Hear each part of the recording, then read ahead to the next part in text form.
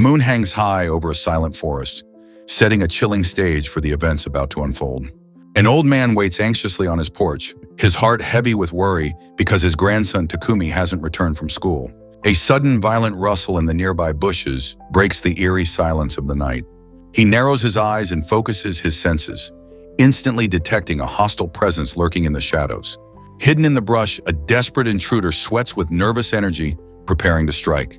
The old man takes a steadying breath, remaining eerily calm as the hidden predator prepares his move. He barks a command into the darkness, demanding the trespasser reveal himself immediately. Suddenly, little Takumi steps out from the outhouse, completely unaware that he is walking right into a death trap. The intruder panics and draws a wicked blade, his eyes wide with shock at the boy's sudden appearance. Seeing the knife aimed at his grandson, the old man lets out a thunderous roar and lunges forward to draw the killer's fire. Takumi freezes in pure terror, tears welling up as he realizes he's staring down the edge of a cold steel blade. With lightning reflexes, the old man intercepts the lethal strike, shielding the boy with his own body. He plants his feet firmly into the dirt, channeling a lifetime of hidden strength into his final stand. The thug is paralyzed with disbelief as his attack is countered by the raw power of a man he thought was a weak target. With a devastating grappling move, the old man slams the criminal into the ground, neutralizing the threat in a single brutal motion. Takumi watches in total shock, crying out for his grandfather as the adrenaline of the struggle begins to fade. A faint, peaceful smile crosses the old man's face, knowing he successfully protected the person he loves most. The strength finally leaves his body, and the old man collapses onto the cold earth as his vision begins to dim. He looks up one last time, a final spark of confusion and realization flickering in his eyes. Shadowy figures gather around his fallen form as Takumi's heartbroken screams for his grandpa echo through the night. The old man suddenly finds himself standing in a blinding white void, unharmed and completely confused by his new surroundings. A mysterious voice echoes through the light, calling him a young man and offering him the chance to become a legendary hero in another world. A radiant, long-haired celestial being named Ithril descends from the light, but the old man is more offended by her calling him young than he is impressed by her divinity. Instead of bowing to her power, he points a finger and demands to know what kind of trick she's using to float in midair. Ithril ignores his skepticism and introduces herself, confidently addressing the old man as Takumi. He immediately shuts her down, informing the confused deity that Takumi is actually the name of his grandson. Looking around at the endless white expanse, he begins to suspect that he has finally reached the afterlife. Ithril turns away as a wave of realization washes over her, her celestial confidence beginning to crumble. The goddess facepalms in pure agony, realizing she has made a catastrophic mistake in her summoning ritual. She collapses in despair, admitting that she was supposed to summon the grandson, not this elderly man. Unfazed by her divine breakdown, the old man calmly asks the crying girl if she is actually a god. He notices she has finally stopped floating and prepares to ask the only question that has been weighing on his soul. With a look of intense concern, he asks the goddess the only thing that matters. Did his grandson survive? Ithril looks at him with a heavy heart and confirms that Takumi is safe, but he was the only one who died in the struggle.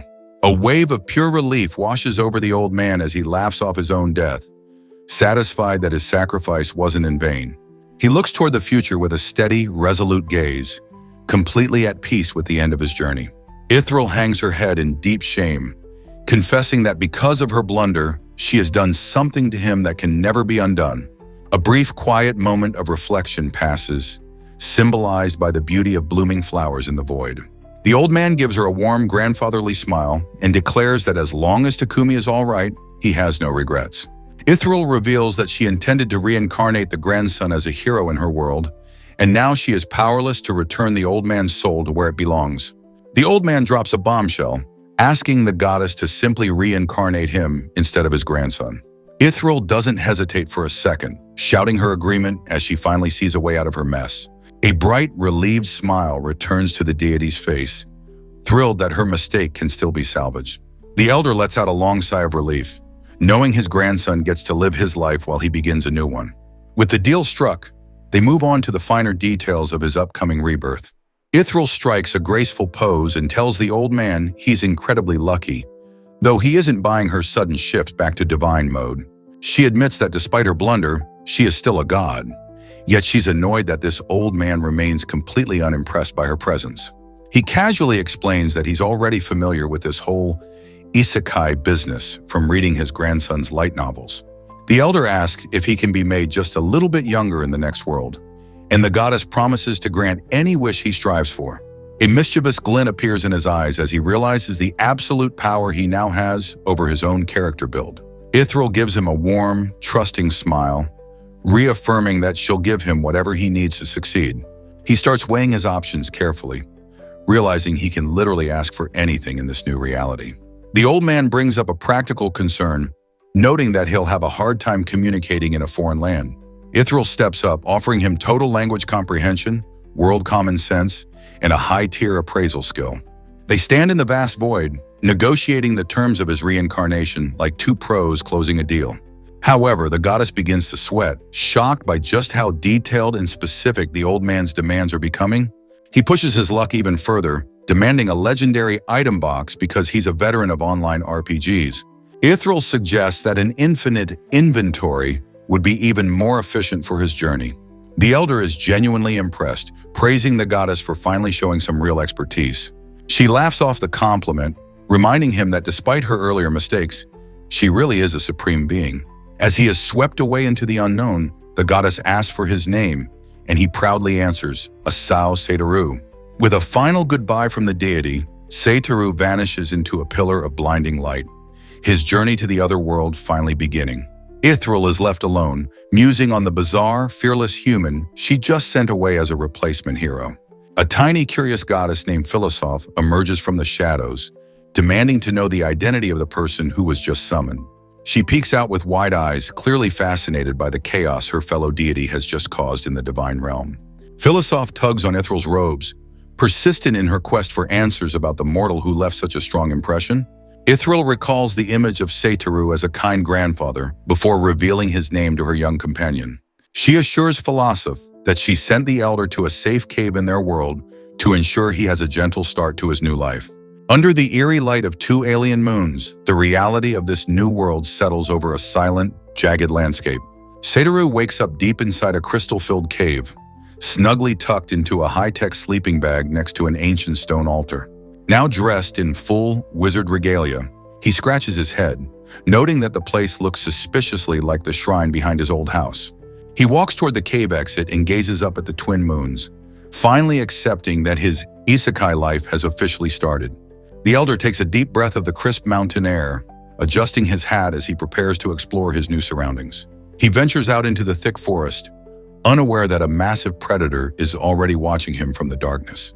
A sudden bone-crushing impact echoes through the trees as a savage hunt reaches its bloody conclusion nearby. A monstrous one-horned bear stands over its fresh kill, its glowing eyes locking onto the frail-looking human intruder. Instead of panicking, Seidaru stares down the beast with the cool nerves of a man who has already faced death once tonight. The bear drops its prey, the sound of the carcass hitting the dirt signaling that it has found a more interesting target. The massive predator lets out a blood-curdling roar, its muscles coiling as it prepares to tear the old man to shreds. Seidaru remains completely unfazed, calmly tapping his chin as he tries to remember which magic spells he actually has at his disposal. The monster bear lunges with a bone-chilling roar, but Seidaru just finds the interruption annoying. He casually steps aside as the massive claw swipes through the air where his head used to be. Holding a simple twig like a legendary staff, he scolds the beast for its dangerous behavior. With a single word, he casts Bind, sending glowing threads to coil around the predator. The once mighty beast is instantly paralyzed, trapped in a magical web it cannot hope to break. Seidaru nods in approval, impressed by just how efficient these new spells really are. He decides to test his offensive power next, focusing energy into the tip of his makeshift wand. Giant ice needles erupt from the ground, impaling the monstrous bear in a brutal display of arcane strength. Turning to the bear's previous victim, he casts Heal All on the mangled deer. In an instant, life returns to the animal's eyes as its mortal wounds vanish without a trace. The deer leaps up and bolts into the woods while Seidaru tells it to stay out of trouble. He offers a brief prayer for the bear he just slaughtered, showing respect for the cycle of nature. He opens his holographic inventory screen, still struggling to believe he actually has a video game menu in real life. A breathtaking sunrise illuminates the new world, revealing a mountain landscape more beautiful than anything on Earth. The sounds of chirping birds greet him as he marvels at the peaceful morning air. Like any disciplined elder, he begins his daily calisthenics right there in the middle of the forest. He stretches his limbs to the rhythmic count of his own voice, enjoying the newfound vitality in his body. He finishes his morning routine feeling refreshed and ready to conquer this strange land. His sharp ears catch the faint sound of running water echoing through the trees nearby. He discovers a crystal-clear stream where butterflies dance over the water, finding the perfect spot to start his day. Satoru splashes water on his face and is thrilled to find that he looks at least 10 years younger than before. He continues his trek and eventually finds a neatly paved path, signaling that civilization is finally within reach. Under a canopy of blooming flowers, he takes a quiet moment to enjoy a drink and soak in the serenity of his new life. He runs into a young boy who helpfully points him toward the nearest settlement. The massive gates of a bustling town appear on the horizon, guarded by sentries with spears. A sharp-eyed guard blocks his path and demands to see his identification papers, which the newcomer obviously doesn't have. Satoru plays the part of a harmless country bumpkin, claiming he just came from the sticks to see the big city sights. The guard finds it hilarious, convinced that Satoru really is just a confused old man living in the middle of nowhere. The gatekeepers laugh amongst themselves, genuinely impressed that an old-timer like him managed to survive the journey this far. While he remains polite, Satoru finds their condescending attitude towards his age incredibly irritating. To verify his status, the guard pulls out a magical crystal ball, betting that the clueless old man has no idea what it is. He tells Satoru to hold his hand steady over the device, warning him that wiggling it around could be dangerous. Insulted by the guard's low expectations, Satoru snaps back that he's not an ignoramus and knows exactly what he's doing. He glares at the guard, his pride stung by being treated like a child just because of his white hair. Seeing that he's harmless, the guards lighten up and warn him to be careful of the more dangerous areas inside the town.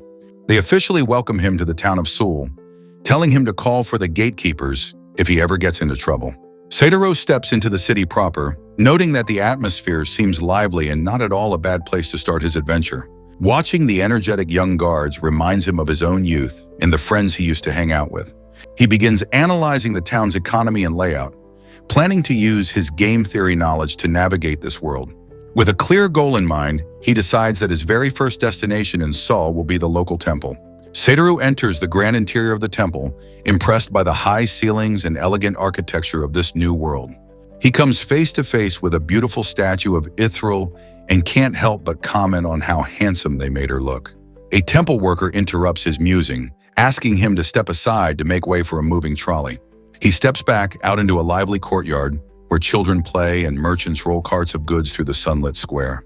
The bright and positive atmosphere of the town reinforces his belief that this was the right choice for his new life. A kind-faced monk approaches him with a wooden box, asking for a small donation to support the local orphans. Satoru doesn't hesitate to drop a handful of coins into the box, unable to say no to such a noble cause. He gives the monk a warm smile and tells him to make sure those kids get a truly great meal with the money. As the monk offers a divine blessing, Satoru waves him off, happy to have done a good deed so early in his journey. He continues his stroll through the city, his footsteps echoing against the clean stone streets as he looks for his next destination. He passes by more religious imagery, realizing that Ithril is truly a beloved figure in this society. Standing before another statue, he offers a silent thank you for the gift of this new life, confident he'll do just fine. High above in the divine realm, Ithril and her companion watch Satoru through a magic pool, hoping he stays out of trouble. Feeling a bit hungry, the elder stops at a street stall to buy a snack, thanking the merchant with his usual polite charm. He chews on the local food, finding it tasty but realizing he needs to start planning his long-term survival. He makes his way to a massive building adorned with trade symbols, identifying it as the local merchants guild. Inside, a skeptical guild official looks him over and suggests that an ordinary old man like him might be in the wrong place. A helpful receptionist ignores her grumpy boss and leads Satoru toward the proper desk to begin his registration. Satoru explains that he wants to register as a peddler for his pleasure jaunt, only to find out the annual guild fee is a steep 50,000 lire. To finalize the process, the girl presents a magic orb, and asks him to pour his power into it for a formal evaluation. Satoru marvels at the glowing orb, calling it a fascinating device as he channels his power. A magical guild token suddenly pops out of the machine's side, signaling the success of his evaluation. A formal identification card follows right after, completing his registration process in an instant. Satoru is shocked that his magic turned into a physical card, and he tells the receptionist he plans to trade in food. After receiving a stern warning about guild rules, he asks the lady for a quick breakdown of local market prices. He thanks the staff and heads out while the kind receptionist cheers him on for his first day as a rookie peddler. Walking through the bustling market, Satoru realizes that tea leaves are insanely expensive and starts calculating his profit margins. He stops a rough-looking local trader, politely asking for some insider info on the local produce. He tries to haggle for a specific type of potato, only to realize the price has tripled since the last report. The old man decides to treat himself and orders 3 steamed potatoes, though a local boy warns him he'll be full after just 2. He wanders through the stalls enjoying his snack, admitting to himself that he might have been a little too hungry. Suddenly, a harsh shout cuts through the crowd as a man yells at a kid to get out of the way. A little boy collapses onto the pavement in tears, staring in horror at a carton of precious, shattered eggs. A massive, scarred thug glares down at the crying child, showing zero remorse for causing the accident. The eggs are a total loss, smashed into a sticky mess that represents a significant financial blow for a poor family. The boy wails in despair, terrified of how his mother will react to the loss of their valuable inventory. Satoru kneels down with a gentle expression, asking the boy to explain exactly what happened. The child guides the sympathetic elder toward a small house on the edge of the market district. As they reach the front door, Satoru promises the boy that they'll face his mother's wrath together. Inside, a woman erupts in a furious scream, holding the ruined carton and demanding to know how she's supposed to sell garbage. Satoru and the boy hang their heads in apology, but the mother's fury is only just beginning to boil over. She continues her tirade against her son, but the old man steps in, calmly asking her to listen to the truth of the situation. He defends the boy, stating that he witnessed the entire accident, while the mother desperately argues that she simply can't afford to lose her livelihood. Satoru asks for a few basic ingredients like oil and vinegar, hinting at a plan to salvage the ruined inventory. He begins mixing the ingredients with professional precision, transforming the broken eggs into something entirely new. With a triumphant laugh, he presents a finished jar of homemade mayonnaise to the bewildered mother and son. The mother takes a skeptical taste, initially convinced that this is just some amateur trick meant to distract her. Her eyes widen in pure shock as the rich, creamy flavor hits her palate for the very first time. Stunned, she demands to know where he learned such a recipe, forced to admit that the sauce is absolutely incredible. Satoru gives a modest smile, simply telling her it's a legendary specialty from his home village. The mother realizes the potential for her business, and Satoru offers to teach her the full recipe so she can experiment with new combinations. She is deeply moved by his generosity, still struggling to believe that simple eggs could be used in such a revolutionary way. He gives her a thumbs up and tells her not to sweat it, earning the eternal gratitude of the small family.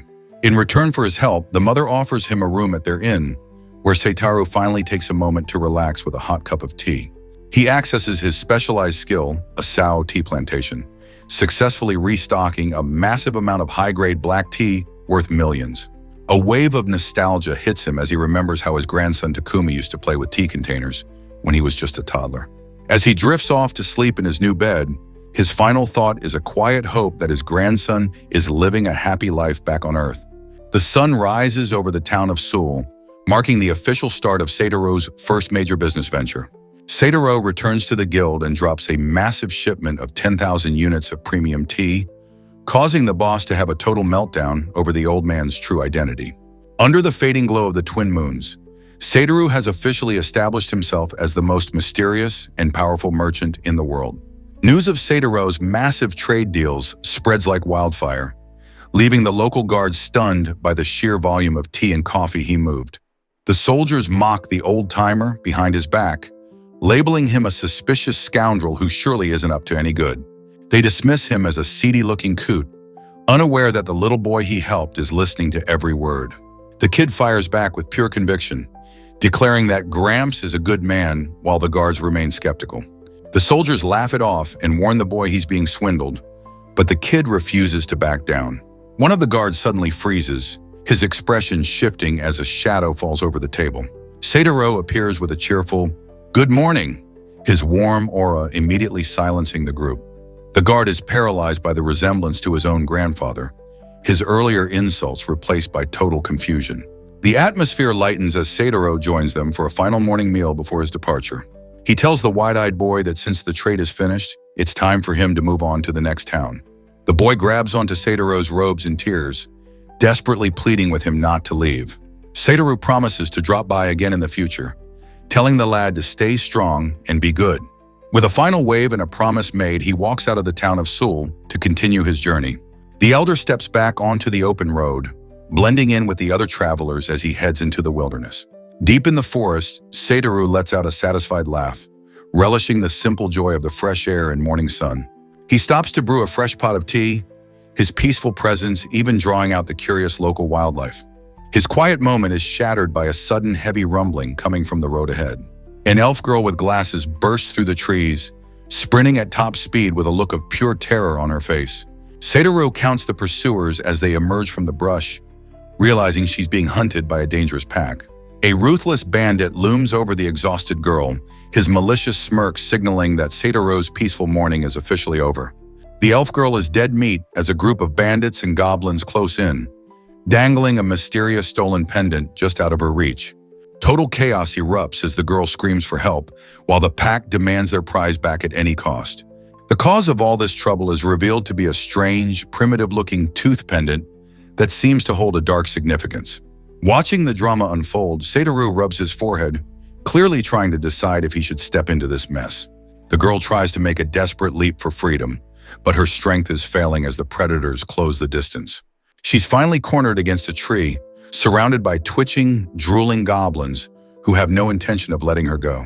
Resigned to her fate, she whispers a final apology to her parents as the nightmare draws to a close. The goblins cackle with glee, their sharp teeth bared as they prepare to feast on their exhausted prey. In the shadows, the human bandits smirk, satisfied that their twisted plan to use the monsters is working perfectly. Out of nowhere, Satoru appears right by her side, casually asking the terrified lassie if she's doing okay. The elf girl is stunned into silence, staring at the grandfatherly figure who just walked into a death zone with a smile.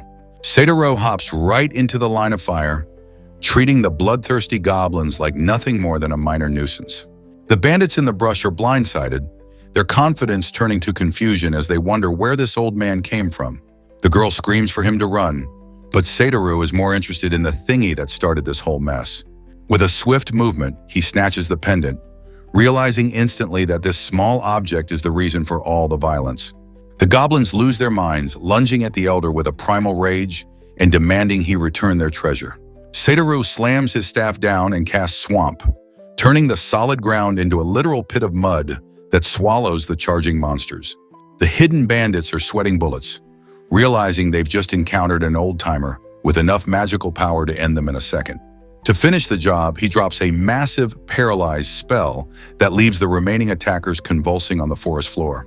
As he leads the amazed elf girl away, the bandits can only watch in fear, realizing they just tried to mess with the wrong Gramps. Satoru retrieves the pendant from the dirt, warning the girl to be more careful with her belongings in the future. The elf girl is desperate for answers about her mysterious savior, but he shuts her down, focused on the hidden threats lurking nearby.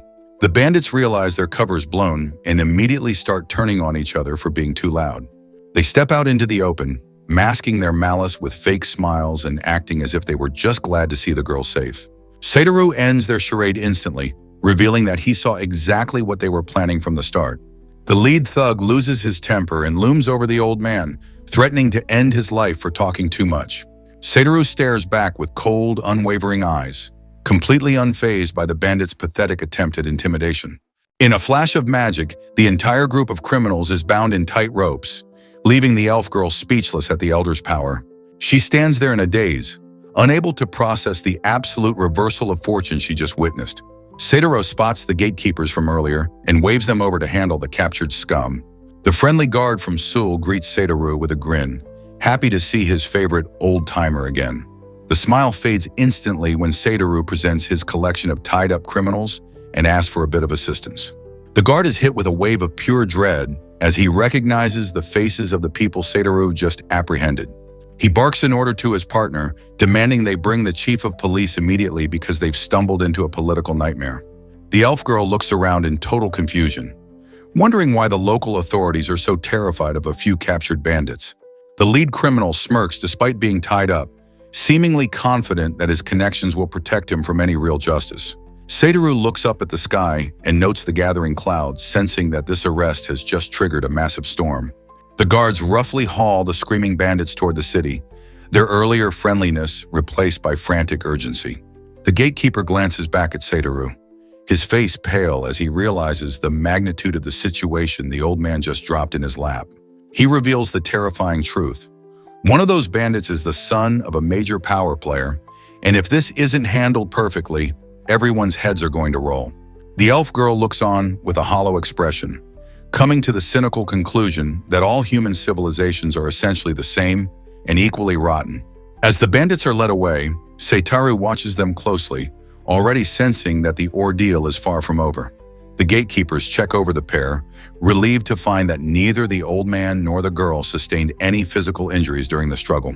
The guard gives Satoru a grim warning to skip town immediately before things go south, leaving the elder confused by the local slang. From the shadows, the authorities keep a watchful eye on the survivors as the political weight of the arrest begins to sink in. The soldier admits they are practically powerless to punish the criminals because of their high-ranking connections, calling the entire situation a massive headache. Even in chains, the lead bandit smirks with arrogance, fully expecting his powerful father to bail him out within the hour. Suddenly, the heavy doors of the guild hall are thrown open with a thunderous bang, signaling a change in the atmosphere. The elf girl jumps in fright, her nerves completely frayed by the constant threat of retaliation from the bandit's family. Instead of the bandits being locked up, Satoru and the girl find themselves the ones being detained while she desperately tries to explain the situation. She breaks down into tears, apologizing for dragging the kind old man into her endless cycle of misfortune and political trouble. The silence is broken when the little boy Satoru helped earlier bursts in, announcing that a very important man is demanding to see the grandpa. He presents a basket filled with fresh sandwiches, all made using Satoru's revolutionary mayonnaise recipe.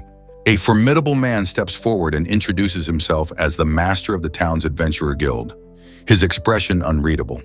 The elf girl is paralyzed with awe at meeting such a high-ranking official, but Satoru remains his usual unflappable self.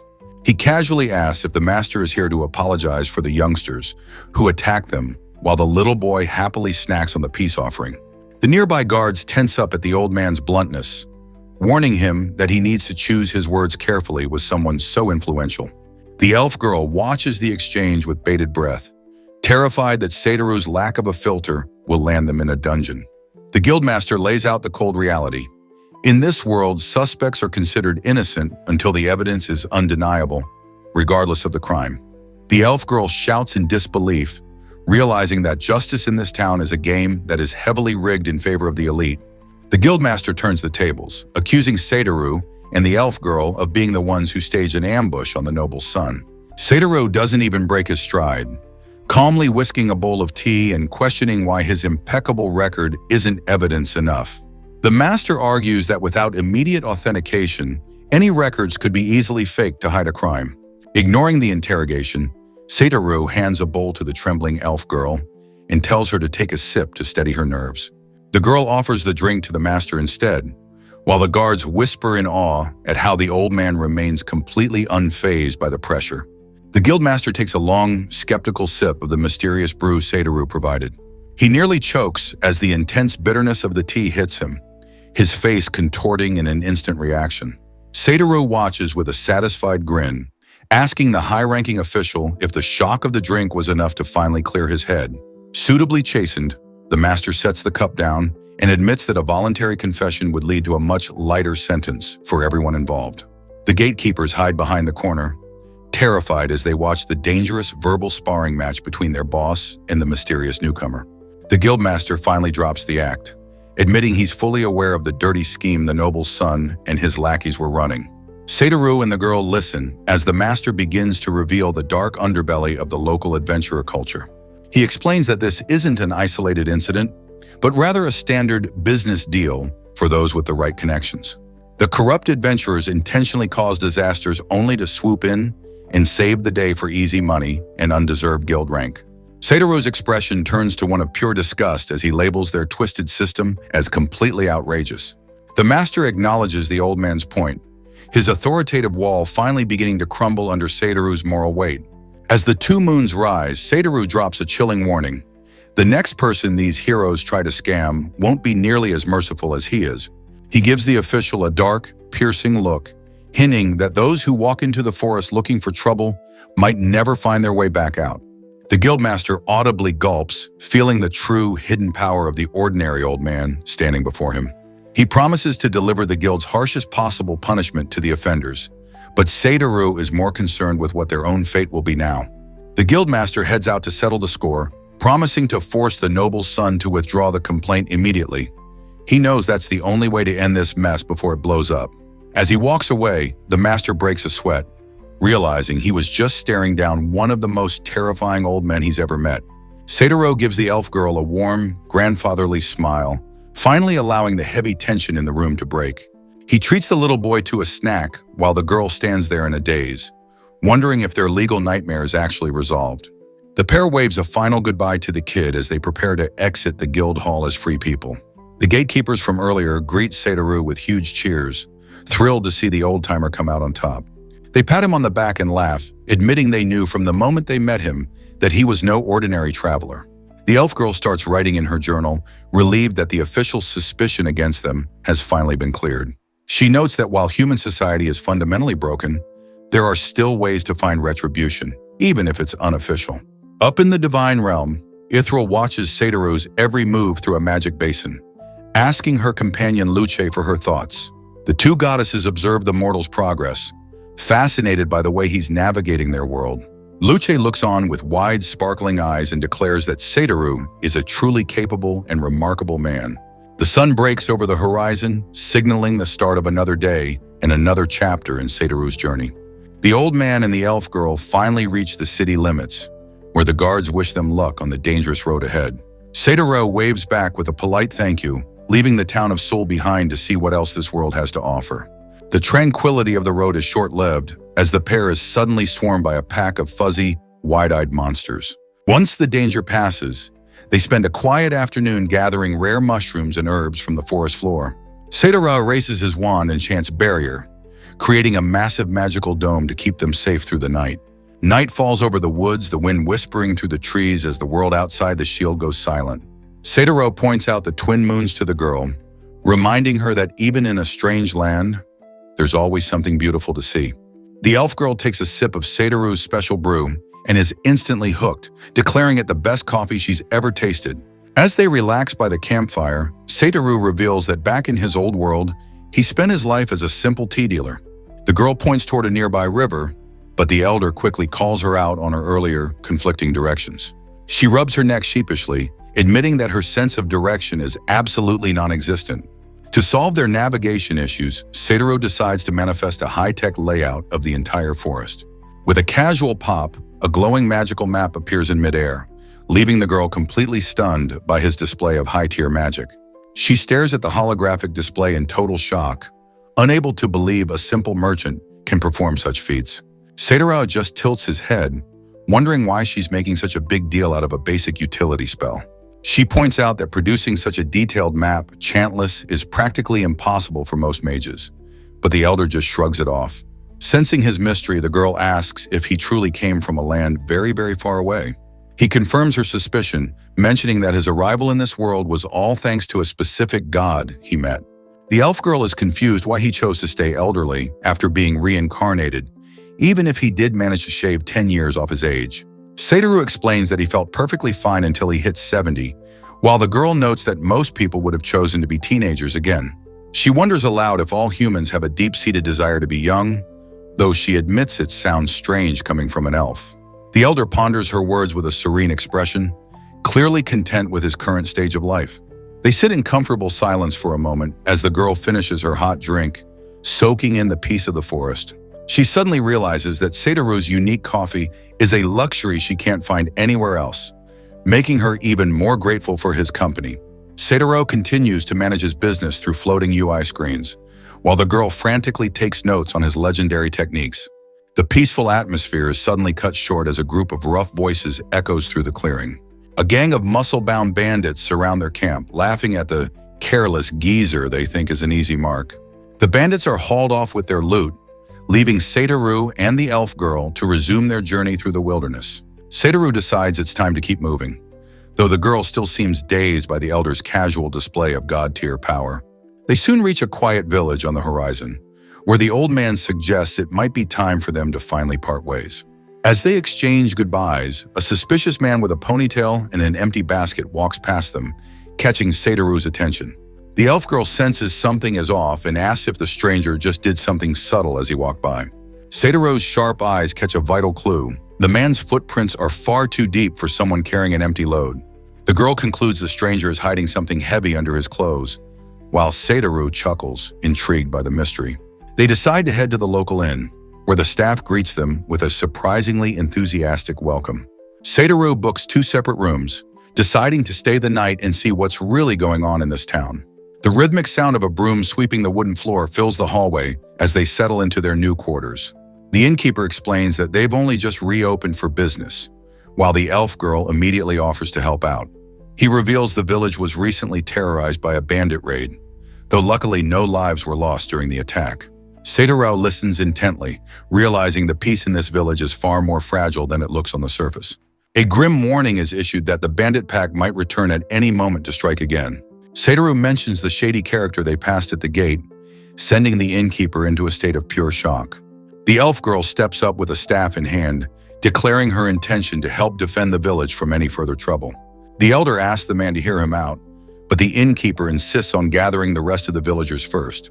Satoru agrees to wait, his mind already calculating the best way to handle the incoming threat. A frantic cry for Gramps echoes through the sky, immediately putting the group back on high alert. A monstrous, giant wasp descends on the village, but Satoru remains seated, calmly telling the girl to just stay back and watch. Satoru doesn't even stand up. He just taps a point on his magical map with surgical precision.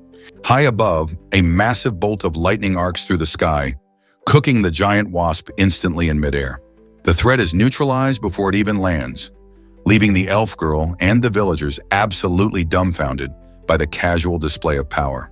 The villagers relax as the immediate danger passes, though the looming threat of the approaching bandit army still hangs over their heads. A small child from the village approaches the elder, looking up with wide eyes and asking if he's really as strong as he looks. She reveals that the bad people have already hurt her mother and begs the old mage to take them down for good. Satoru gives the girl a reassuring smile and promises to handle the situation, his eyes hardening with a sense of justice. As night falls and the twin moons take their place, the village prepares for the inevitable confrontation. The local families follow the orders to evacuate toward the sanctuary of the church, their faces filled with fear and uncertainty. Satoru pulls up his map once more, showing the elf girl that the bandit pack has finally arrived at the village outskirts. He tracks every single enemy dot on the screen, noting that they've brought a massive group to try and overrun the town. Without breaking a sweat, he points his twig into the air and activates a high-level barrier spell. A shimmering dome of light erupts over the entire village, a feat of magic so vast that the elf girl can't even fathom its power level. Safe inside their homes, the villagers stare out their windows at the beautiful, protective glow enveloping their town. The men look up in wonder, convinced that they are witnessing a miracle of divine protection from the gods themselves. Satoru turns to his companion with a confident smirk, telling her it's time to officially start the counterattack. Outside the walls, the bandits crawl through the brush, their confusion growing as they stare at the impenetrable wall of light blocking their path. Driven by greed and the promise of shiny coins, the ruthless cutthroats prepare to test the strength of the elder's magic. Satoru and the girl step out to meet the enemy head-on, while the bandits salivate over the thought of looting more gold and better weapons. The elf girl gulps nervously as the first wave approaches, but Satoru is already preparing a spell that's about to end their entire career. A sudden, thunderous blast rocks the forest, sending the elf girl into a panicked jolt, while Satoru remains perfectly still. The first wave of bandits collapses in a heap of twitching limbs, victims of a flawlessly executed magical strike. One terrified survivor sprints back toward their hideout, screaming to his leader that they are in deep trouble. He reaches the inner sanctum and gasps out the impossible news. Their entire forward guard was wiped out in seconds. The bandit boss is incredulous, his face twisting in anger when he hears that his elite men were taken down by a single weird geezer. Seeing his men incapacitated and twitching on the floor, the boss draws his blade and scoffs, promising to cut the old man to ribbons. Satoru's boots crunch rhythmically against the dirt as he marches deeper into the enemy's territory with calm, measured steps. He and the elf girl peer into the heart of the bandit camp, finally coming face to face with the leaders of the raid. The boss spots the girl and greedily orders his men to take the valuable elf alive, completely ignoring the harmless old man beside her. 3 more cutthroats charge with weapons raised, but Satoru simply swishes his twig wand through the air. With a single word, paralyze, he unleashes a surge of electricity that drops the attackers before they can even get close. The bandits fry in midair, their bodies locking up as the high-tier magic courses through their nervous systems. The boss watches his men fall and lets out a low, predatory grin, seemingly unfazed by the display of power. The elf girl looks to Satoru, her heart racing as she realizes the final confrontation is finally upon them. The boss lunges forward with a massive swing, shouting that Satoru's parlor tricks won't work on a warrior of his caliber. The girl recoils in terror, bracing herself for a lethal blow that seems impossible to dodge at this range. Satoru moves with a speed that defies his age, reaching out to deliver a precise, casual tap to the boss's body. The elf girl blinks in confusion, opening her eyes to see the battle reach its sudden, unexpected climax. A massive shockwave detonates on impact, the sound of the blow echoing like a cannon shot through the clearing. The bandit boss stares back with wide, soul-shaking shock, realizing too late that he just tried to fight a monster in human skin. With a movement too fast for the eye to follow, Satoru slips past the boss's guard and delivers a single decisive strike that leaves the criminal paralyzed with shock. The elf girl can only gape in silence, her mind struggling to comprehend how a simple elderly man is systematically dismantling a professional bandit crew. The rest of the gang lies twitching on the ground, completely incapacitated by Satoru's magic as he mocks their sluggish attempts to fight back. The bandit boss grinds his teeth in agony, desperate to break free from the invisible weight crushing him into the dirt. Driven by pure rage, the leader lunges for one final desperate strike, screaming for the old man to just die already. Satoru catches the heavy blade on his twig like it's a feather, casually noting that the boss has a bit more magical resistance than his underlings. He executes a combination of bind and float spells, bundling the entire group of criminals into a giant, hovering ball of humanity as a lesson for their crimes. The boss curses his luck as he's hauled into the air, while Satoru calmly assures him that he's not interested in taking their lives, just their freedom. The elf girl is practically hyperventilating as she scribbles every detail into her journal, witnessing a level of magic that shouldn't exist in a simple traveler. Like a bizarre parade, Satoru and the girl walk back toward the village, dragging the entire floating bandit army behind them. The villagers crowd the entrance, their fear turning into absolute disbelief as they recognize the monsters who once robbed them. Satoru politely asks the stunned crowd to make a path, announcing that he's brought the rest of the garbage back for processing. The local men are paralyzed with a mixture of terror and awe, unable to wrap their heads around the sight of the notorious raiders being treated like luggage. While the guards wonder if Satoru actually killed them, the elf girl remains captivated by the effortless way he maintains such high-level gravity magic. The village mayor pushes through the crowd, his mouth hanging open as he tries to make sense of the miracle standing before him. He asks with a trembling voice if Satoru is truly the one who stood alone and protected their entire community. Satoru just gives a humble, peaceful smile and admits that he supposed you could put it that way. A young girl spots the captured leader and let out a sigh of relief, beyond grateful that the nightmare is finally over for her family. She holds up the recovered pendant, the jewel glowing with a warmth that matches the hope returning to her eyes.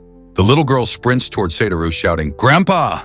at the top of her lungs while the mayor watches his new hero with profound respect. Tears of joy flow as the little girl thanks her hero, finally feeling the weight of terror lift from her shoulders. The mayor nods in solemn agreement, knowing his people owe their lives to the mysterious elder. Satoru accepts their gratitude with a humble smile, simply happy to have restored peace to the village. As the girl runs back to her family, the mayor stays behind, realizing this old man has far more to teach them than just magic. While the defeated bandits convulse in the forest, the mayor vows to be all ears for whatever wisdom Satoru shares next. The scene shifts to a massive, imposing estate where a new shadow begins to loom over the story. A stern maid knocks on the study door of Master Ori, carrying news of the failed raid and the mysterious interference. She enters with a cold, professional gaze, reporting that while the target item was located, a major problem has surfaced. Master Ori looks up from his desk, his interest piqued by the mention of an obstacle his men couldn't overcome. The noble sneers with pure arrogance, laughing at the idea of a common geezer in a pointy hat daring to oppose him. The maid remains stone-faced, her eyes revealing a hidden depth of calculation as she observes her master's overconfidence. Ori decides to escalate the conflict, maliciously declaring that the old man should be prepared to depart from this world for his meddling. Back at the village, a sudden sharp sound echoes through the air as Satoru begins a new, unexpected task. The local women jump in surprise, their nerves still frayed from the earlier chaos. Satoru ignores the audience and focuses entirely on his work, his movements precise and filled with hidden intent. The elf girl wipes her brow and lets out a long sigh, struggling to keep up with the elder's relentless pace. A confused murmur ripples through the crowd of villagers as they gather to watch the old mage's strange display. Even the mayor is left in a total daze, his jaw dropping at the bizarre scene unfolding in the center of town. Satoru begins kneading a massive pile of wheat dough, and the villagers realize he's preparing something far more complex than simple bread. With the speed of a professional chef, he begins slicing the dough into perfectly uniform strips, ready to introduce a new culinary revolution to this world. Satoru gets to work in the kitchen, boiling large pots of noodles that bubble with an incredible aroma. He announces that the meal is ready, presenting a steaming bowl of udon topped with fresh forest mushrooms. The villagers have never seen anything like this savory broth and stare at the bowl in quiet anticipation.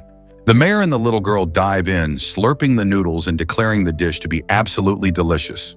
After the feast, the mayor is stuffed and satisfied, while Satoru offers to teach the village how to make the dish themselves. The mayor gets hyped, offering to negotiate a massive reward from the feudal lord for taking down the bandit gang. Satoru shuts down the offer immediately, claiming that taking money for doing the right thing just doesn't sit right with him. He explains that it's simply the duty of the older generation to look out for the young'uns, earning the mayor's deep respect. Suddenly, a frantic villager rushes in, shouting for the headman with urgent news. They've received a message from the city of Foss regarding the captured gang, and the news isn't good. Satoru senses a new threat on the horizon, his calm demeanor shifting as he prepares for another complication. The headman orders the villagers to hide their valuables immediately because the feudal lord is sending a predatory envoy. He admits with embarrassment that the local lord, Oswald, is a notoriously greedy man who will likely try to seize everything for himself. Satoru sighs, realizing that corrupt leadership is a disease that exists in every world, regardless of magic. Despite the looming shadow of the Lord, the village children continue to play in the streets, blissfully unaware of the danger. One little boy mimics Satoru's magic with a stick, showing how much of an impact the old mage has already made. Satoru watches the kids, his heart softening as he sees them tagging along behind the adults. He shares a quiet hope with the mayor that the world will be a better place by the time these children grow up. The two men sit down for a serious strategy meeting to prepare for the envoy's arrival. Satoru proposes a more efficient defense. Instead of stretching his power thin, they should gather everyone in one location and he'll protect that spot. The mayor agrees to the elder's strategy, deciding to immediately gather the town's young men and train them into a formal militia. He worries about the political fallout of acting in secret, but Satoru has a much bolder approach in mind.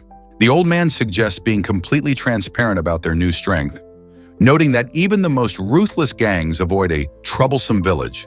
Realizing the wisdom in making the town an unappealing target, the mayor finally relaxes and accepts the plan. As the elf girl serves them a fresh round of tea, the two men settle in for a more personal conversation about their past. The mayor asks if Satoru served in a great army before becoming a legendary mage, but the answer isn't what he expected. Satoru drops another truth bomb. He was never a mage or a soldier, just a simple farmer who spent his life growing tea. To prove his point, he offers the headman a cup of his own homegrown blend, the aroma alone filling the room with a heavenly scent. The mayor takes a drink while Satoru insists it's just a normal cup of tea, completely downplaying the quality. A single sip sends the headman into a state of pure sensory overload as the complex flavors explode on his tongue. He breaks down in tears, overwhelmed by the realization that he's drinking the finest tea from his new friend's magical plantation. He admits this simple cup puts the expensive trash served at the Lord's mansion to absolute shame. Seizing the moment, the mayor asks if Satoru can help save their failing farms and teach them how to actually grow crops. The old man looks toward the fields, ready to apply his lifetime of agricultural expertise to the village's soil. He explains the science of fertilizer, telling them to gather fallen leaves to create nutrient-rich humus for their crops. The mayor frantically scribbles notes as Satoru describes how dissolving organic matter is the key to a legendary harvest. Satoru takes it a step further, suggesting they mix soot from their stoves into the dirt to revitalize the land. He shrugs off the mayor's amazement, acting like these revolutionary farming tips are just common sense. The headman is beyond grateful, promising to spread these techniques immediately to save the village from starvation. However, Satoru's expression turns sharp as he pivots back to the bandits, demanding to know the truth about the loot they stole from the local lord. The mayor's face goes red with shock as Satoru presses him for information. He sweats nervously, clearly hiding a secret that is about to come to light. He admits that the amount and kind of loot recovered from the bandits doesn't match the official reports at all. Satoru eyes a chest overflowing with gems, noting that the haul is actually twice the size of what was originally claimed.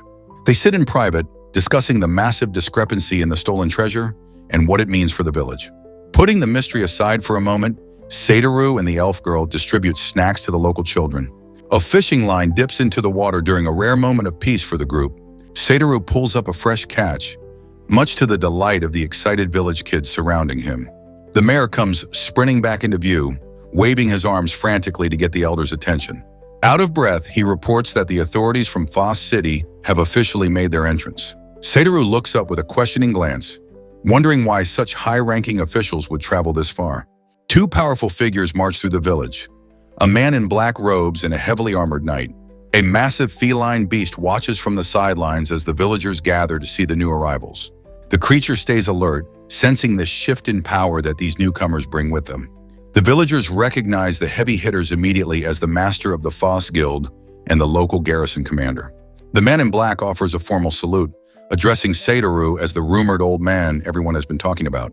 He grins with excitement, admitting he heard how a single mage subdued an entire bandit crew. Satoru remains humble, though he's clearly wary of the newcomer's true intentions. The man introduces himself as Gold, the Foss Guild master, and declares they are here to collect the bandits' loot. He looks Satoru dead in the eye and asks if the elder is willing to hand over the entire treasure to his custody. The villagers are appalled by the guildmaster's shameless demand for the treasure, but Satoru remains completely unbothered. With a peaceful smile, the old man shrugs and declares that he doesn't mind handing over the recovered loot. Gold is taken aback by the elder's lack of greed and quickly moves to finalize the transfer before Satoru changes his mind. The commander watches the exchange with intense suspicion, sensing that there is more to this simple geezer than meets the eye. The village mayor nearly collapses with relief, thrilled that the tension between the town and the authorities has finally broken. Satoru points toward the storage area, telling the officials that he's ready to deliver the entire bounty immediately. Under the silver light of the twin moons, a lone figure moves through the deep shadows of the forest path. Gold and the commander march through the night, with the guildmaster admitting that the old man was surprisingly easy to work with. The commander warns Gold that even a powerful mage shouldn't dare to oppose the local feudal lord, but their conversation is suddenly cut short. The knight stops dead in his tracks and points into the darkness, signaling that they aren't alone on the road. Gold narrows his eyes, his professional instincts kicking in as he spots a disturbance further up the path. They find Satoru standing alone on a quiet stone bridge, enjoying the nighttime scenery with a mysterious black cat. Gold wonders why the old man is wandering around so late, but the commander tells him to ignore the elder and look at the perimeter. As Satoru tries to determine if the stray cat is domestic, a group of elite assassins prepares to spring a deadly trap from the undergrowth. Gold shouts a frantic warning as the commander realizes they have been completely surrounded by a professional hit squad. The knight holds the guildmaster back, suspecting that the lord himself may have sent these killers to tie up loose ends. Realization hits Gold like a physical blow as he begins to understand the depth of the political corruption they are facing. He erupts in fury at the idea of leaving the elder to his fate, refusing to abandon the man who just saved the village. The commander remains cold and pragmatic, though the pressure of the impending ambush is clearly starting to weigh on him. Suddenly, one of the hidden killers is spotted near the bridge, and the silence of the night is shattered by a demand to know what they are doing there. The leader of the hit squad realizes they have witnesses, but heartlessly orders his men to strike regardless of who else gets hurt. Satoru turns his head with an unbothered expression, even as the small cat beside him jumps in surprise at the sudden hostility. Assassins rain down from the trees with axes and blades, but Satoru simply raises his glowing magic screen to analyze the incoming threat with mathematical precision. One of the killers manages to slip through the chaos and get behind Gold, pinning his arms and pressing a wicked blade against his neck. Gold's eyes widen as he stares death in the face, the grim reality of this cold-blooded betrayal finally sinking in. With a desperate surge of strength, Gold manages to throw the attacker off, barely escaping the lethal edge of the knife. Before he can even recover his footing, another assassin plunges from the sky, his sword aimed directly at the guildmaster's head. The attacker screams for him to drop dead, and for a split second, it looks like Gold's journey is about to come to a violent end. The commander roars a warning across the bridge, but he's too far away to intercept the falling strike. Even the stray cat is stunned into silence, watching the chaotic, high-stakes brawl with wide, terrified eyes. Out of nowhere, a massive surge of energy slams the assassins into the dirt, leaving the witnesses reeling from the sheer force of the shockwave. Satoru finally steps into the fray with a stern look, pointing his wand and unleashing a massive paralyzed spell to end the fight instantly. The commander groans in pain as the static discharge hits him as well, demanding to know why he had to be caught in the crossfire. The entire hit squad is left in a pathetic heap of magical bindings, while Satoru casually dismisses the commander's concerns about how dangerous the situation was. Gold sighs in deep, bitter disappointment as he recognizes the faces of the assassins. They are Daud and Min, elite members from his own guild.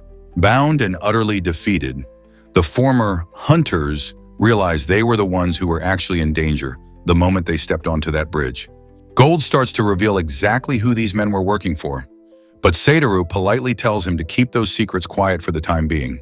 The guildmaster is left fuming with indignation, forced to admit that the level of corruption they are facing is completely unreasonable. The commander stares at the elder with a mixture of respect and intense wariness, deciding that they absolutely must bring Satoru back to Foss City with them.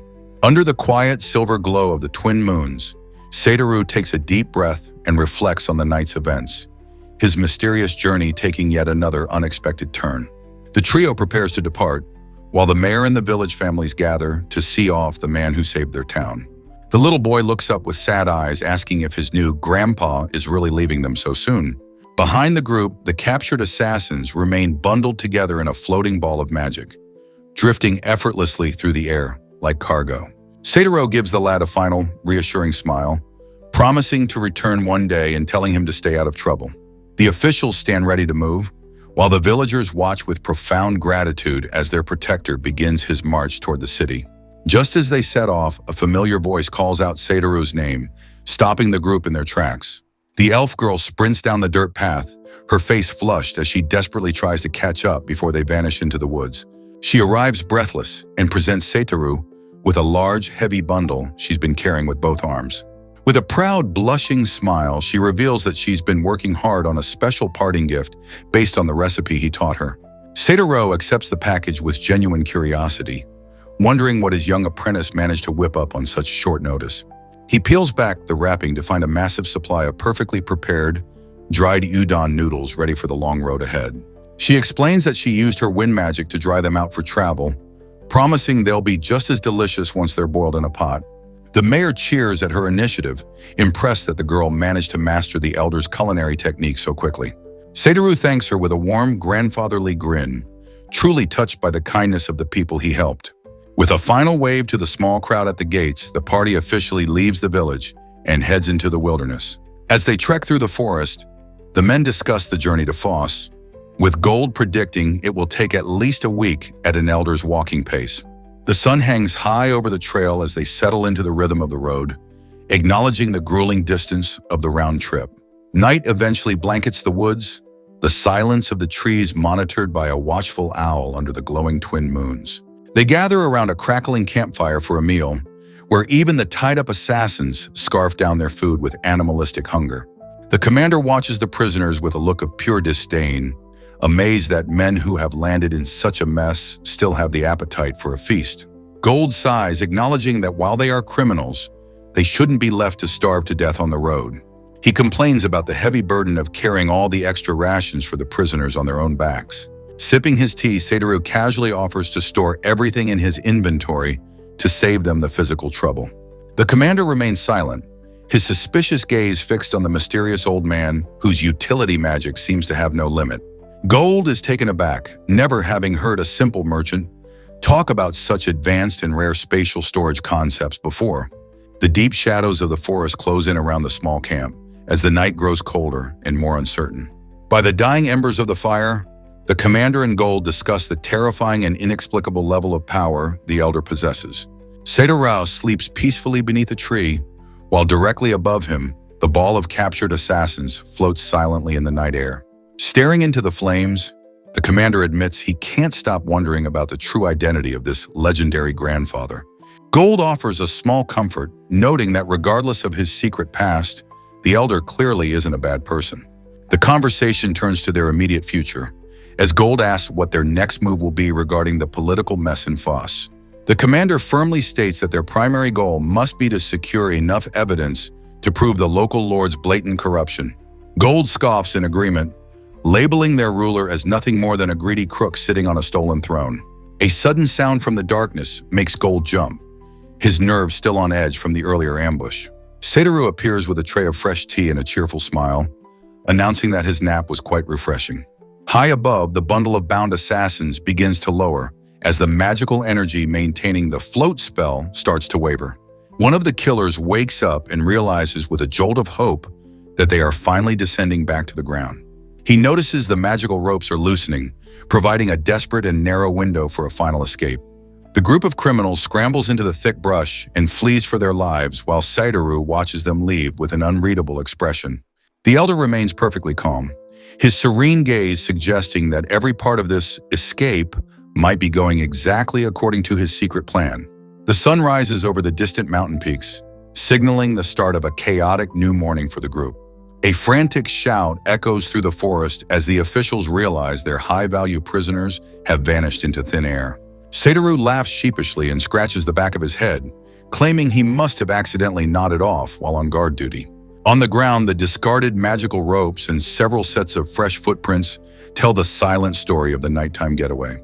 Gold is on the verge of a total breakdown, shouting that without the suspects to testify, they have no physical proof to back up their corruption report.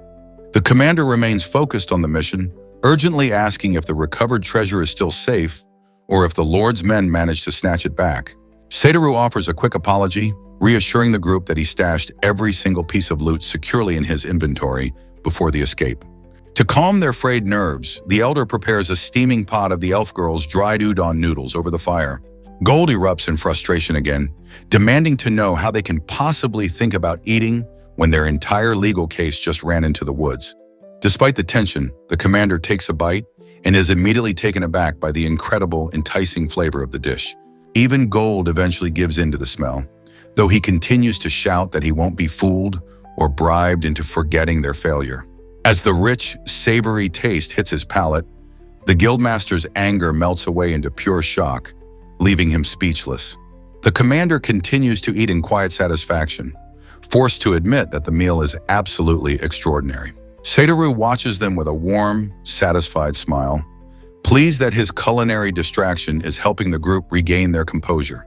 As they resume their trek, Gold asks again what they are supposed to tell the authorities, but Satoru just tells him to wait and see. After another long march, the commander stops the party and signals that they have finally reached the outskirts of their destination. The massive reinforced stone gates of Foss City loom over them, guarded by elite sentries who monitor everyone entering the territory. Satoru looks at his companions with a serious glint in his eye, asking them to trust him and leave the entire negotiation to his expertise. Gold and the commander share a long, skeptical look, unsure if letting a simple merchant handle a political minefield is actually a good idea. A heated debate erupts among the trio as Gold expresses his fear that they are walking straight into a trap without a solid plan to survive the Lord's wrath.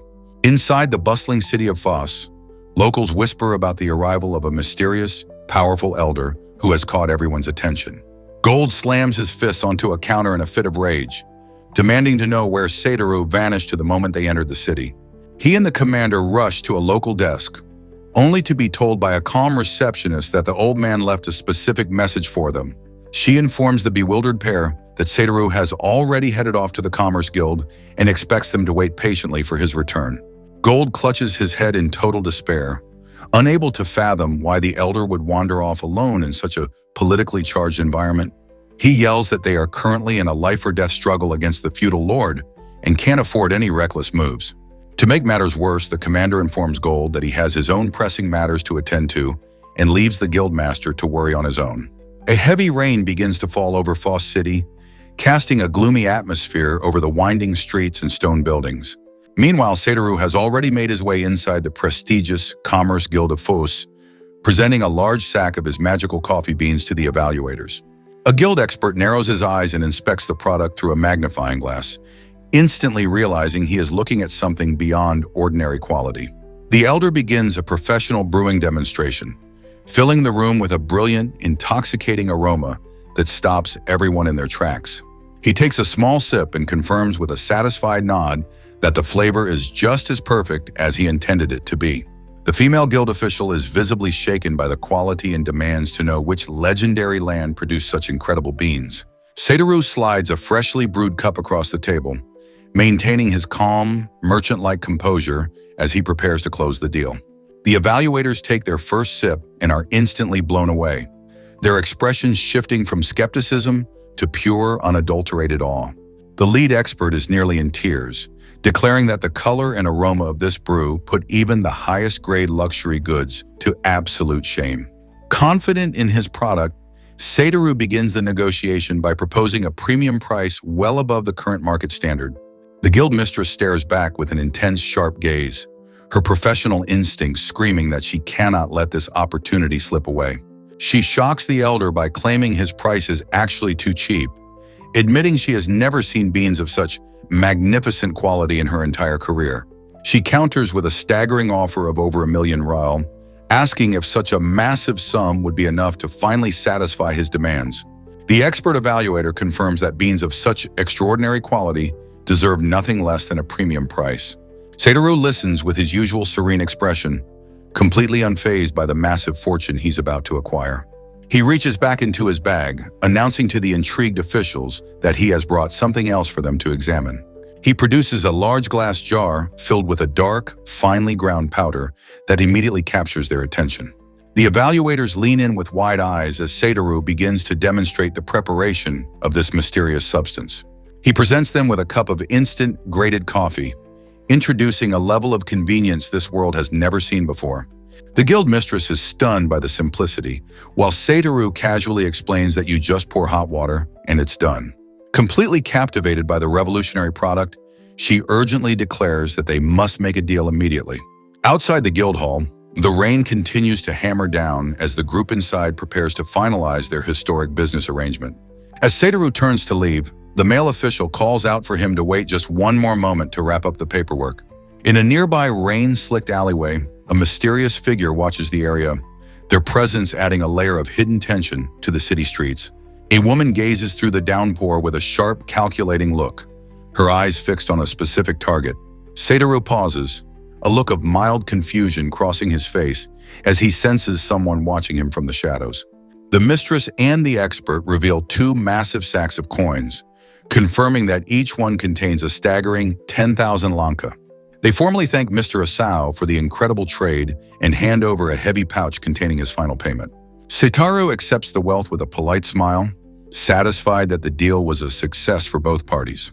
Before departing, the elder stops and mentions that there is a specific matter he wishes to discuss regarding the city. He explains that he wants to hear the truth about this town, and the mistress agrees to lead him somewhere more private for a serious conversation. The group steps out into the drenching rain, with the mistress warning the elder to watch his step on the wet pavement. Under the cover of their umbrellas, Satoru and the officials begin their walk through Foss City to uncover the secrets hidden within its walls. Rain pours down from dark, heavy clouds, casting a somber shadow over the city of Foss. Satoru and the guild officials duck into a local cafe to continue their talk away from prying ears. Sitting at a table, Satoru notes the high prices of the local coffee, though he admits the cookies are a decent pairing. The male official sighs as he drinks, admitting that nothing they serve here can even compare to the legendary beans Satoru provided earlier. The mistress adds that while the general public drinks this swill, the high-ranking nobles always keep the absolute best for themselves. Satoru shifts the conversation to a more serious topic, asking the two about the reputation of the local feudal lord. The mistress identifies the man in question as Ori Oswald, her expression turning wary at the mention of his name. Satoru repeats the name as a waiter brings out their meal, his mind already piecing together the political puzzle. The guild expert breaks a sweat, whispering that everything he's about to say is just a rumor he picked up on the streets. He reveals that a notorious gang of thieves was recently captured and brought into the city for processing. In a shocking display of ruthlessness, Lord Oswald had the entire gang beheaded without a second's hesitation. The mistress emphasizes the cruelty of the act, noting that the criminals weren't even given the chance to be questioned before their execution. Satoru listens in silence, his sharp eyes reflecting a deep understanding of the darkness brewing in the city's leadership. Suspecting his involvement, the mistress asks Satoru directly if he has any specific information about the Lord's shady dealings. Satoru confesses that he's actually become entangled in a very troublesome business involving that very same group. He explains that he was the one who captured the gang terrorizing the nearby village, realizing now they were likely being protected by the Lord. The official is stunned as the pieces finally fall into place regarding why the execution was so rushed. A chilling realization settles over the table. The Lord silenced those men permanently just to ensure his own tracks were covered. Satoru closes his eyes in a moment of grim reflection, recognizing the true depth of the corruption he's up against. The guild mistress and her companion finally understand the Lord's hidden motive, realizing that the heroic act of execution was actually a cold-blooded cover-up. The officials suggest reporting the Lord's actions to the guards, but Satoru declines, stating he's already received far more valuable information from his current company. He confidently explains that he places his trust in business partners who perform their duties with absolute professionalism. The guild workers are visibly touched by the elder's words, thanking him for his respect and cooperation. The heavy atmosphere is broken as Gold finally tracks Satoru down to the cafe, sounding relieved to have found the elusive old man. Gold vents his frustration, explaining that he had to scour the entire district just to locate the wandering mage. While Satoru notes that Gold's partner is missing, Gold snaps back that they aren't exactly joined at the hip and don't need to be together every second. The guild mistress remains silent, watching the exchange between the two men with a look of growing concern. Gold pulls Satoru aside and delivers a grim warning, reminding him that as a key witness, hanging out in public like this is an invitation for deadly trouble. The mistress fumes at the interruption, while her colleague tries to keep the peace, just as a waitress arrives with an extra chair. The friendly waitress invites Gold to join their table, catching the hardened guild master completely off guard. Gold watches the waitress walk away with a bewildered expression, his face flushing with unexpected embarrassment. The mistress can't help but chuckle at Gold's flustered reaction, though the guild master quickly tries to regain his serious composure. The male evaluator speaks up, shifting the focus back to the dangerous internal politics of the Lord's mansion. He reveals a chilling rumor. The Lord's personal parlor maid is widely whispered to be a far more frightening and influential figure than she appears. Satoru leans in, his interest piqued by the mention of a simple servant wielding such significant power over a ruler. The mistress confirms the gossip, noting that for several years the Lord has acted like an entirely different person, seemingly under the maid's manipulation. Gold listens in shock, demanding a clearer explanation of how a servant could possibly instigate such a drastic change in a noble. Seeing the tension rise, Satoru uses a calm gesture to de-escalate the argument, promising to explain his full plan to everyone very soon. He observes that there is never smoke without a fire, while his black cat yawns, seemingly bored by the human drama. A mischievous glint returns to Satoru's eyes as he declares his desire to see the looks on the faces of the Lord and his maid when they finally meet. The heavy rain continues to lash against the walls of Lord Oswald's imposing mansion. Inside, the Lord's terrifying parlor maid stares coldly while tightening her grip on a black whip. She stands before the failures from the bridge ambush, who are now chained to the wall, and demands an excuse for their defeat. Sitting in his ornate chair, Lord Oswald lets out a sinister, low chuckle as he watches his servants suffer. One of the bound assassins shouts that they were overwhelmed because the old geezer had powerful allies helping him. The maid remains utterly unimpressed, dismissively asking why she should care about his excuses. She swings her whip with lethal precision, forcing a scream of pure terror from the man as he stares down his punishment. She demands to know if they managed to retrieve even a single gem, but the silent, empty-handed group has no answer. Lord Oswald erupts in high-pitched laughter and maliciously suggests that they should be beheaded just like the last group. The failed hit squad recoils in absolute horror, realizing their lives are hanging by a thread in the hands of these monsters. The maid glances over her shoulder, her eyes burning with a dark, calculating intensity. The Lord suddenly claims he's just kidding, though his frantic expression suggests his humor is fueled by madness. One of the captured assassins tries to save her skin by offering intel on the old man's abilities. She reveals that Satoru is a master of master support magic who depends heavily on his tools. She claims that if they can just strip him of his staff, the elder will be completely defenseless and easy to restrain. She looks the maid in the eye, desperately hoping this information is enough to buy their freedom. Her confidence vanishes instantly as the maid looms over her with a look of pure predatory malice. The maid delivers a thunderous strike to the wall, the sheer impact of her physical strength shattering the stone behind the prisoners. With a twisted, arrogant smirk, she asks if they really expect her to lower herself to cleaning up their pathetic mess. Lord Oswald watches with a mixture of fear and twisted delight as the maid continues to vent her fury on the masonry. Rain lashes against the dark, high-gabled roof of Lord Oswald's mansion as the storm intensifies over the city. Inside the grand hallways, the servants go about their business while a stern guard carries a tray through the quiet corridor. A young maid asks if Master Ori is available, only to be told that the Lord hasn't been seen all day and is likely busy with private matters. Word reaches the staff that a stranger is at the gate demanding a meeting, and the head butler decides to handle the suspicious visitor personally. Satoru stands patiently in the downpour, knocking on the heavy iron gates as a large man in a suit approaches from the other side. The guard looms over the entrance with a scowl, demanding to know the identity of the old man wandering around in such a storm. Satoru tips his hat with a polite smile, remarking that he's glad they finally decided to answer the door. The massive butler remains cold and professional, bluntly asking the elder exactly what kind of business he has with the Lord. Unfazed, Satoru states he's here for a face-to-face meeting with Oswald and tells the man to announce that Asao has arrived. The guard immediately shuts him down, explaining that the Lord doesn't grant audiences to random strangers without a prior arrangement. He gives Satoru a final, stern warning to turn back and leave the property immediately. Instead of leaving, Satoru leans against the gate and asks the man to reconsider, insisting that he at least relay the name. He gives a knowing grin, assuring the butler that his master would definitely want to hear that he's standing outside.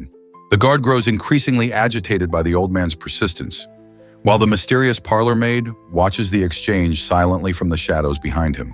To the guard's surprise, the maid steps forward with a polite smile and offers to relay the message to the Lord herself. The scene shifts to the mansion's opulent interior, where the silence of the hallways feels heavy and oppressive. The maid leads Satoru into a lavish reception room, asking him to wait while she informs her master of his arrival. She offers a deep, perfect bow before exiting, though her smile carries an unsettling, hidden edge. Left entirely alone in the massive chamber, Satoru sits in a high-backed chair, the ticking of a clock the only sound in the room. He stares forward with a calm, analytical expression, fully aware that he is now sitting in the heart of the enemy's lair. The parlor maid enters the room carrying a tray, politely excusing herself as she approaches the elder. With a graceful smile, she presents a cup of tea, encouraging Satoru to enjoy the refreshment while he waits. Satoru accepts the offer and begins to relax, while the maid tells him to make himself right at home in the mansion. He takes a slow sip, immediately recognizing the distinct, high-quality aroma of the brew. A memory flashes in his mind of the village head, holding the exact same coffee he had gifted earlier, confirming his suspicions about where this tea came from. Satoru realizes the Lord's staff is already well aware of his identity and his recent activities in the village. The maid lets out a subtle, mocking grin, her polite facade beginning to crack under the weight of her hidden agenda. Detecting the shift in her aura, Satoru narrows his eyes, sensing that the pleasantries are officially over. The maid paces across the room, claiming that Master Oswald is always thinking about the welfare of his people. Satoru voices his concern about the village's safety following his interference, but the maid just stares back with a hollow gaze. She feigns sympathy, softly hoping that nothing unfortunate happens to the small community. Her expression turns cold and predatory as she notes that accidents are such frightening and unpredictable things. The heavy doors of the reception hall swing open as a group of familiar, hostile figures marches into the room. The maid looks down at the elder with a triumphant smirk, exclaiming that she has quite a surprise for him. Lord Oswald enters with the very assassins Satoru allowed to escape, laughing at the old man for thinking he ever had the upper hand. The goons mock the elder from the sidelines, while their leader smugly warns everyone to be careful around such a dangerous guest. Satoru remains perfectly still, watching the villain's grand entrance with a look of absolute boredom. Oswald struts across the floor and belittles his guest, labeling him as nothing more than a puny and helpless elderly man. To provoke a reaction, the Lord delivers a disrespectful shove to Satoru's chest, demanding that he finally say something. Oswald leans in with a smug expression, completely unaware that he is currently poking a sleeping dragon. Satoru effortlessly sidesteps Oswald's attempt to shove him, causing the arrogant lord to stumble and fall flat on his face. Looking down at the fallen noble, Satoru mockingly repeats the maid's earlier words about how scary accidents can be. Oswald's arrogance turns into pure terror, and he frantically screams for his men to kill the old man immediately. The group of assassins lunges at Satoru with blades drawn, but the elder remains completely unfazed by their charge. The maid watches the chaos with visible irritation, labeling the guards as fools for their lack of coordination. Satoru calmly produces a small twig from his robes, which begins to pulse with a blinding magical light. The assassins believe they have the advantage, shouting that they just need to seize his staff to render him helpless. The elder narrows his gaze, his calm demeanor signaling that the situation is firmly under his control. One of the attackers unleashes a massive fireball spell, sending a lethal sphere of flame directly at Satoru. Seeing the scale of the attack, Oswald panics and yells at his men to stop before they burn his entire mansion to the ground. A violent explosion rocks the reception hall, engulfing the area in smoke and debris as the fireball detonates. The attacker cheers in triumph, convinced that no old man could have survived such a direct magical strike. As the thick smoke clears, the villains realize their attack failed to leave even a scratch on their target. Satoru stands amidst the wreckage, casually patting dust off his hat with a look of mild disappointment. The attackers are frozen in disbelief, realizing that they are facing a monster far beyond their understanding. The elder calmly adjusts his headgear, explaining that even support magic can be devastating when applied correctly. Another group tries to rush him with cold steel, desperate to take him down through sheer physical force. Satoru gives a small, peaceful smile, noting that everything depends on how one chooses to utilize their power. The maid's expression turns deadly serious as she begins to recognize the true, godlike scale of the man standing before her. With two quick commands, bind and float, Satoru instantly traps his attackers in magical ropes and sends them hovering helplessly toward the ceiling. The remaining assassins are quickly neutralized, dropping their weapons as they realize the old man is an unstoppable force. Satoru remains composed as the maid suddenly prepares to enter the fray herself, her movement blurred by magical speed. She lunges forward with inhuman strength, her eyes fixed on the elder as she prepares a final, desperate strike to end the intrusion. The maid unleashes a powerful physical attack directly at Satoru's head, but he stands his ground without flinching. A massive shockwave tears through the reception hall, sending Oswald diving for cover as the room is nearly destroyed by the impact. Outside the mansion, a thunderous boom echoes through the city streets, signaling the climax of the battle within the Lord's estate. Oswald is left trembling on the floor in tears, his mind shattered by the absolute destruction occurring in his own home. The maid stares at the elder in total disbelief, unable to comprehend how her strongest attack failed to even make him blink. With a single word, "Paralyze!" Satoru drops the maid where she stands, the floor cracking beneath the weight of his overwhelming magic. Lord Oswald gasps in pure horror, his arrogant facade completely gone as he faces the reality of his defeat. Satoru looks down at the defeated noble and demands to know if he truly felt no remorse for the lives he ruined in the village. Just as the dust begins to settle, Gold and the commander finally burst through the doors, weapons at the ready to join the fight. They are frozen in their tracks, staring in total shock at the sight of the floating assassins and the paralyzed villains littering the room. Oswald lies broken on the floor, his reign of terror over Foss City coming to an abrupt and humiliating end. Gold rushes to the elder's side, frantically stating that this entire situation has turned into a massive problem for the city's stability. Despite her paralysis, the maid lets out a dark, knowing grin that hints at a deeper conspiracy still at play. Oswald joins her with a twisted smile of his own, seemingly finding some sick amusement in the chaos he's caused. Satoru sighs and looks at the villains with pity, clearly unimpressed by their last-ditch attempts at psychological warfare. The guard begins rounding up the criminals while Gold demands to know just what the old man was thinking when he started this brawl. Gold berates the elder for his thoughtless and reckless behavior, but Satoru calmly fires back that every single move was calculated to bring about this exact result. Satoru informs Gold that the criminals are already bound and ready for custody, encouraging him to take a look. Gold snaps at the elder to move out of the way, clearly overwhelmed by the sudden turn of events and the scale of the mess. Commander Joke arrives on the scene with backup, remarking on how flashy Satoru's methods always turn out to be.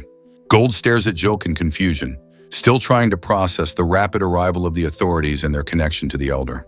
A high-ranking relative of the Lord emerges from the shadows, looking at the disgraced Oswald with profound disappointment.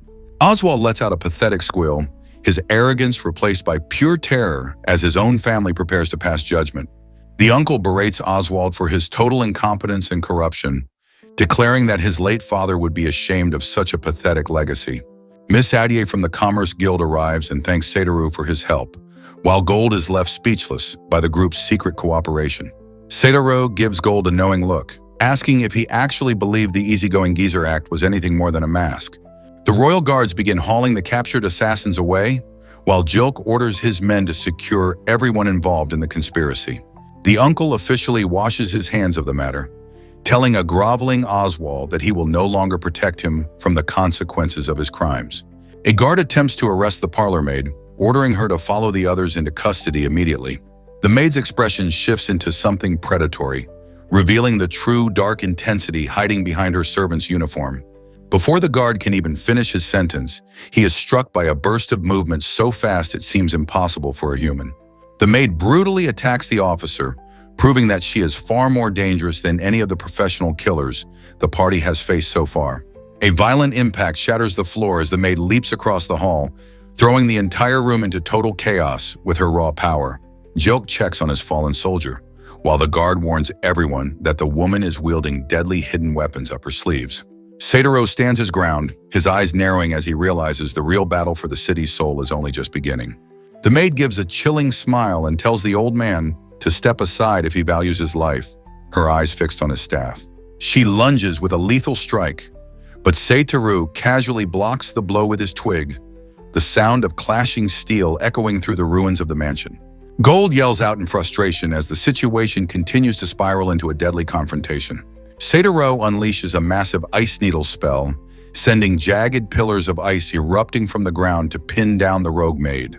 Seeing an opening, Gold barks at Joke to move in and capture the dangerous servant before she can recover. The maid stares back with a chilling, defiant gaze, signaling that she has no intention of being taken alive. Joke lunges forward with his blade drawn, stoically admitting that while he doesn't enjoy killing women, he has a duty to fulfill. A sharp metallic clank rings out as the maid blocks his advance, her hidden defenses proving far more resilient than expected. Her eyes narrow with a cold, suicidal resolve as she realizes she's cornered by the city's strongest fighters. She pulls a small flask from her uniform that begins to hiss with thick, volatile smoke, preparing a final, desperate act of destruction. Satoru's expression sharpens as he instantly recognizes the nature of the device she's holding. A blinding white flash consumes the room as the maid chooses to erase herself rather than face justice. A thunderous explosion rocks the foundation of the mansion, sending a massive cloud of smoke into the rainy sky. The storm finally breaks and a peaceful sun rises over Foss City, signaling the end of the Lord's dark reign. Gold and Joke sit together in the aftermath, reflecting on the shocking turn of events and the maid's final, explosive exit. Joke tries to find the silver lining, while Gold muses on how that servant was the true power controlling the Lord from the shadows. Gold recalls the moment of the blast, amazed that the old man managed to manifest a high-tier protective barrier for everyone in a split second. Jilk enjoys a hot drink, noting that Satoru not only saved the feudal lord's life, but even had time to sell him some legendary coffee beans. Gold demands to know why Jilk kept the plan a secret from him, only to be told it was because he's too easy to read. The guildmaster is left chewing his food in annoyed silence, forced to accept that he was the only one kept in the dark. Gold erupts in denial, shouting that there's no way he's that predictable, while Jilk just offers a sarcastic agreement. A soldier approaches to report that the morning training session is complete, and Jilk casually returns to his duties as if the previous night's chaos was just another day at the office. Gold sits alone at a table outside an inn, his frustration evident as Ms. Adir and Jilk approach him in the quiet morning air. Ms. Adir greets Gold and immediately asks for Satoru's whereabouts, sensing something is amiss. Gold bluntly states that the old man has already vanished and asks if she has any idea where he might have wandered off to this time. Ms. Adir is shocked to learn that Satoru headed straight for the wood dungeon, a place far too dangerous for a casual stroll. Her worry deepens as she reports sightings of a woman resembling the explosive maid near the main road, leading toward that very same forest. The scene shifts to the dense, foreboding canopy of the wood dungeon, where Satoru's safety is now a major concern for his friends back in the city. Deep within the overgrowth, Satoru wanders past ancient stone ruins, his curiosity getting the better of him as he explores the wilderness. He finally admits to himself that he is completely lost, unaware that a hostile presence is twitching in the shadows right behind him. A pair of ruthless, masked bandits watch him from the brush, snickering as they plot to murder the helpless elder in his sleep.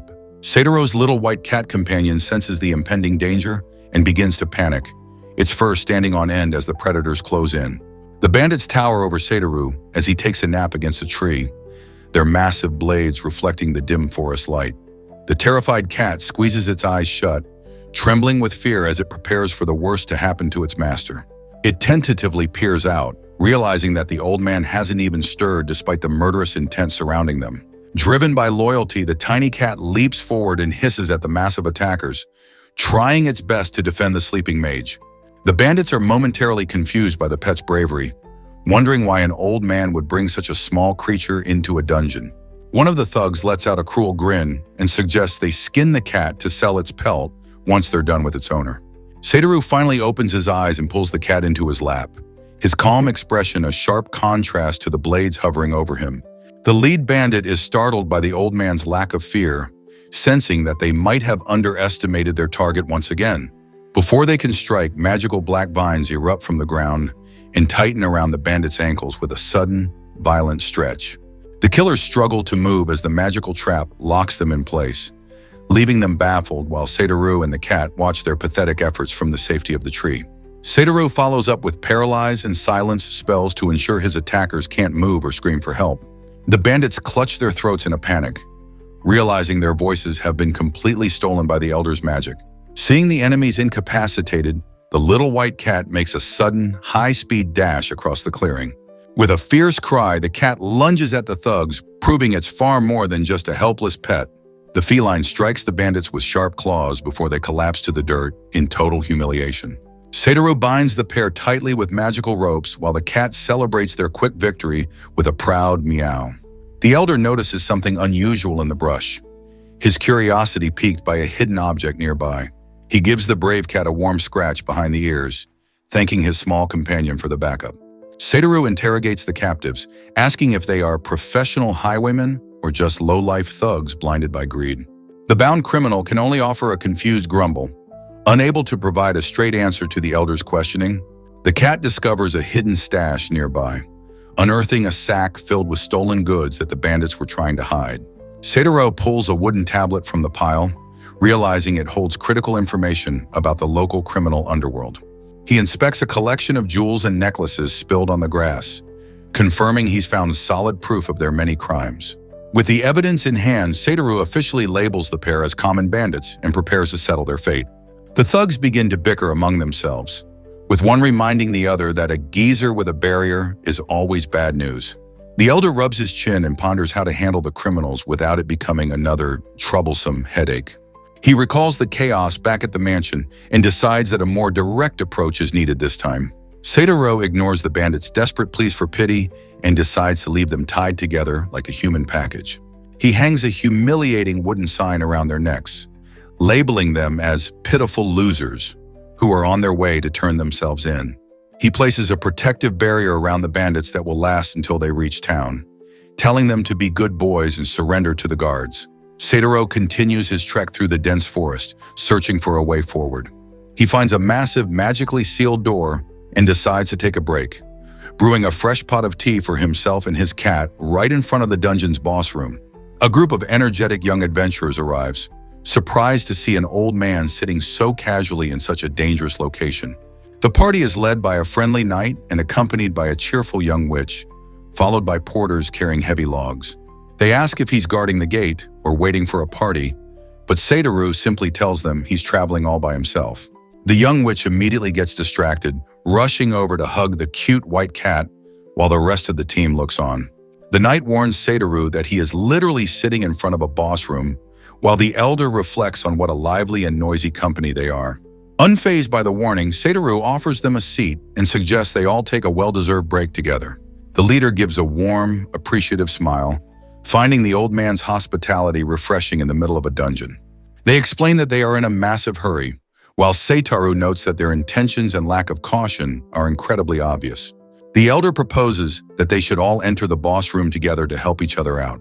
The witch girl laughs and tells Gramps to get a clue, convinced that an old man would only be a burden in a high-level fight. Satoru rests against the wall, listening as they insist on being let through so they can claim the dungeon's treasures.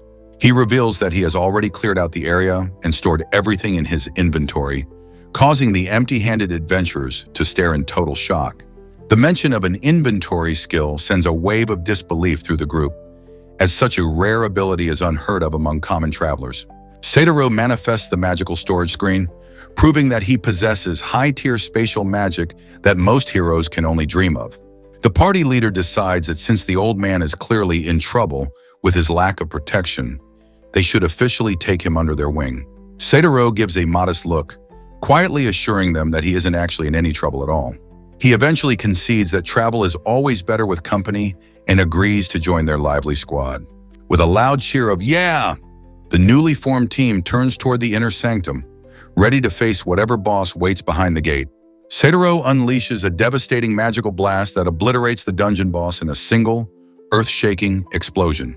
The young adventurers stand frozen with their mouths agape, unable to process the god-tier power they just witnessed from a harmless old man. As the dust settles, the elder stands calmly in the crater, having handled the threat without even breaking a sweat. The party erupts into cheers, officially acknowledging that their Gramps is a legendary force of nature. The knight laughs and admits he wishes Satoru had mentioned his insane magical prowess right from the start. Looking at the massive pile of treasures left by the boss, the team realizes the loot is so overwhelming they don't have enough porters to carry it all. Without a second thought, the knight asks the elder to store the entire haul in his infinite inventory, and Satoru happily obliges. The party prepares to head back to the city to report their successful subjugation of the dungeon's inner sanctum. On the way out, Satoru spots some familiar faces among the porters and realizes they are the bandits he caught earlier.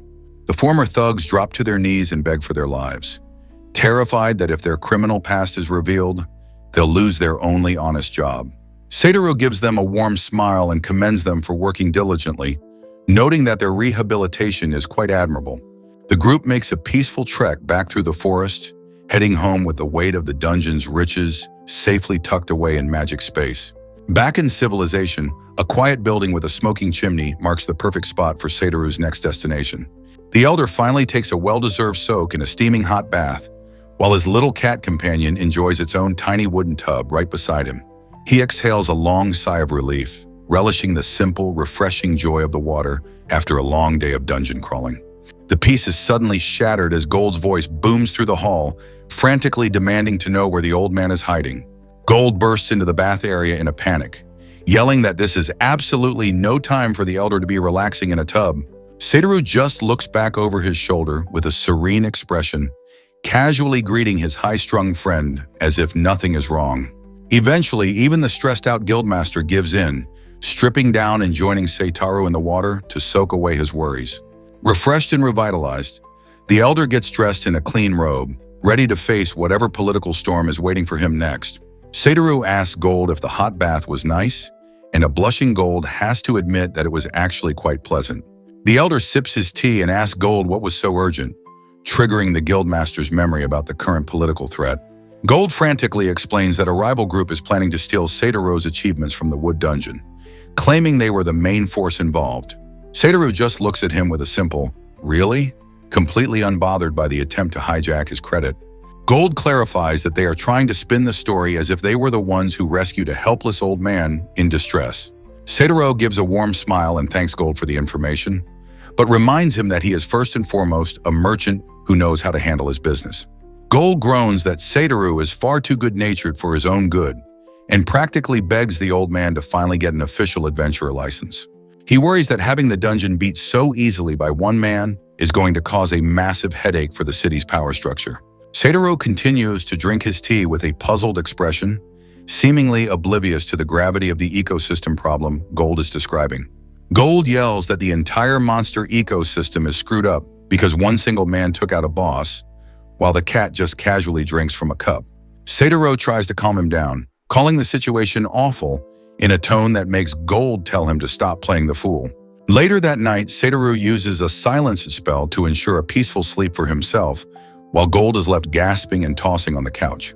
Morning arrives at the inn, with the birds chirping and the chimney smoking as a new day begins in the city. Seitaru walks through the streets and exchanges cheerful morning greetings with the local city guards. He arrives at the Commerce Guild and notes that there is already quite a massive crowd gathered for the day's business. He receives a wooden number tag, 56, and offers a polite thank you to the busy staff member. The elder takes his place in the long queue, blending in with the other merchants and travelers waiting for their turn. The male guild official from before spots him and rushes over, asking why someone of his status is standing in such a long line. The official loudly declares that Mr. Asao is always welcome to bypass the wait, causing a wave of shock and awe to ripple through the surrounding crowd. Seitaru politely thanks him, but insists on staying in his place, though the official is already ushering him forward toward the inner offices.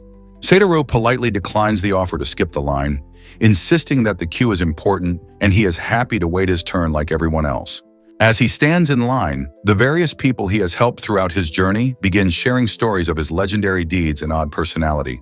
Local citizens and travelers alike recognize him immediately, confirming that the mysterious and powerful Mr. Asao is indeed standing among them. A young man smiles warmly, describing the elder as a genuinely kind soul who brings out the best in people. A rowdy adventurer laughs and tells his friends that the old man is a quirky character who once even drank him under the table. A merchant praises Seitaru's expert eye for trade, recognizing him as a man of true professional caliber. The mother he helped earlier proudly mentions the recipes he taught her, while her son happily snacks on a fresh donut. Even the knight from his most recent party joins in the praise, boasting about the incredible dungeon adventure they shared with the invincible Gramps. The guild hall is filled with a positive energy as Seitaru's reputation continues to flourish among the common folk. Finally, the receptionist calls out, "Number 56, and Seitaru steps up while a hidden observer watches him with intense, hateful focus. A mysterious woman in a hood glares at his back, mentally demanding that he stop pretending to be a harmless old man. Seitaru is escorted into a secure office to handle the massive wealth he acquired from the wood dungeon. Ms. Adier and her colleagues are nearly overwhelmed by the rare items he presents, though Seitaru casually notes that this is just a small portion of the haul. Ms. Adier asks a strategic question, wondering if he would be more interested in selling the goods once they have been professionally processed. The merchant terminology confuses Seitaru, who looks at her with a blank, puzzled expression. He asks her to elaborate on what processing involves, always curious to learn the inner workings of his new world's economy. Far away, a sharp and calculating eye continues to track the elder's progress with unnatural precision. The divine observers remain fixated on the reincarnated grandfather, watching his impact on their world grow larger by the day. Seitaru looks into a basin of water and asks the goddesses if they are still watching him, sensing their eyes upon him. High above in the divine realm, a man with long hair sighs in boredom and warns his companions that he'll leave them behind if they don't move faster. A young girl with wide, hopeful eyes stares up at a figure just out of reach. She reaches out and firmly tugs on his robe, unwilling to let the moment end. A long-haired man gently pats her head and asks what's on her mind. With a look of pure sadness, she begs him not to leave her alone. Back in the Commerce Guild, Satoru compares the processing of rare materials to the way tea leaves are prepared for sale. The mistress encourages him to let the professionals handle the refining process to maximize the value of the dungeon loot. Satoru ponders the strategy, realizing that the value of an item ultimately depends on the specific needs of the customer. His white cat peeks over the edge of the valuable lumber from the dungeon, which is glowing with a mysterious, high-tier energy. One of the guild workers picks up the feline, but the cat is less than thrilled with the sudden attention. Satoru takes the cat back with an apology, while the worker asks if this is the pet he's currently raising. He looks down at his furry companion and clarifies that he isn't exactly raising the creature in the traditional sense. The guild officials exchange a confused glance, struggling to understand the old man's cryptic way of speaking. With a warm, grandfatherly smile, Satoru simply states that the little white cat is his true friend. The cat stretches out in his arms with a happy meow, clearly satisfied with the elder's assessment of their bond. The feline lets out another cheerful sound, its presence bringing a rare moment of levity to the high-stakes guild office. A wave of nostalgia hits Satoru as he remembers a young boy back on Earth running toward him with a kitten in his arms. He recalls how his grandson Takumi was just a toddler during those days, back when their old family cat Tama was still a kitten. Sparkling memories of his past life continue to flicker in his mind as he observes the rare materials laid out before him. He remembers sitting on the floor with Takumi, watching the boy joyfully play with empty tea canisters from his shop. Inspired by the memory, Satoru decides to put his woodworking skills to use and try crafting a new tea canister out of the legendary lumber he just found. Ms. Adier offers to find Satoru a professional craftsman for his tea canister, but he declines. He reveals his plan to use pure wood boards, a technique that sounds revolutionary to the locals. The guild mistress's heart races as she senses a massive business opportunity. She realizes that Satoru's unique methods could be worth a fortune. She begs for more information, but their conversation is suddenly cut short by a heavy sound outside. A rhythmic thumping echoes through the hallway, putting everyone in the room on high alert. A boisterous woman named Baronia kicks the door open, shouting for her sister Addie. Ms. Adier is stunned by the sudden intrusion, demanding to know what Baronia is doing there. Baronia ignores the scolding, her eyes sparkling with excitement as she admits she's here for the rumored rare wood. Satoru watches the energetic newcomer with a puzzled expression, wondering who this girl is. Baronia stands in awe of the lumber, unable to believe such high-tier material came from a low-level zone. She begs to test the wood's hardness, while Ms. Adier frantically tries to stop her from touching the merchandise without permission. The young woman gasps as she realizes the wood is even higher quality than she imagined, noting its magical sparkle. Baronia warns Ms. Adier not to let a stranger buy such a masterpiece, completely unaware that the stranger is the man standing right there. She examines the flawless texture and tight bark, completely captivated by the material's perfection. Satoru hums to himself, quietly observing the girl's professional passion for the craft. Ms. Adier's patience finally snaps, and she lets out a terrifying "so what?" that sends her assistant into a state of pure dread. She reminds the group that while the lumber is rare, it still belongs to her client. Ms. Adier berates Baronia, telling her that her impulsive attitude is exactly why her talent goes to waste and she can't find steady work. The mistress continues her lecture, demanding that Baronia learn some professional courtesy and give her a heads up before barging in. Baronia fires back with equal fire, arguing that as a professional, she has every right to seek out rare materials like this. Amidst the bickering, Satoru narrows his eyes, his mind already spinning with a new plan for these two. Satoru looks on in bewilderment as the heated argument between the childhood friends intensifies. Baronia drags her heavy crafting tool across the floor with a grating sound, her professional pride fueling her stubbornness. The male guild assistant offers Satoru a sincere apology, explaining that once Baronia gets started, there's no stopping her momentum. As they head toward the exit, the official notes that despite their constant bickering, Baronia and Miss Adier are actually inseparable childhood friends. The officials suggest they retreat to a nearby cafe for some coffee, but Satoru is suddenly hailed by a familiar voice calling out to him. The party from the lumber dungeon arrives in the city, with the knight loudly thanking the elder for his help in the boss room. The entire team and their porters offer a respectful bow, recognizing Satoru as the true mastermind behind their recent success. The party leader excitedly invites Satoru on their next expedition, admitting that a mage with an inventory skill is the ultimate asset for any team. The guild official watches in awe, amazed that the simple old man is already so well connected with high-level adventurer groups. The knight boasts about their earnings, claiming that their combined strength made the dungeon boss look like a total amateur. He reports that since the boss was cleared, rare materials and high-value monsters have begun resurfacing in the forest. Satoru listens intently, analyzing the shift in the monster ecosystem with his characteristic wisdom. The atmosphere turns lighthearted as the group celebrates their new fortune, and the official finally relaxes his guard. Nearby, the white cat perches on a stone wall, its tail twitching as it observes the humans' noisy celebration with detachment. The young witch spots the feline and lets out a delighted squeal, immediately launching into another pursuit of the kitty. The knight gives Satoru a friendly wink, telling him the inside information on the dungeon is a free gift because he's such a nice guy. He emphasizes that finding such expensive loot in an ordinary dungeon is a once-in-a-lifetime opportunity they can't afford to ignore. With a boisterous laugh, the leader declares that leaving loot behind is illogical, comparing it to walking past free money lying on the street. Satoru and the guild official can only watch the knight's over-the-top display in stunned silence while the witch continues her chaotic chase. Despite the tempting offer, Satoru politely declines the next dungeon run, choosing instead to focus his energy on the lucrative world of processing and sales. The knight is taken aback by Satoru's refusal to join their next hunt. He gives the elder a knowing glance, sensing there's a secret reason behind the decision. Reaching into his pouch, the warrior pulls out a mysterious item to try and tempt the merchant. He presents a rare lure, claiming it has the power to change Satoru's mind about the expedition. He explains that they've developed a special smoke capable of luring even the strongest monsters out of their dungeon habitats. Satoru studies the device with a keen interest, recognizing the potential value of such an invention. Despite the temptation, the elder politely sticks to his guns, explaining that he still has a very important meeting to finish. The knight takes the rejection in stride, laughing off the failed recruitment attempt with his usual good cheer. As the party marches back into the wild, the leader yells out a final invitation for Satoru to join them tomorrow once his work is done. The guild official voices his growing concern about the rising strength of the monsters, but Satoru assures him that the veteran party knows exactly how to handle themselves.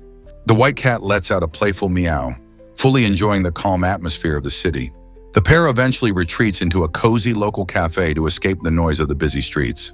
Satoru settles into his chair with a sigh of content, finding the quiet environment incredibly calming. He brings up the energetic girl from earlier, asking the official to explain exactly who she was. The worker reveals that the girl is Baronia, a talented woodworker who grew up in the same town as him and Miss Adir. He asks Satoru if Baronia is a good fit for his ambitious tea canister project. Satoru admits it's a pity, but concludes she isn't the right one, because the job requires a level of patience and strength that young people often lack. Shocked by the rejection of his friend, the official suddenly stands up with a desperate look in his eyes. He leans over the table, his determined gaze surprising even the little cat sitting nearby. In a final act of desperation, the official slams his head onto the table in a dramatic plea for Satoru to reconsider hiring his childhood friend. Calf pleads desperately with the elder, begging him to give the young woodworker a single chance to prove her worth. He explains that while Baronia is incredibly talented, her difficult personality has made it almost impossible for her to find steady work in the city. Leaning over his tea, Calf promises to take full responsibility for any trouble she causes, insisting she's a good person at heart despite her cheeky attitude. Satoru finally gives in, telling the official to raise his head and agreeing to at least meet with the girl before making a final decision. Calf snaps his head up with a look of pure shock, unable to believe the legendary mage is actually considering his request. He bows even deeper than before, showering Satoru with gratitude while the elder tries to calm him down. The little white cat watches the dramatic scene from the table, looking completely unimpressed by the human theatrics. Satoru maintains his serene expression, already planning how to utilize the girl's raw talent for his next project. Suddenly, Calf snatches up a sample of Satoru's work, gasping as he realizes he's holding the legendary tea canister everyone is talking about. He examines the flawless wood grain, marveling at the fact that it isn't carved but crafted from a single, magically bent board. He grinds his teeth as he tries to pry open the lid, shocked by the precision and airtight fit of the craftsmanship. Wide-eyed with wonder, the official declares the item to be a work of absolute magic that defies all logic.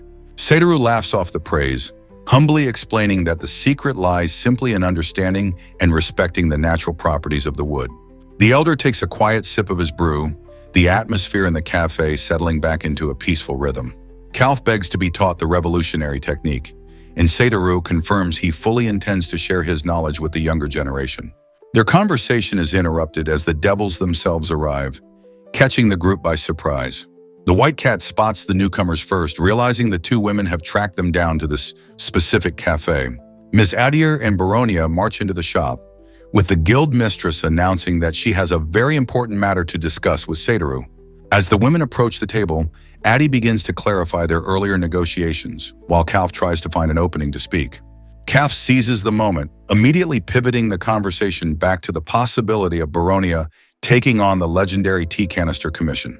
Ms. Adair announces that Satoru has officially agreed to give Baronia a trial, leaving the young woman visibly rattled.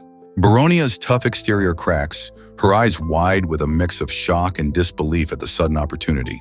Satoru explains that the tea canister was created using his own specialized technique, while Baronia stares at the object as if trying to memorize its every molecule. With a gentle smile, the elder presents the canister and challenges her to replicate the design, setting the stage for her ultimate test. Baronia begins mumbling to herself in a trance-like state of focus, her craftsman's spirit ignited, while the others watch the bizarre display. The white cat remains vigilant, its sharp eyes catching every movement as the tension in the room shifts toward the brewing collaboration. High above in the heavens, Ithril's gaze remains fixed on the mortal realm as she continues to monitor her champion's progress. Peering into her divine mirror, the goddess muses to her companion that Satoru is once again involving himself in something fascinating. A magical carriage pulled by a celestial unicorn gallops across the starlit sky, carrying the divine observers through the void. Inside the velvet-lined interior, the goddesses Lush and Ithril relax, their conversation centered on the mysterious old man's latest antics. Meanwhile, back on the ground, a pair of eyes watch the darkness with a growing sense of unease as a new shadow looms. Satoru dives into the specifics of his craft, explaining to a wide-eyed Baronia that the secret involves boiling the wood to make it pliable. Through the divine mirror, the goddesses watch as the elder patiently mentors the stubborn girl, guiding her hands across the smooth surface of the wood. Luce smiles warmly, noting that for all the trouble he's faced, the man she calls Gramps truly looks like he's enjoying his new life. As their carriage passes the glowing moon, Ithril scolds the young goddess for her lack of manners, though Luce stubbornly refuses to call Satoru by his proper name. The peace of the night is shattered by a bone-rattling thud and a monstrous roar that sends travelers screaming in terror. The veteran knights party is caught in a nightmare as a colossal beast emerges, far stronger than any monster they were prepared to face. The creature lashes out with a massive whip-like strike, forcing the terrified adventurers to dive for cover in the jagged rocks. The witch girl screams in terror, realizing their information was fatally wrong, and demanding to know how they can possibly survive this ambush. The knight leader is gripped by a cold, paralyzing panic, his hands trembling as he realizes his pride has led his entire team into a death trap. The knight leader screams in a panic, calling his teammates cowards as they abandon him to save their own skins. Desperate to maintain control, he barks out a final command even as his party is being crushed by the relentless monster horde. He lets out a thunderous shout, ordering the remaining survivors to halt their retreat and stand their ground. The source of the terror is finally revealed as a colossal, many-eyed arachnid beast looms over the tiny, trembling adventurers. Word of the catastrophe reaches the Adventurer Guild headquarters, where a frantic guard reports that the dungeon has completely overflowed with monsters. The messenger gasps for air, delivering the shocking news that even the high-ranking parties are fleeing for their lives. Commander Gords immediately takes charge, ordering a full-scale evacuation of the citizens before the town is overrun.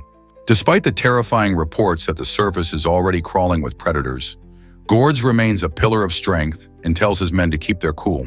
He suspects that the reckless youngsters from earlier triggered this disaster by stealing a cursed or peculiar artifact from the depths. The veteran soldiers look out upon the city, realizing that the peaceful morning has turned into a desperate battle for survival. Gords raises his weapon and rallies his troops, demanding they fight with every ounce of strength they possess. He quickly divides his forces, leaving some to defend the town square, while the rest prepare for a high-stakes counter-offensive. Amidst the frantic preparations, a familiar voice cuts through the tension, asking what all the commotion is about. Satoru and Baronia stroll into the middle of the staging area, with the old man casually noting that Gordis is looking quite serious in his full armor. The commander's eyes nearly pop out of his head as he realizes the mysterious elder has wandered right into the middle of a military operation. Fearful for her life, Gords urgently orders the young lady to find a secure shelter immediately. Satoru remains completely unfazed by the alarms, calmly asking if the problem is actually large enough to warrant such a fuss. He agrees to follow the evacuation orders, offering Gords a polite warning to stay safe while the professionals handle the fighting. The knight is momentarily stunned by the elder's sudden compliance, finding it suspicious that the usually stubborn man is actually listening for once. High in the trees, a predatory mantis beast waits in total silence, its sharp blades ready to descend on the defenders below. An insect's antenna twitches in the grass, signaling the arrival of a hidden predator. The ground shakes under the marching boots of the soldiers, while swarms of smaller monsters begin to buzz through the undergrowth. Gords rallies his men, shouting that they don't need to kill everything, they just need to drive the alpha monsters back into the pit. One of the veteran soldiers grinds his teeth, bracing himself for the incoming wall of chitin and claws. A terrified traveler sprints toward the front lines, screaming that the giant trees themselves are coming alive with hungry bugs. He collapses behind a massive trunk, sobbing with relief as he realizes he's finally reached the safety of the guard. The survivor huddles in the shadows, his heart hammering against his ribs as the sounds of battle draw closer. A young girl wanders aimlessly through the thicket, completely unaware that she has walked right into a hunting ground. A nightmare-inducing mantis towers over the child, its scythe-like arms poised to strike as she looks up in confusion. The traveler watches from his hiding spot, his face twisting in agony at the sight of the impending slaughter. He clenches his fist in a desperate, silent rage, but his legs refuse to move toward the monster. With a sudden, terrifying dash, the predator lunges for the kill, its blades whistling through the air. The insect's compound eye flashes with a cold, predatory light as it locks onto its tiny prey. A sudden swish echoes through the clearing as a force of nature intervenes with lethal speed. The ground explodes as the mantis is crushed into the dirt, its massive body sliced apart just as the man manages to pull the girl to safety. He lies in the dust, eyes squeezed shut as he prepares for the cold embrace of death. The creature's head twitches feebly on the ground, the last remnants of its life fading into the soil. The massive insect finally falls still, the silence of the forest returning as the immediate threat is neutralized. Satoru stands tall among the wreckage, his calm aura a sharp contrast to the absolute destruction he just unleashed. He glances back with a resolute smirk, deciding that if the world is going to get this serious, he might as well show them what a real hero can do. The little girl beams with joy in the man's arms, though he remains completely bewildered by the sudden shift in atmosphere. Guards usher the fleeing townspeople toward the sanctuary of the local church, promising them safety from the encroaching monster horde. The thick stone walls of the temple provide a temporary reprieve, though the air is thick with the frantic chatter of the displaced citizens. Inside the crowded hall, Baronia and her friends settle at a table, trying to make sense of the chaos unfolding outside. Calf scans the room with a sharp eye, his senses on high alert for any signs of trouble breaking out within the shelter. A group of rowdy adventurers begins hounding a priest, aggressively demanding to speak with whoever is in charge of this mess. The shouting grows louder, causing the local children to tremble in fear as they watch the brave adults lose their composure. Ms. Adier watches the display with pure disgust, labeling the frantic behavior of the warriors as nothing short of pathetic. Calf decides he's seen enough and stands up to intervene before the situation spirals out of control. He beckons the frightened children over to their table, and the little girl immediately recognizes him as the friendly merchant uncle. The young boy looks up with tear-filled eyes, asking the heartbreaking question of whether they'll ever be able to return to their home. Addie steps in with a gentle voice, reassuring the kids that everything will be fine and offering to play a game to pass the time. Calf is impressed that Baronia had the foresight to bring wooden blocks, but she shocks him by revealing she didn't bring them at all. She proudly explains that she literally just crafted the toys from the scraps of a broken chair she found in the corner. As the group stares in disbelief at her speed, Baronia scoffs that making toys is a joke compared to the insane challenge Satoru set for her. The realization finally hits the group like a physical blow as they frantically ask one another what happened to the legendary old man. Far away from the shelter, a pair of boots charge through the thick grass as the real battle moves into the forest. A massive, screeching insect monster dives from the sky, its claws clanging against the shields of the guards struggling to hold the line. Commander Gords remains in the thick of the fray, his voice booming over the sound of clashing steel as he rallies his men. The forest floor is littered with the remnants of the struggle, the silent wreckage of the ancient trees signaling that the true nightmare has only just begun.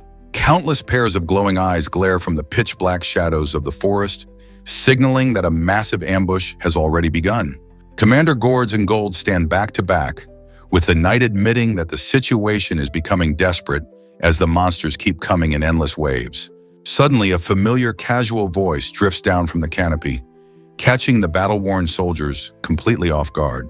Satoru emerges from the brush with the little girl in tow, scratching his head while the guards shout in disbelief at the old man's return. Gords demands to know why he'd risk coming back to such a dangerous area, but the elder just casually claims he forgot something important. The old man asks if these monster surges are a common occurrence, only to be told that this level of aggression is completely unprecedented. They observe that even the usually docile leaf bugs have turned into bloodthirsty killers, confirming that something has fundamentally broken the balance of nature. Satoru lets out a long sigh, noting that not knowing the root cause of this madness is the most troubling part of the entire situation. High above the clearing, a sinister smirk spreads across the face of a hidden observer who is clearly relishing the chaos unfolding below. The rogue parlor maid is revealed to be perched high on a massive branch, watching the struggle with the cold detachment of a predator. She looks down at the group with a gaze of pure malice, her eyes fixed on the man who ruined her master's previous plans. From her bird's-eye view, she monitors the small pocket of resistance, waiting for the perfect moment to see the guards overwhelmed. Back on the ground, the soldiers continue their desperate defense, their shields clanging against the sharp mandibles of the swarm. Gords unleashes a massive strike with his weapon, cleaving through the front line of the attackers with raw, desperate power. Gold looks over his shoulder, finding Satoru sitting calmly with the child, as if they were having a picnic in the middle of a war zone. The maid realizes the humans are finally starting to run out of breath and concludes that continuing the relentless pressure will lead to their end. A soldier collapses in a fit of screams, the sheer physical and mental exhaustion of the siege finally breaking his spirit. A strange mechanical device hums nearby, emitting a mysterious smoke that seems to be the true catalyst for the monster's ferocity. The maid gives one last calculating look toward the clearing before fading further into the dark leaves of the canopy. Satoru gathers the leaders around a map on the forest floor, ready to turn his wisdom into a winning strategy to stop the horde. Satoru uses a twig to point at a specific landmark on the map, pinpointing the exact location of the monster's source. He indicates the intersection of the forest paths, explaining that this spot is the heart of the pheromone trail. High in the trees, the rogue maid watches the group with a look of intense, cold calculation. She realizes with a start that the elder has already uncovered her secret, whispering that it should have been impossible for a human to find it so quickly. Unaware of the observer, Satoru tells the group that they must investigate the ground right at this specific spot to end the madness. Gold leans in, asking the knight if they've really found the trigger for the monster's unnatural aggression. Commander Gords immediately takes charge, shouting for the rest of his troops to gather around for a final briefing. He announces to the battle-worn soldiers that they've finally found the solution to the monster surge, while predators continue to loom in the distance. Hidden in the brush, the maid prepares her next move, hoping the remaining monsters can kill them before her trap is dismantled.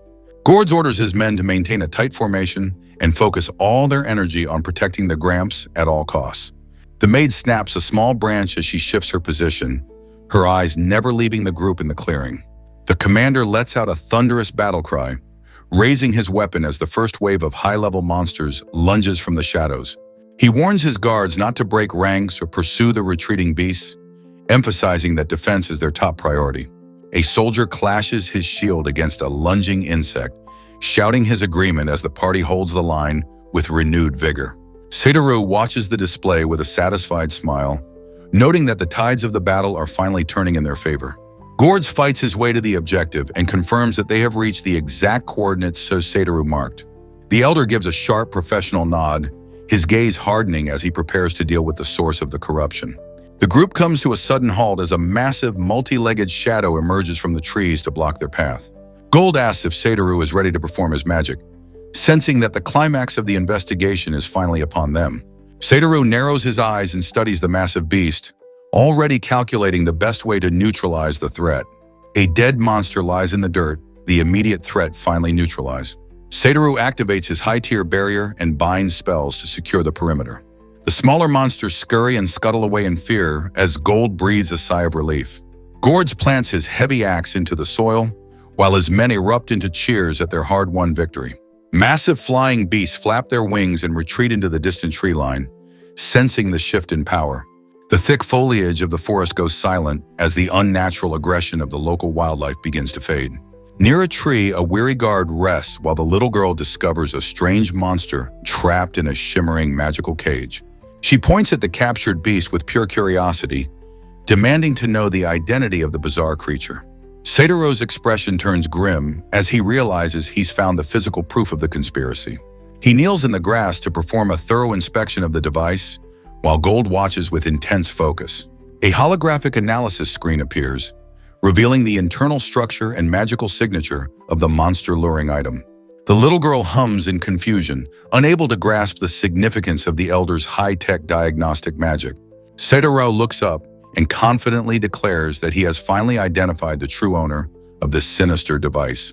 High above, the ancient trees sway in the wind, hiding the retreat of the person responsible for the chaos. The rogue parlor maid grinds her teeth in a fit of silent fury, her plans falling apart before her very eyes. She turns to flee deeper into the woods, hoping to escape before the guards can track her down. Suddenly, a harsh voice echoes through the trees, ordering the woman to stop right where she stands. The ragged remains of the night's party confront her, pointing fingers and blaming her for the disaster that nearly killed them. The angry adventurers surround her, demanding she take full responsibility for the mess that destroyed their morale. The maid glares back with eyes of pure, icy hatred, her cold gaze promising a violent end to anyone who dares to block her path. The rogue maid offers a fake smile and a gift as an apology, her hand hiding a lethal glint. The night leader falls for the act hook, line, and sinker, genuinely believing the dangerous woman is finally surrendering.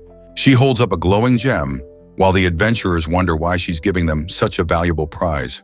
A massive explosion detonates in an instant, engulfing the gullible party in a blinding cloud of fire and smoke. Taking advantage of the chaos, the maid leaps through the treetops with inhuman agility, leaving her pursuers in the dust. Coughing through the debris, the knight laughs it off, foolishly convinced that she only ran away because she was terrified of their might. The witch girl screams as she realizes that something else was left behind during the blast. A cylinder hits the ground and begins hissing out thick, dark fumes that signal a second, even deadlier trap. The survivors freeze in pure horror as they realize the smoke is attracting every monster in the vicinity. Nightmarish beasts creep out of the fog, surrounding the exhausted party who have just been lured into another death zone. Back with the main group, Satoru pauses and tilts his head, sensing a disturbance echoing from the deeper parts of the forest. Commander Gourds and the other soldiers take a breather, dismissing the elder's concerns as nothing more than a trick of the imagination. Gold pulls Satoru aside, finally ready to ask the one question that has been burning in his mind since the fight began. He looks at the little girl following them and asks point blank if she is actually the elder's granddaughter. A flock of birds takes flight as the tension of the earlier battle finally begins to settle over the landscape. Satoru shakes his head with a chuckle, clarifying that there is absolutely no biological relation between them. Gold nods in understanding, concluding that she must simply be another lost child the kind-hearted Gramps decided to rescue. Suddenly, the little girl reaches out and firmly tugs on Satoru's robe to get his attention. With a bright, innocent smile that could melt stone, she looks him in the eye and calls him Grandpa. The three men stand frozen in a state of total confusion, wondering if the child knows something about the elder that they don't.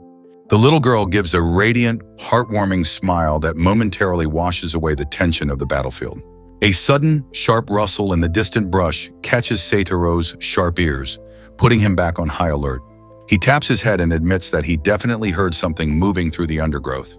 Gourds lets out a hearty laugh, dismissively telling the Gramps that his overactive imagination is finally getting the better of him.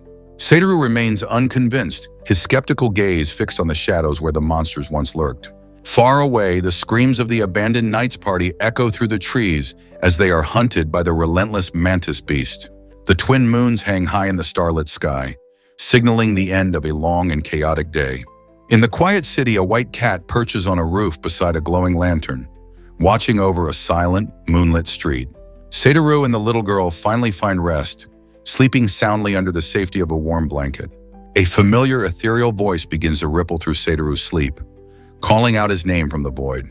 The goddess Ithril manifests in a burst of blinding celestial light, her presence radiating power and urgency. Satoru sits up in bed, realizes that the deity is speaking directly into his consciousness. Rubbing the sleep from his eyes, he listens as Ithril admits she has descended to ask him for a very serious favor. Satoru's first reaction is to tell her to turn off her bright halo, complaining that she's going to bother the neighbors at this hour. The divine glow fades into the soft light of the room as they prepare to discuss the matter at hand.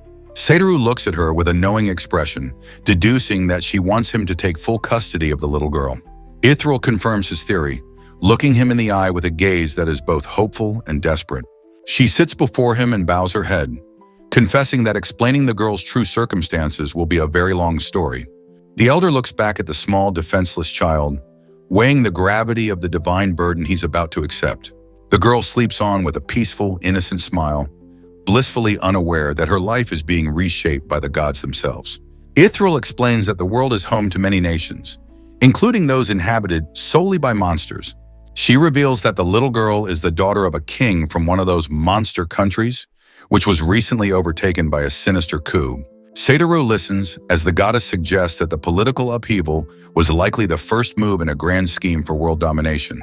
Ithril admits that while she was able to rescue the princess, any further divine intervention would permanently shatter the world's natural balance. She makes a heartfelt plea, asking Satoru to take full responsibility for the child's safety and upbringing.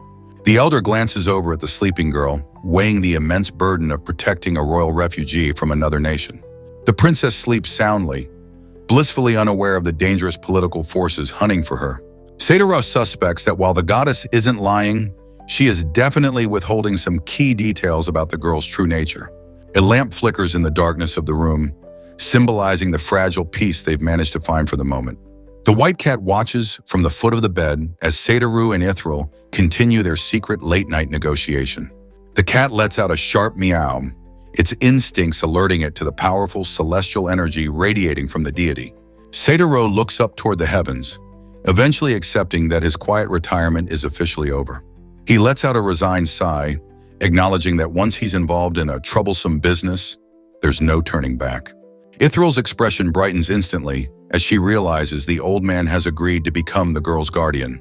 She gives a relieved smile, thankful that she can leave the child in the hands of someone she trusts. Satoru points a finger and tells her to hold her horses, reminding the goddess that they still haven't discussed the conditions of his service. The white cat perches on the windowsill, keeping a watchful eye on the moonlit street outside the inn. The feline leaps back onto the bed to check on the sleeping girl, who remains peacefully tucked under the covers. The princess stirs in her sleep, reaching out to nuzzle the warm fur of her new furry companion. She wakes up with a beaming smile, joyfully addressing the elder and the cat as her new grandpa and big bro. Ithril gives him a warm, trusting look, confident that she has chosen the right man for the job. Satoru offers a faint, knowing smile, finally relenting to the divine request. The trio stands together in the moonlit room, the weight of their new pact hanging in the air. The vast, starry sky stretches overhead as the world remains unaware of the secret alliance formed in the night. Satoru muses on the magnitude of the princess's secret, realizing the true gravity of his new responsibility. Ithril continues to smile, pleased that her most trusted mortal has accepted the burden. The scene shifts to a sunny clearing under a great tree, where the group enjoys a quiet moment of peace. The little girl's laughter rings out as she joyfully calls for her new grandpa. Satoru and the goddess watch her from their spot on the blanket, noting how normal she seems despite her royal lineage. The princess sprints across the grass with the white cat in tow, her energy seemingly limitless. Ithril sips her tea and breathes a sigh of relief, officially handing over the child's future to the elder. Satoru shoots her a sideways glance, his mind still working through the potential dangers of their arrangement. A pot bubbles over the campfire, filling the afternoon air with the savory aroma of their meal. The elder tests the goddess, asking what she would do if he decided to exploit the child for his own gain. He doubles down on the provocation, suggesting he could even abandon her in the middle of their journey. Ithral takes a sip of the bitter tea, her expression remaining remarkably calm despite his threats. She looks him dead in the eye and declares with absolute certainty that she knows he would never do such a thing. Satoru is left speechless, completely blindsided by the deity's unshakable faith in his character. He finally breaks the silence with a smirk, admitting that she's seen right through his tough act. Petting the girl's head as she leans against him, he realizes he still doesn't even know her name.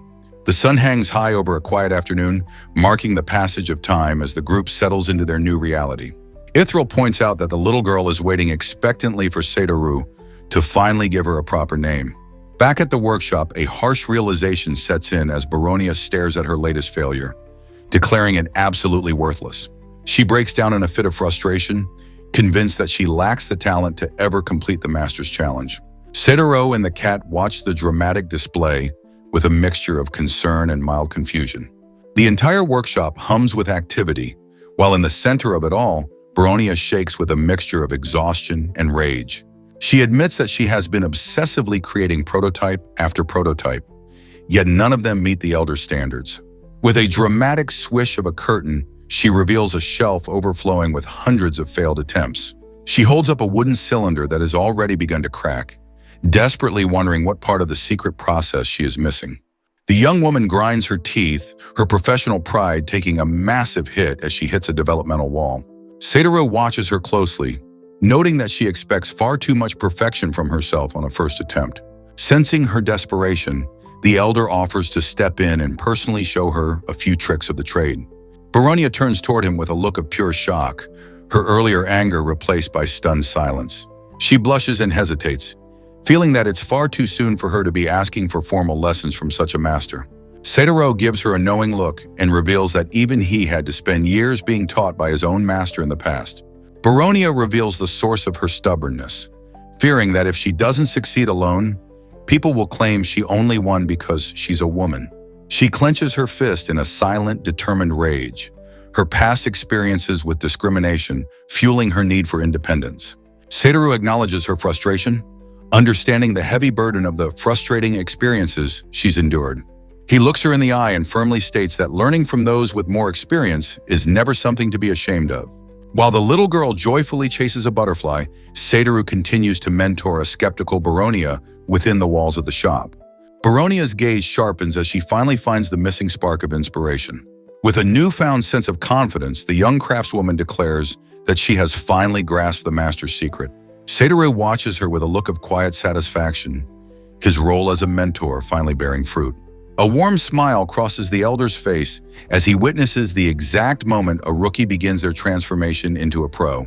He praises her effort, noting that the quality of the latest canisters on the shelf is a massive step up from her previous failures.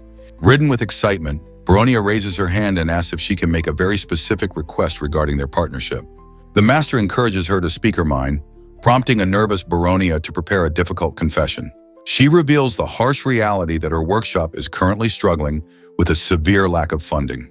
Blushing from embarrassment, she tentatively asks if it would be possible to receive the necessary crafting materials in larger bulk quantities.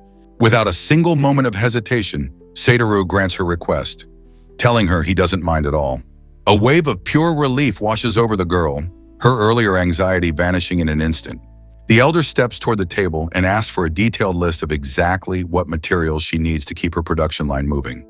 Baronia stands paralyzed in shock, her mind struggling to process the old man's casual approach to such a massive investment. With a theatrical flourish, Satoru manifests a mountain of legendary-grade lumber right in the middle of the shop, nearly burying the workshop in wealth. He casually suggests selling the excess wood to the local merchants, while Baronia celebrates her sudden fortune with a boisterous cheer in the background. The scene shifts to the bustling streets of the city as Satoru prepares to finalize his trade arrangements at the Commerce Guild. A new ledger is opened on the counter, ready to record a business deal that will likely shift the town's entire economy. Ms. Adier expresses her profound gratitude to the elder for his continued support of the local artisans. Calf takes control of the logistics, explaining his plan to release the rare materials into the market slowly to prevent a total economic collapse. Satoru looks back with a puzzled expression, questioning why they have to move so cautiously instead of selling everything at once. Calf breaks down the harsh reality of economics, explaining that flooding the market with rare goods will inevitably cause prices to crash. He warns that such a move would bankrupt every merchant currently holding high-class lumber in their inventory. While it might only be a temporary flood of resources, the immediate impact would be devastating for the town's stability. Once those businesses collapse, there is no guarantee they would ever be able to recover or return to the market. Calf asserts that a true official's duty includes protecting the integrity of the marketplace itself. Addie confirms that their primary role is to maintain control over the flow of merchandise, even if it means sacrificing immediate profit. The little girl looks up in total confusion, finding the adults' long-winded talk about money and trade incredibly boring.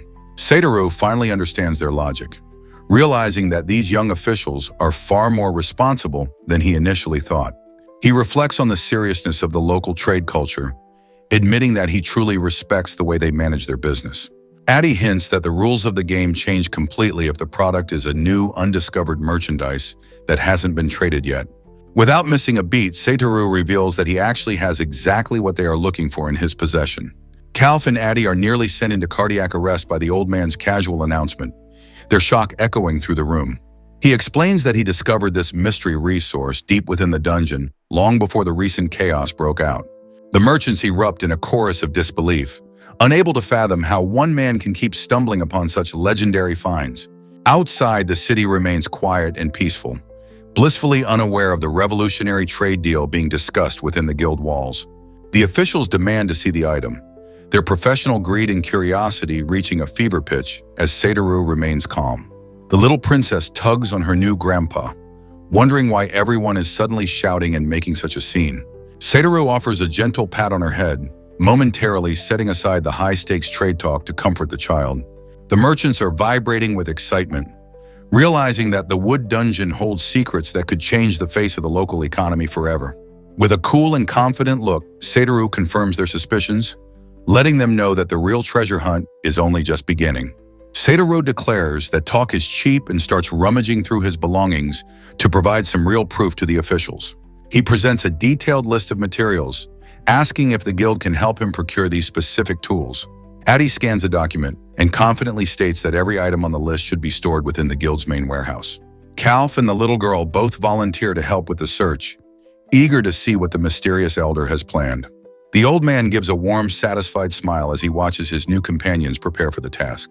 They arrive at the guild's massive storage facility, where the air is thick with the scent of old wood and forgotten treasures.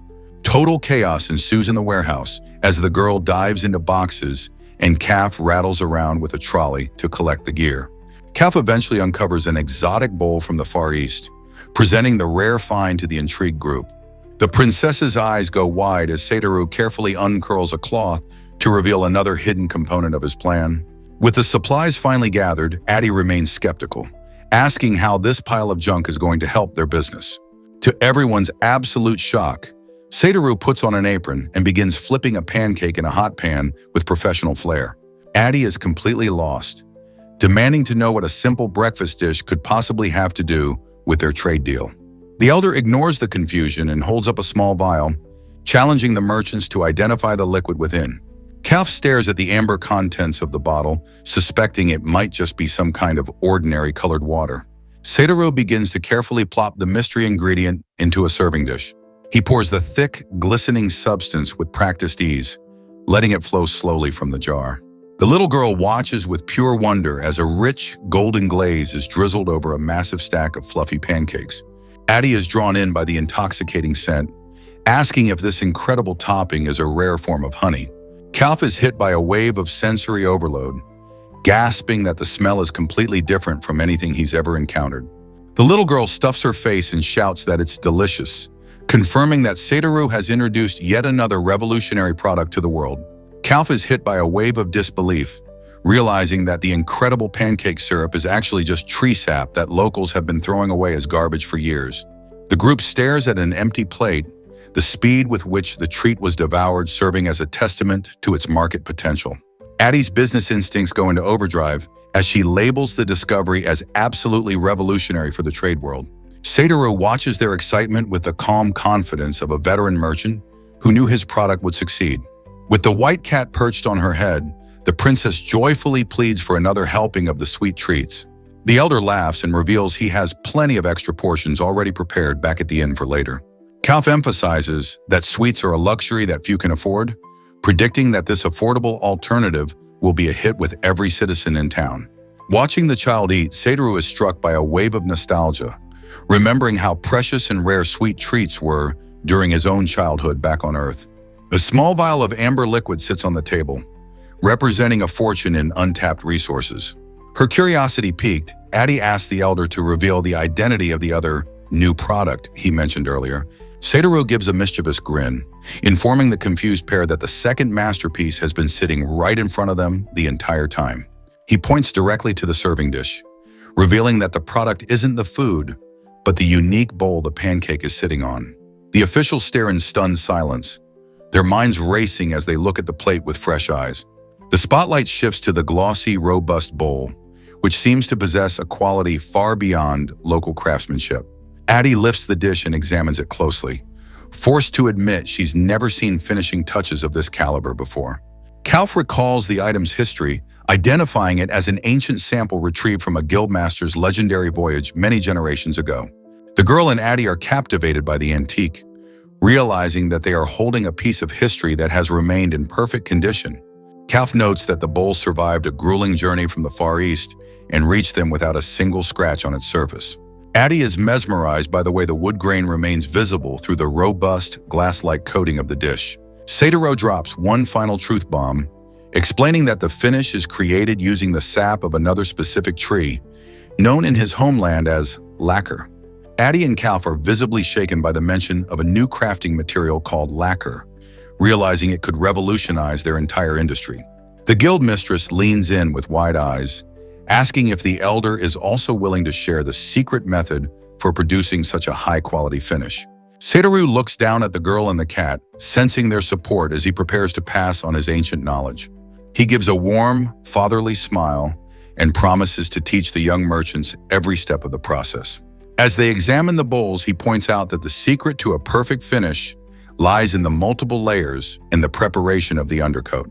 The little princess interrupts the professional talk, holding the cat tightly and loudly demanding a second helping of pancakes. Satoru chuckles at her enthusiasm, happy to see the child finally finding comfort and joy in this new world. The meeting concludes with Satoru patting the girl's head while the officials gather their notes and prepare to close the deal. Kef asks the elder about his itinerary for the afternoon, curious about the legendary mage's next move in the city. Satoru reveals his plan to return to the Wood Labyrinth to harvest a fresh supply of the high-grade sap needed for their production. They part ways at the guild steps, agreeing to reconvene tomorrow morning at the same time to begin the formal lessons.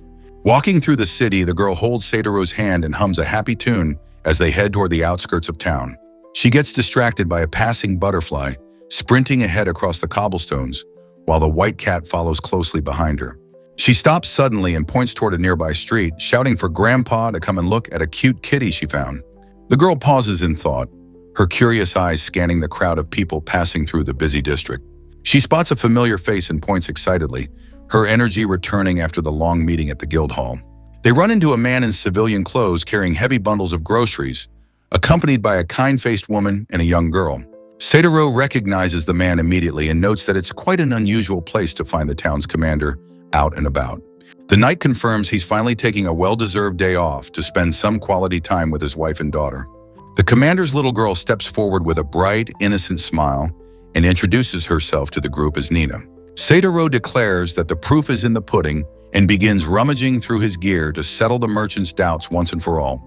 He produces a specific list of requirements, asking the guild officials to help him gather the tools necessary for his next demonstration.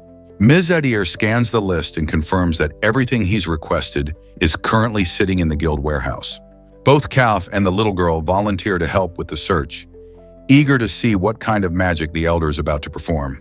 Satoru gives a warm, fatherly smile as he watches the energetic group prepare to raid the storage rooms. They head deep into the guild's massive warehouse, a place filled with the dusty relics of 1,000 different trades. The warehouse erupts in noise as the princess dives into boxes and Calf rattles around with a trolley to collect the items. Calf eventually unearths a rare, high-quality bowl from the Far East, presenting the exotic find to the group.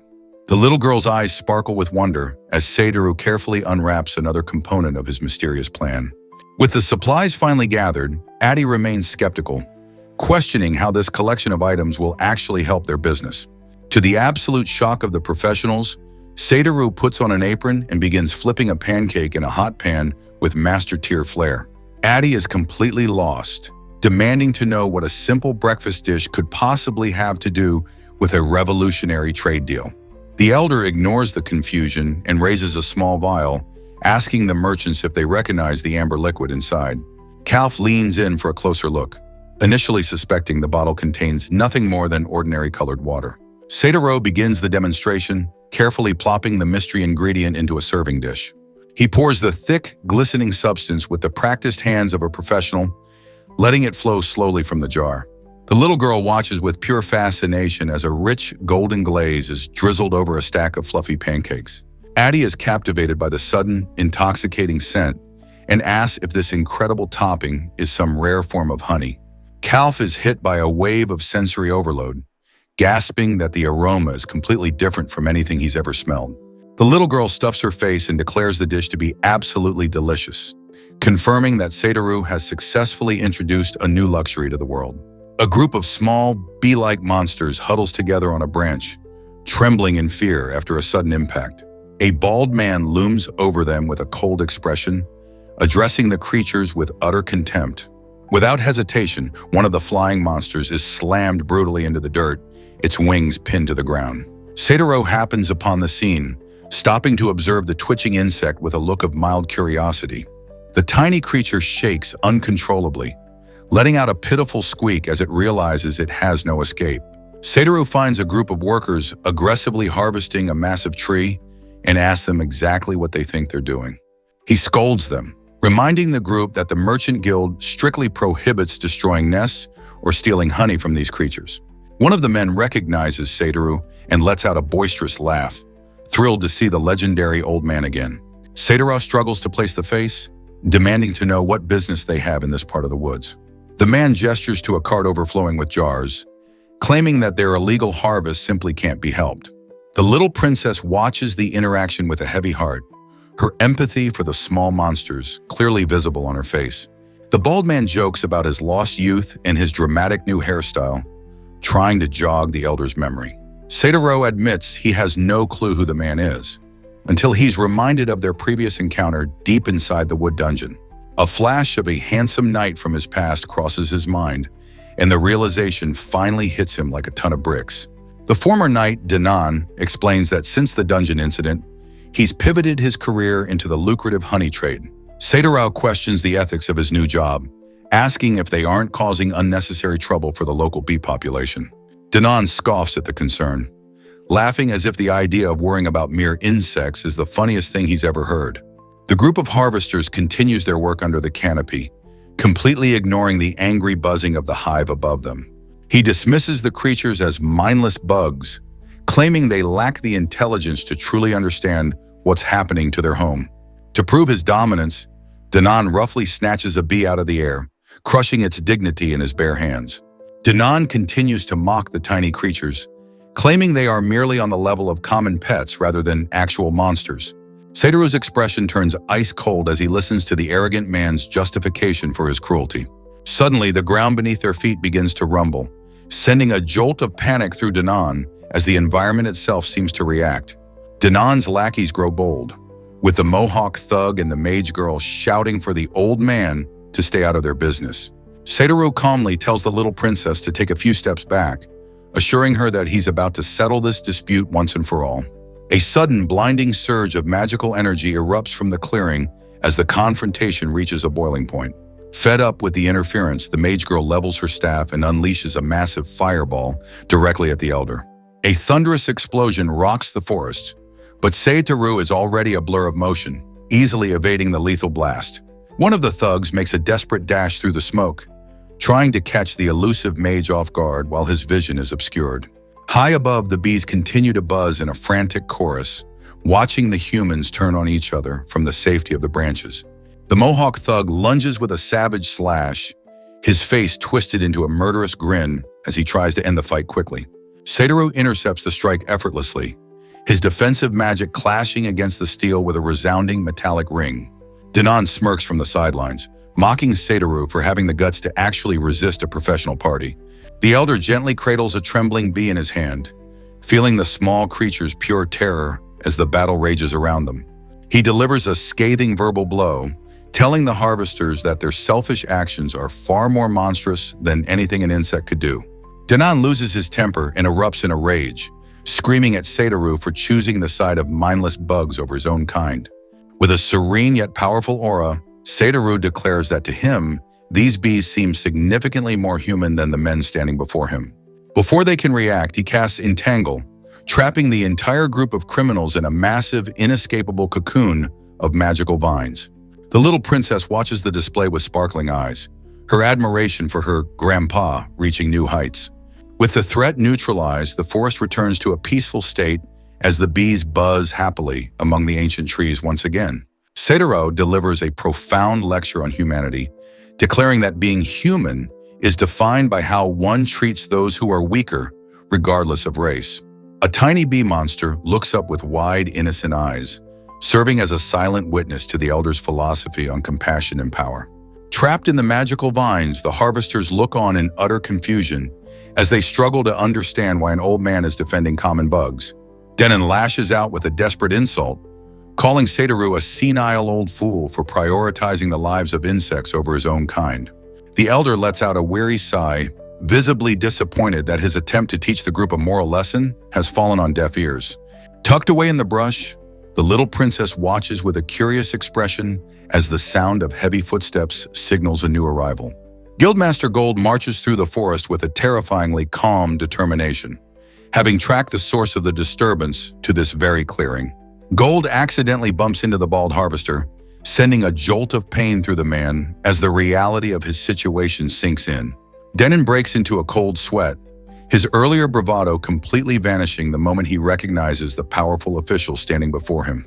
Gold looms over the captured group with a menacing aura, identifying them as Locke and demanding they answer for their crimes alongside Danon and Sheena. The trio of criminals is paralyzed with fear, staring in horror at the one man in the region they absolutely did not want to see. The Guildmaster erupts in a thunderous yell, warning the group that he has no intention of letting them off easy after the mess they've caused. Completely overwhelmed by the weight of his impending punishment, Danon stares blankly into the distance with a look of pure doom. Satoru approaches the official and offers a polite apology, admitting he never intended for the Guildmaster to handle such a minor matter personally. Gold explains that a report from the legendary Gramps is a top priority, especially when the perpetrators are disgraced members of his own guild branch. He turns his cold gaze back to the shaking harvesters, informing them that their time for making excuses has officially come to an end. Gold continues to berate the group while Satoru stands by, content to let the authorities handle the legal cleanup of the honey raid. The elder looks on with a serene expression, his work in protecting the forest ecosystem finally complete. The little princess stares intently at the scene, her large eyes filled with a mixture of wonder and respect for her guardian's wisdom. From the edge of the clearing, Satoru and the girl watch as the Guildmaster prepares to haul the criminals back to civilization, restoring peace to the buzzing hive. Satoru stares into the distance, lost in thought as the goddess reveals the shocking truth about his new companion. Ithril drops a bombshell, explaining that the little girl is currently maintaining a human appearance to hide her true nature. She reveals the girl is actually a rare bright slime, possessing the legendary skills of absorption and nullification despite her low level. The elder is visibly rattled by the revelation, realizing the sheer magnitude of the power he is now meant to guard. Ithril gives a gentle, encouraging smile, entrusting the fate of the monster princess to Satoru's experienced hands. The little jiggling creature tilts her head in confusion, unaware of the complex divine politics being discussed over her head. The goddess elaborates on the idler skill, a terrifying ability that allows the user to negate any attack and claim its power for themselves. Satoru uses his high-tier appraisal to verify the stats, confirming that the child's potential is absolutely outrageous. Ithril warns that the girl can nullify all magic and skills, making her the ultimate target for anyone seeking absolute power. Unbothered by her own god-tier abilities, the little slime simply lets out a wide yawn and prepares to take a nap. The deity makes a final request, asking Satoru to officially become the child's godparent and guide her through the mortal world. Satoru sweats at the thought, questioning if he is truly the right person to handle such a world-shaking responsibility. Ithril insists, pleading with him to shield the girl from those who would surely use her as a weapon of war. She points out that the child has already formed a deep bond with him, making him the only logical choice for her protection. The slime jiggles happily against him, her affection serving as the final argument that breaks the old man's resolve. Satoru finally accepts the duty, resolving to find a name that truly suits the special girl he's decided to raise. He falls into a deep silence as he sifts through his memories, searching for the perfect title for his new granddaughter. He suddenly snaps back to reality with a jolt, his internal monologue interrupted by a voice from the physical world. Gold laughs and asks if the Gramps has finally gone senile, mocking him for spacing out in the middle of a forest. The Guildmaster promises to handle the captured criminals personally and offers Satoru full compensation for his help in the woods. Gold prepares to haul the criminals away, while Satoru apologizes for making the official travel all this way into the forest. The defeated harvesters are dragged off into the distance, screaming for mercy as the elder wishes the Guildmaster a safe trip back. Gold gives a confident thumbs up, satisfied with the day's arrest before disappearing into the thick tree line. Satoru turns his attention to the casualties of the raid, telling the little princess it's time to bring the injured bees back to their home. With a flick of his wand, he casts Heal All and Float, sending the recovered insects drifting gently through the morning air. The grateful swarm leads the pair deeper into the woods, with the little girl happily cradling one of the fuzzy monsters in her arms. Satoru notes the unusual intelligence of these creatures, suspecting they are evolving into higher-tier demon entities right before his eyes. The escort finally reaches the heart of the territory, where a massive guardian bee emerges to greet the mysterious human savior. The little girl gasps in total awe, her eyes sparkling as she takes in the magnificent hidden world of the insect colony. Within a hollow of a giant ancient tree sits a beautiful, humanoid queen bee, who stares down at the intruders with a mixture of suspicion and curiosity. The queen remains still, her royal aura commanding absolute respect as she processes the unexpected arrival of an elderly human mage. She questions her subjects on why they would bring outsiders into their sacred sanctuary, her voice echoing with divine authority. After hearing the report, the queen's skepticism turns to shock as she realizes these humans were the ones who protected her children from the harvesters. She acknowledges Satoru's wisdom, admitting that finding a human capable of such empathy and communication is a rare miracle. The queen bee politely asks for his identity, her earlier hostility completely replaced by a sense of profound debt. He introduces himself as Satoru and casually mentions he originally just came into these woods to do a bit of business. To show her gratitude, the queen orders her swarm to prepare a collection of royal gifts for their honored guest. She presents him with jars of legendary honey and a set of magical rings, declaring the jewelry to be a permanent proof of trust. Satoru identifies the rings as high-tier artifacts that ward off any potential attacks from bug-type monsters or demons. The little girl holds the glowing treasure in her tiny hands, absolutely mesmerized by the incredible magic of the gift. The queen bee narrows her eyes, sensing a strange and ancient aura emanating from the little girl standing before her. She leans in for a closer look, trying to decipher the true nature of the child who accompanied the human mage into her sacred grove. The little princess looks back with wide-eyed curiosity, completely unaware of the royal scrutiny she is currently under. A peaceful breeze rustles the leaves of the ancient sanctuary as the forest holds its breath for the next move. The queen bee addresses Satoru directly, asking him to reveal the name of the girl he is protecting. The girl begins to stammer in confusion, hit by the sudden realization that she doesn't actually have a name of her own. Satoru looks down at his ward and notices her distress, his expression softening as he realizes he's been neglectful. He tells the queen that the child is actually just about to be named and invites the insect monarch to serve as a formal witness to the event. The girl looks up with a gasp of pure anticipation, her heart racing at the thought of finally receiving a real identity. Suddenly, a blinding flash of light descends from the heavens, catching even the elder by surprise. The group stands bathed in a radiant glow as the atmosphere of the forest clears to make way for a divine presence. A celestial figure with flowing hair manifests within the light, radiating a power that dwarfs everyone in the clearing. The queen bee is struck with awe, recognizing the arrival of a supreme being within her humble territory. Satoru remains silent, his deadpan expression suggesting he is already quite done with the god's penchant for dramatic entrances. The divine messenger descends slowly, his feet hovering just above the forest floor as he approaches the small group. He gives a cheerful smile and announces that he is thrilled to have made it in time for the girl's official naming. While Satoru tries to claim it's nothing as grand as a ceremony, the god firmly insists that this moment is incredibly important for the world. The god reaches out and gently places a hand on the child's head, his touch filled with a warm, guiding energy. He places a crown of shimmering, ethereal flowers upon her brow to mark the beginning of her new life. The queen bee officially agrees to serve as the witness, and Satoru offers a final word of thanks as they prepare for the ritual. Satoru stands before the divine witness and the forest queen, ready to announce the name that will define the princess's future. With a gentle, grandfatherly look, he finally speaks the name he chose, Luce. The little girl's face lights up with pure, unadulterated joy as she officially accepts her new identity. The celestial being and the queen bee celebrate the occasion, watching as Luce jumps with excitement under her new name. Satoru shares a quiet moment with the god, admitting that seeing the child this happy makes every bit of the trouble worth it. Luce tackles her grandpa with a massive hug, while the divine observers express their deep gratitude for Satoru taking on this responsibility.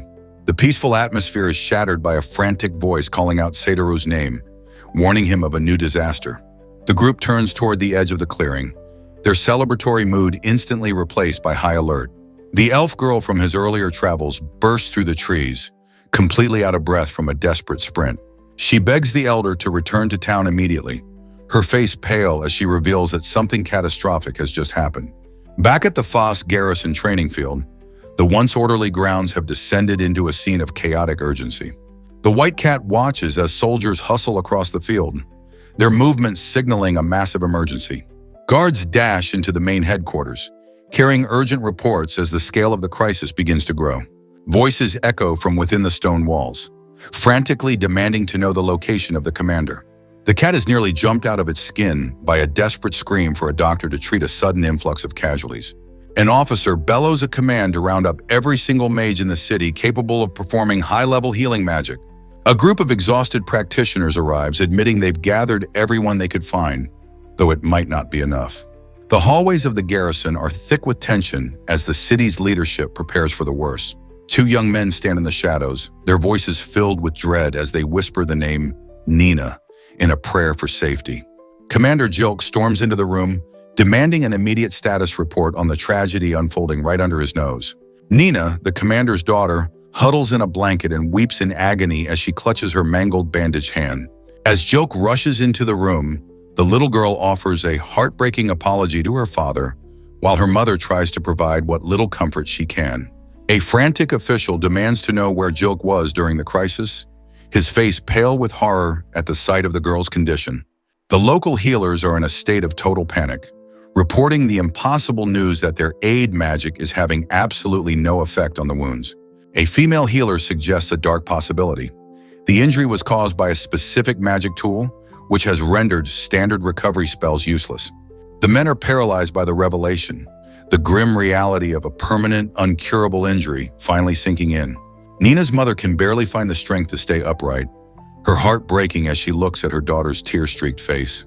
Jilk stares at the injury with cold dread, suspecting the forbidden weapon involved was taken directly from the garrison's secret armory. He narrows his eyes and demands to know the identity of the person who gave a child permission to handle such a lethal artifact.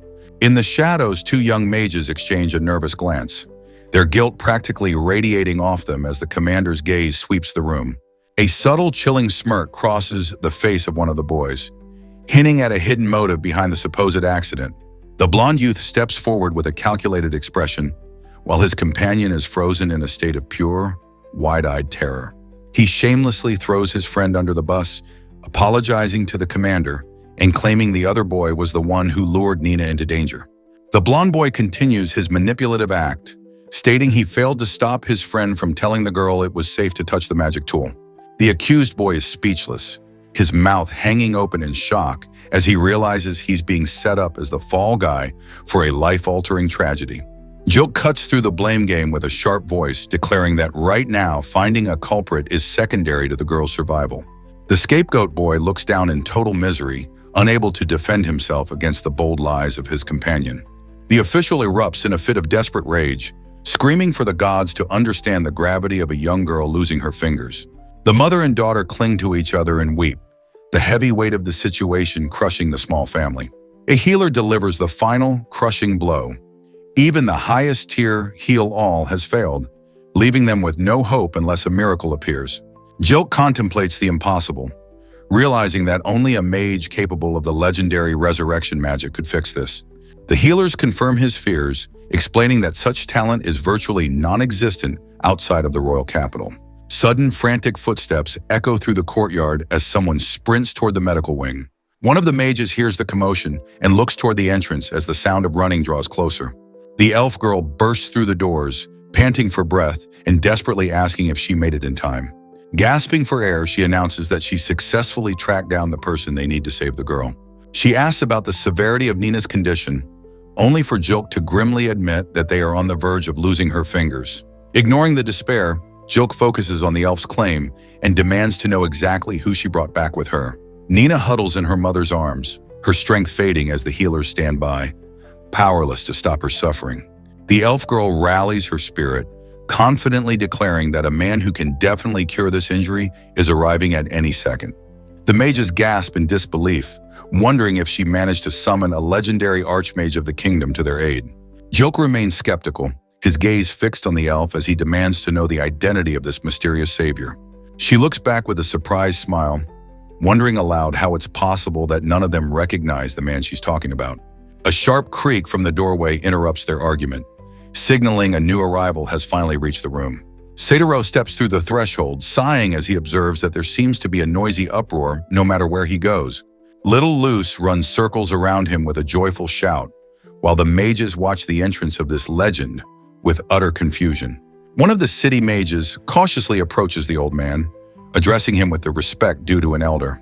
Staring at the grandfatherly figure, the mage asks point blank if he is actually a high-ranking master of the arcane. Satoru gives a modest, slightly amused smile and asks if he truly gives off the aura of a powerful sorcerer. To the shock of everyone in the room, he casually informs them that he is nothing more than a simple traveling peddler. The blonde youth narrows his eyes, his manipulative facade momentarily flickering as he processes the newcomer's arrival. An official barks a loud command, silencing the room's skepticism because right now, status means nothing compared to the girl's life. He desperately begs the Gramps to intervene, his voice cracking as he points toward the suffering child. Satoru approaches the bed and observes a severe injury, confirming with a heavy heart that Joke's daughter has indeed lost her fingers. He offers a sympathetic look to the poor thing, calmly promising to heal her immediately and telling her to rest assured. Joke is thunderstruck by the claim, demanding to know if Satoru truly has the power to undo such a catastrophic wound so quickly. Without a moment's hesitation, the elder levels his wand and quietly chants the words for resurrection. A brilliant, shimmering light erupts from the wand, enveloping Nina's bandaged hand in a warm, magical glow.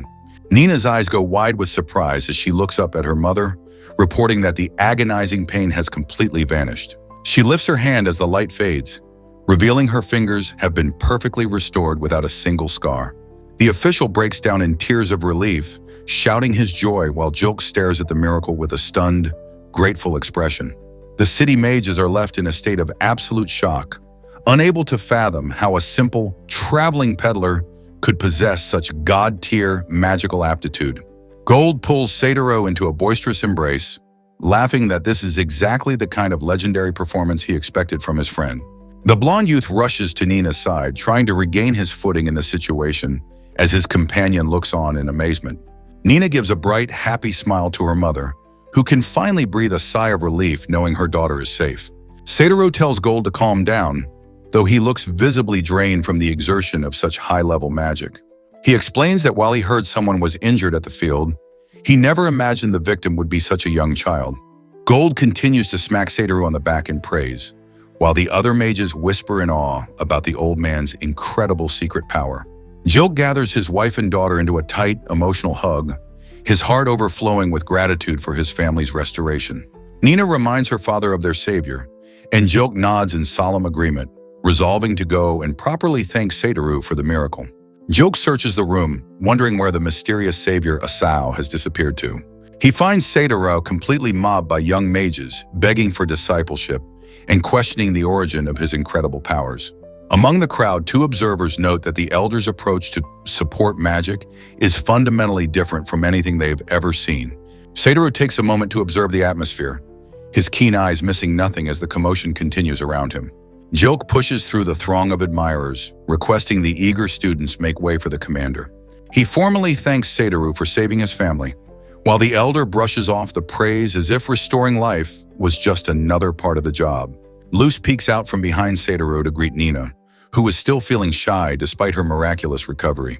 The two girls share a joyful hug, with Luz praising Nina for being so brave during the terrifying ordeal.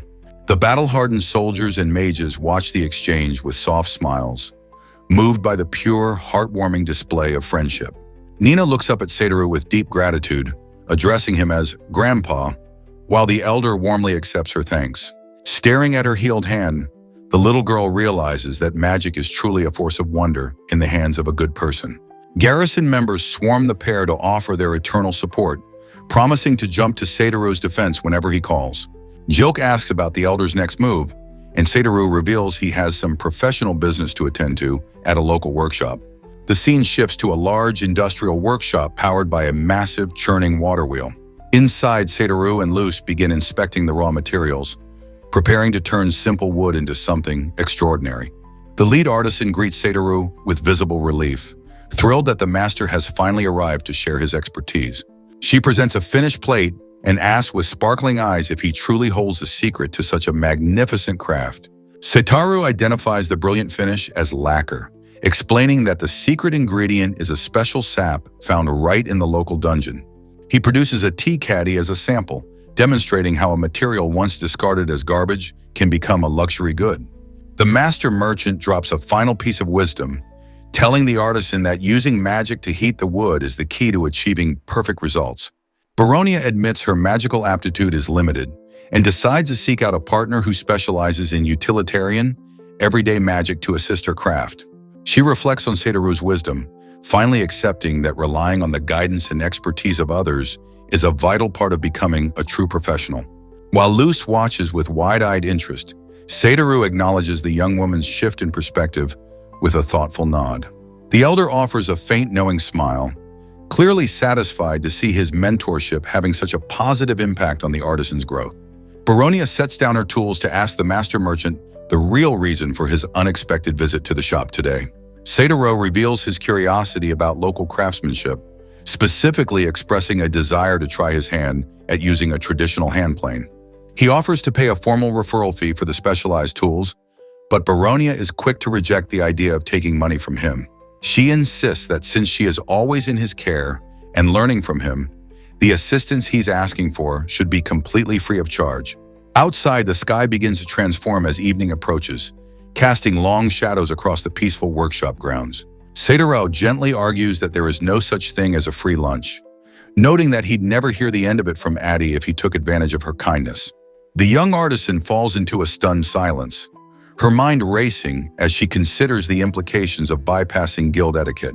She shudders at the thought of a menacing Addie finding out, realizing the lecture she'd receive would be absolutely terrifying. With a nervous laugh, Baronia proposes a compromise, suggesting that the referral fee be paid in high-quality lacquer instead of gold. Satoru gives a warm, satisfied smile, happy to have reached a business arrangement that maintains everyone's professional dignity. Luz wanders through the workshop in a daze of curiosity, her attention suddenly diverted by a strange sensation in the air. Ms. Adier arrives at the door with a polite knock, announcing she's brought a basket of food to share with the hard-working group.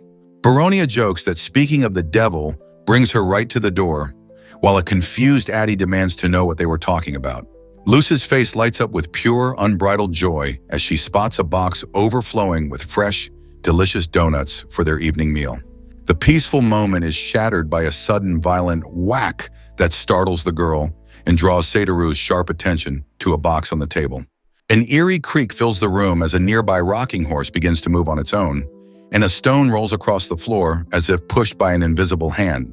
Baronia and Addie recoil in shock, unable to comprehend why a stone would suddenly roll through the room of its own accord. Baronia's face twists in anger as she realizes that the same mysterious agitators have targeted her workshop once again. She skids to the entrance and scans the area, but the culprits have already vanished into the night. The artisan curses her luck while Satoru and Luce watch the girl's simmering frustration with a mix of concern and curiosity. The elder falls into a deep silence, rubbing his chin as he begins to analyze the true nature of this recurring harassment. The sun finally sets, leaving the city of Foss under a vast, sparkling canopy of stars. Despite the late hour, the garrison training field echoes with the thunderous shouts of soldiers engaged in intense combat drills. Total chaos erupts on the field as a single tiny figure begins to systematically dismantle the professional guardsmen. Joke watches from the sidelines in absolute disbelief as Luce forces his elite soldiers to surrender one by one. The little girl unleashes a high-flying kick that sends a massive soldier reeling, demonstrating movements far more advanced than anything the commander has ever witnessed. While Luce dominates the training ground, Satoru and Gold engage in a quiet game of Go, treating the surrounding violence like peaceful background noise.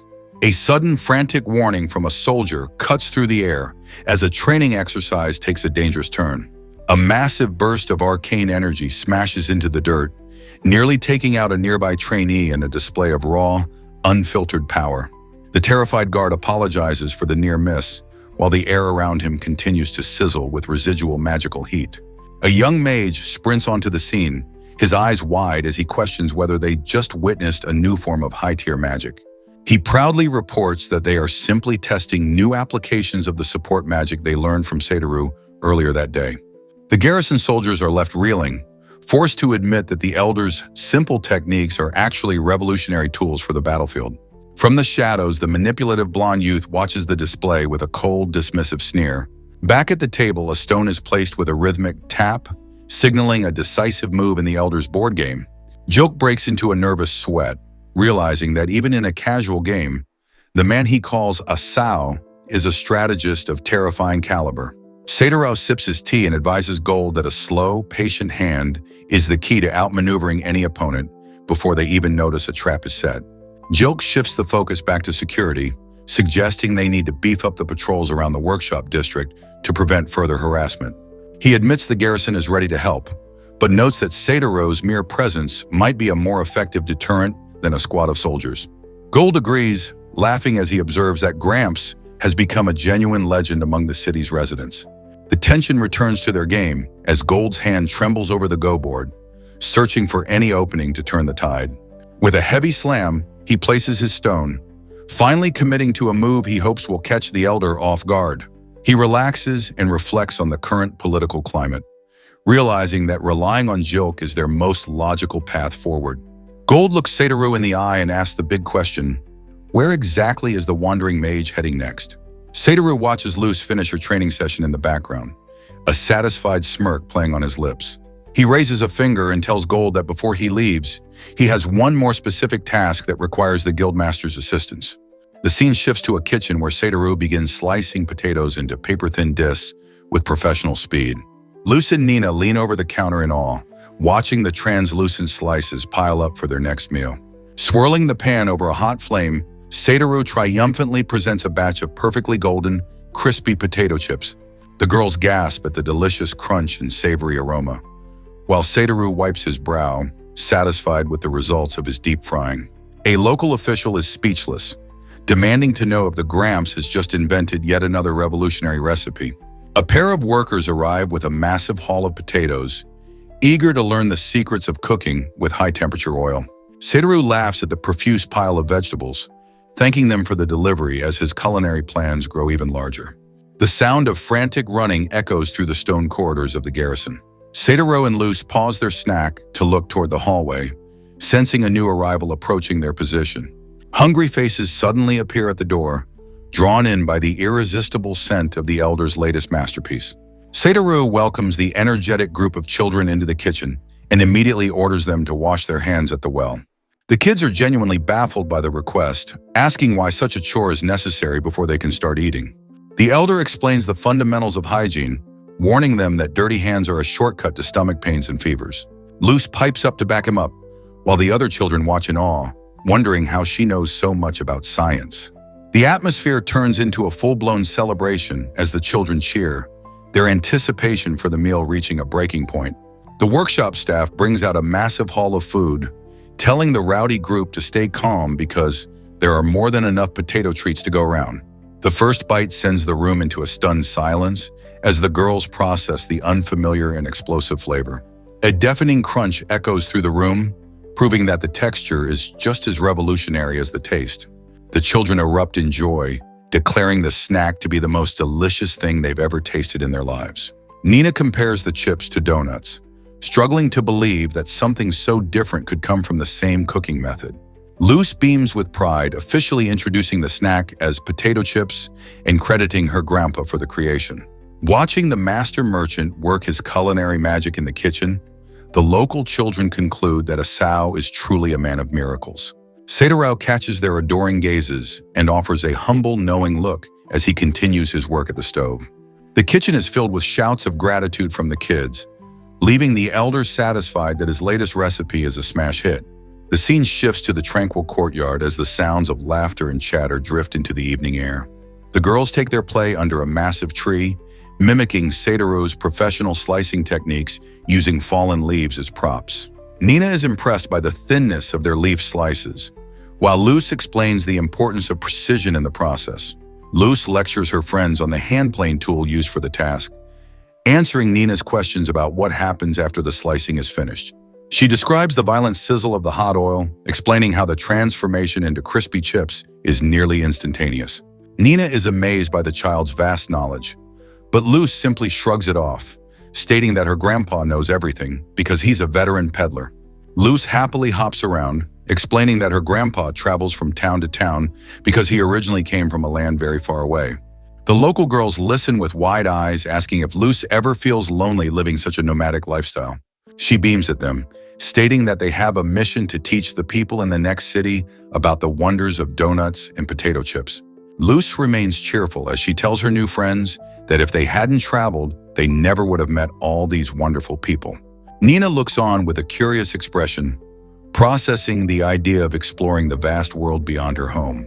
The guild mistress interrupts their talk, calling out from the porch that it's officially time to eat and for everyone to gather quickly. Seitaro and the workshop staff present massive platters of food, while the children sprint back toward the building with excitement. Before they can touch a single bite, the woman gives a stern but kind reminder that good children always wash their hands and rinse their mouths first. The group of kids does a quick U-turn, heading straight for the water well to follow the hygiene rules before the feast begins. While the water splashes, the adults begin discussing the logistics of the next leg of Seitaru's journey. The courtyard is filled with a lively atmosphere as everyone sits down to eat, with Seitaru advising the kids to chew properly and enjoy a variety of foods. The elder watches the group with a warm, peaceful smile, satisfied to see the children so energetic and happy. He transitions back into his professional merchant persona, turning his focus toward the practical matters of navigation and trade. Baronia presents a massive, detailed map of the main roads, while Seitaru suggests they discuss their business plans over the meal. The artisan notes that a map of this scale would normally be a massive burden to carry during a journey. Seitaru laughs it off, reminding her that his inventory skill makes the size of his luggage completely irrelevant. Looking over the parchment, the elder admits that despite the detailed guide, he still hasn't decided which city to visit next. He points out the two main routes from Foss, noting that heading along the main roads will lead them either to Lake Ilican or the Lycus coast. Luce peeks over the edge of the table while munching on a snack, listening intently to the mention of these new destinations. The little girl tilts her head in confusion at the terms coast and lake, prompting Seitaru to realize she has never seen a large body of water before. Seitaru gives Luce a quick lesson on geography, describing a lake as a massive body of water and the coast as the border where land meets the salty sea. Hearing about the scale of the ocean, Luce's eyes sparkle as she excitedly declares she wants to see the huge one. Seitaru promises to take her there eventually, While Addie agrees that visiting such places would be a wonderful experience for the child, Addie points to the map, showing that Lake Ilican lies to the north while the Lyca's coast is to the southeast, both being hubs for rare merchandise. She notes that the coast is a month-long carriage ride away, suggesting it would be more efficient to stop at the lake first. Satoru ponders the route, deciding that a trek toward Ilican followed by a journey to Lycus fits his schedule perfectly. While the children munch on snacks, they chime in that traveling through the lake region is the most logical path for their grandfather's pockets. Addie offers to provide a formal letter of recommendation to the Ilican Guild Master to ensure Satoru's business dealings are handled without any friction. The elder gives a grateful smile, acknowledging that such a professional courtesy would be a massive help for his upcoming trade. The guild assistant suggests that Satoru could easily register a mobile stall to sell his high-quality tea and coffee to the locals. Satoru jokes that Luce's cuteness will be his best marketing tool, while the girl strikes a confident pose as the new face of the business. As smoke drifts from the chimneys, the sun finally dips below the horizon, bringing a peaceful end to the day's negotiations. A helpful child gathers the empty plates, marking the conclusion of the evening's feast. Exhausted from a day of frolicking with Luce, the younger children drift off into a deep sleep while the adults continue their quiet conversation. The guild assistant notes with a grin that Luce has already become a local celebrity among the city's youth. Nina's mother arrives to collect her daughter, while Satoru expresses his relief that the children have formed such a strong bond.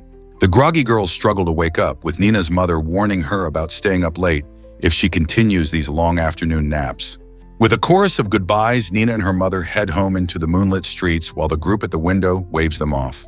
Under the warm glow of a hanging lantern, Satoru settles in to finalize his travel plans.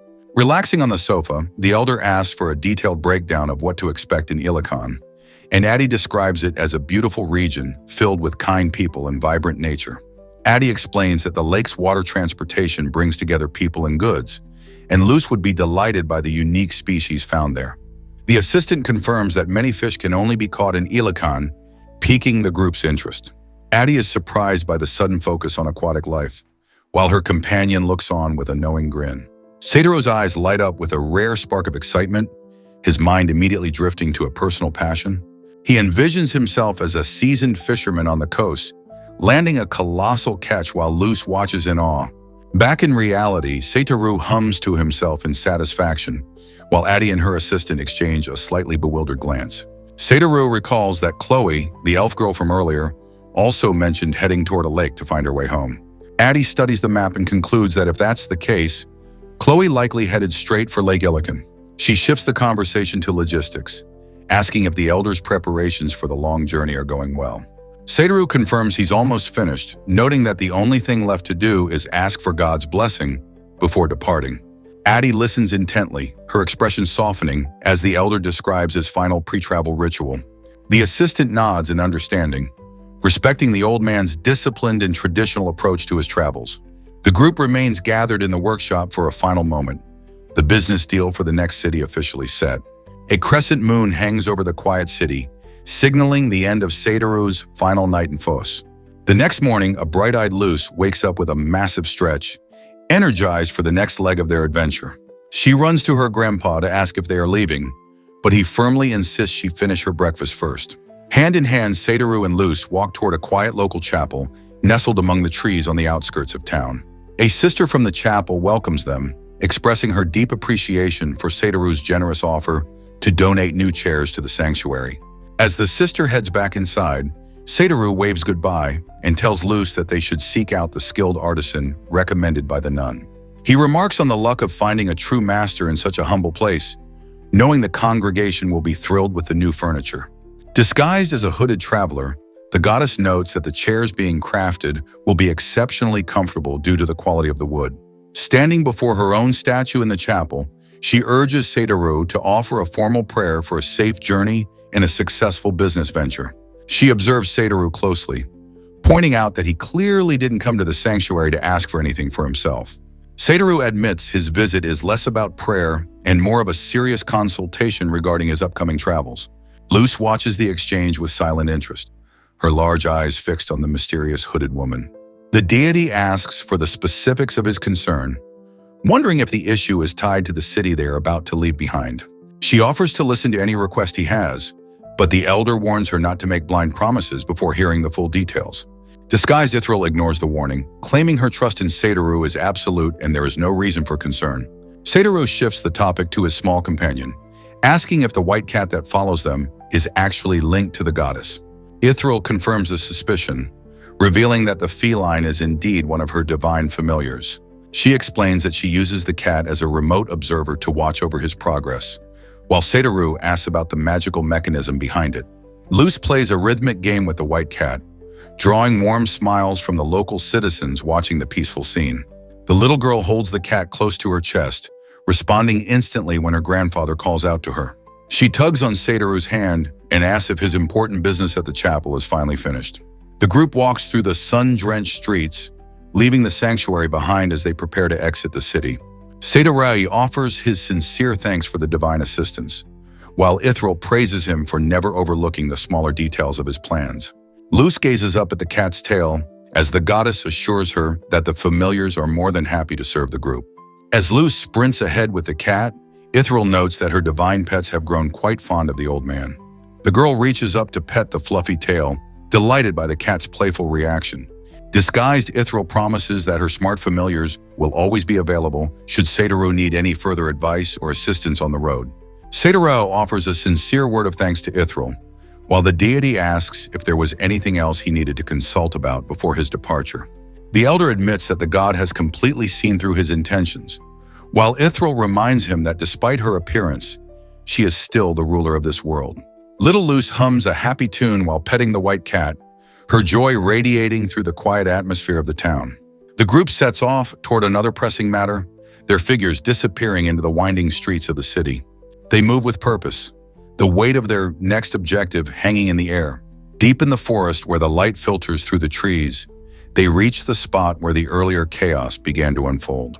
Satoru remarks on the peaceful afternoon, enjoying the serenity that has returned to the woods after the monster rampage.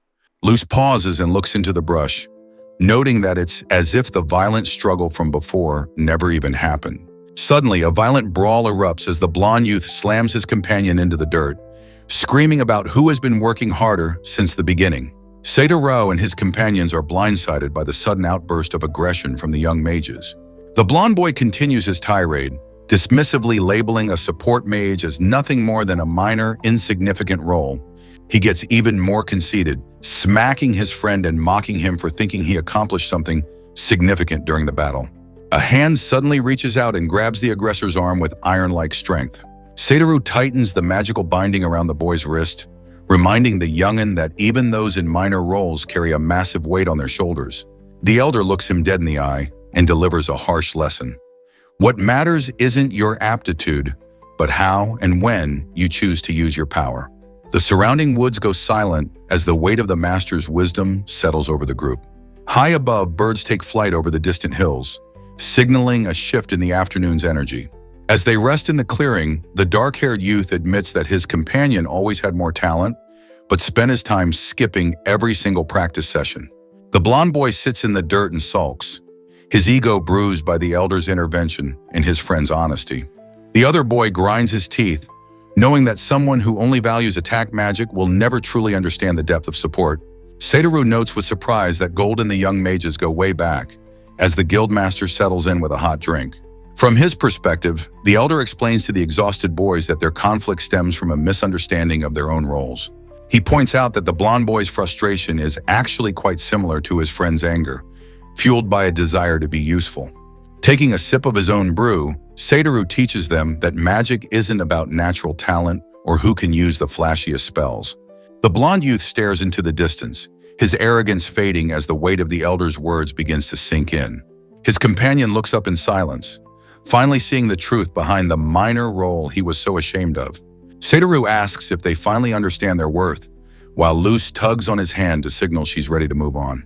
A heavy boot crunches on the grass as a familiar voice calls out to the group from the shadows. Gold emerges from the trees with a grin, asking if he arrived just in time to interrupt a masterclass in life lessons. Satoru greets the guildmaster and tests him, wondering if even a veteran like him knows the true secret of magic. Gold marches forward and bellows that it's obviously about why you use your power, not just how. The two young mages hang their heads in shame, completely silenced by the presence of two legends lecturing them at once.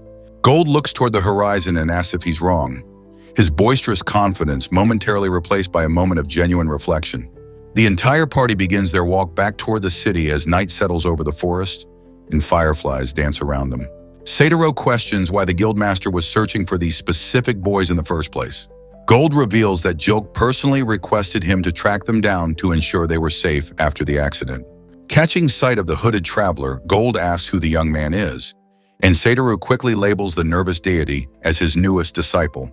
As they trek through the dark, Gold remains his usual fearless self, while Ithril muses on Satoru's incredibly good nature. Gold clarifies that he was actually complimenting the Gramps, and Satoru playfully counters that he was doing the same for him. They finally arrive back at the workshop with its churning water wheel, the day's lessons and conflicts finally drawing to a close. Satoru and Luce arrive at Baronia's workshop for one final visit, surprising the busy artisan with a cheerful morning greeting.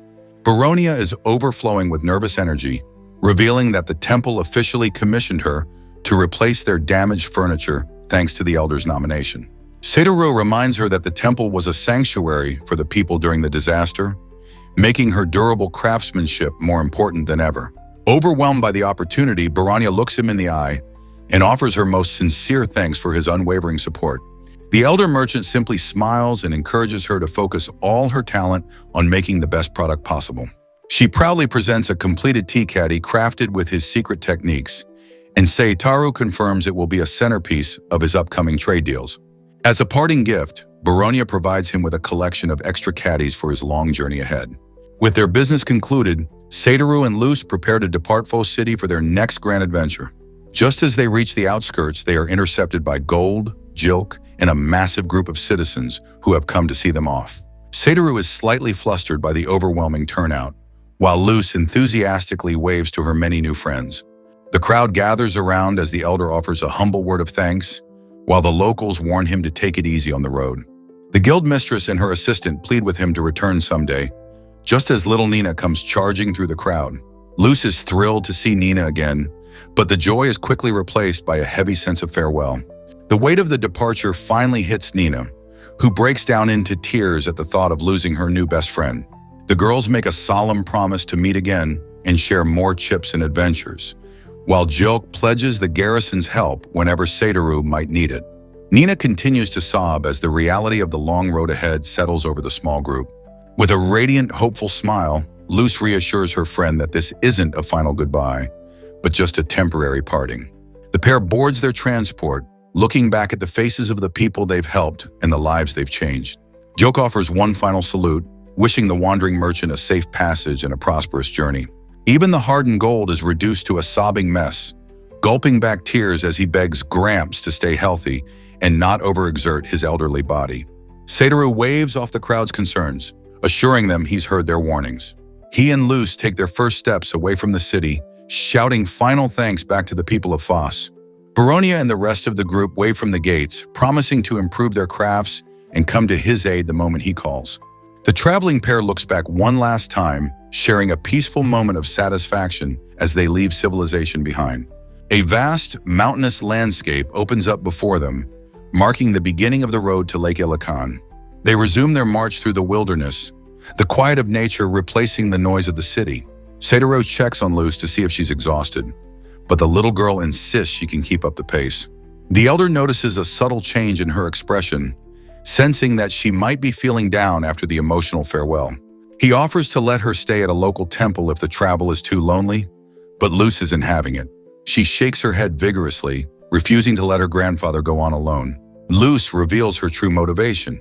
She wants to accompany him so that he won't have to face the loneliness of the road by himself. Satoru is momentarily stunned into silence by the child's profound empathy. He marvels at how admirable and mature her heart has become in such a short time. They continue their journey hand in hand, with Satoru reflecting on the blessing of having such a kind-hearted companion. To cheer her up, he promises to show her something special once they reach their next lodging. They stop by a peaceful river to try their hand at fishing, with Satoru lecturing her on the importance of staying perfectly still. Luce grows impatient, demanding to know what the good thing he promised earlier actually is. The elder keeps his secret, telling her she'll have to wait until they arrive at the inn in the next town. Enticed by the mystery, Luz urges him to pack up and depart immediately so they can reach their destination faster. As they sit by the water, the girl pouts with a mix of curiosity and frustration, eager for the next surprise her grandfather has in store. A mysterious, wolf-like creature rustles in the bushes, its sharp eyes fixed on the fishing line as it realizes there's a fish on the hook. The beast leans in close, its nose twitching as it sniffs the air with intense curiosity. Satoru senses the presence and turns around with a calm question, immediately detecting the hidden observer. He spots the furry head peeking from the brush and wonders if it's some kind of rare dog, noting how unusual it is to see one in this wilderness. Luz is instantly delighted, shouting that she's found a doggy, while Satoru hopes the creature hasn't wandered off and gotten lost. The little girl beams with pure joy, thrilled that the newcomer is looking right at her. The creature flinches in surprise, its predatory instincts momentarily overridden by shock at being discovered.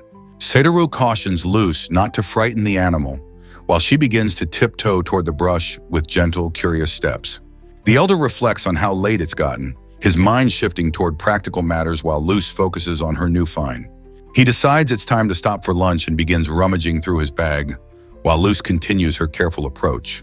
The creature backs away further into the leaves, its wide eyes reflecting a deep-seated fear of the humans. It casts a wary glance back at the approaching child, its muscles tensed and ready to bolt at any second. Luz gives her most reassuring smile, softly telling the creature that she isn't scary and that it's going to be okay. The dog suddenly snaps back with human speech, frantically telling her to be quiet because the situation is anything but okay. Luz freezes mid-step, her brain stalling as she tries to process the fact that the animal just talked to her. She stands in a state of pure, wide-eyed shock, her mouth hanging open in total disbelief.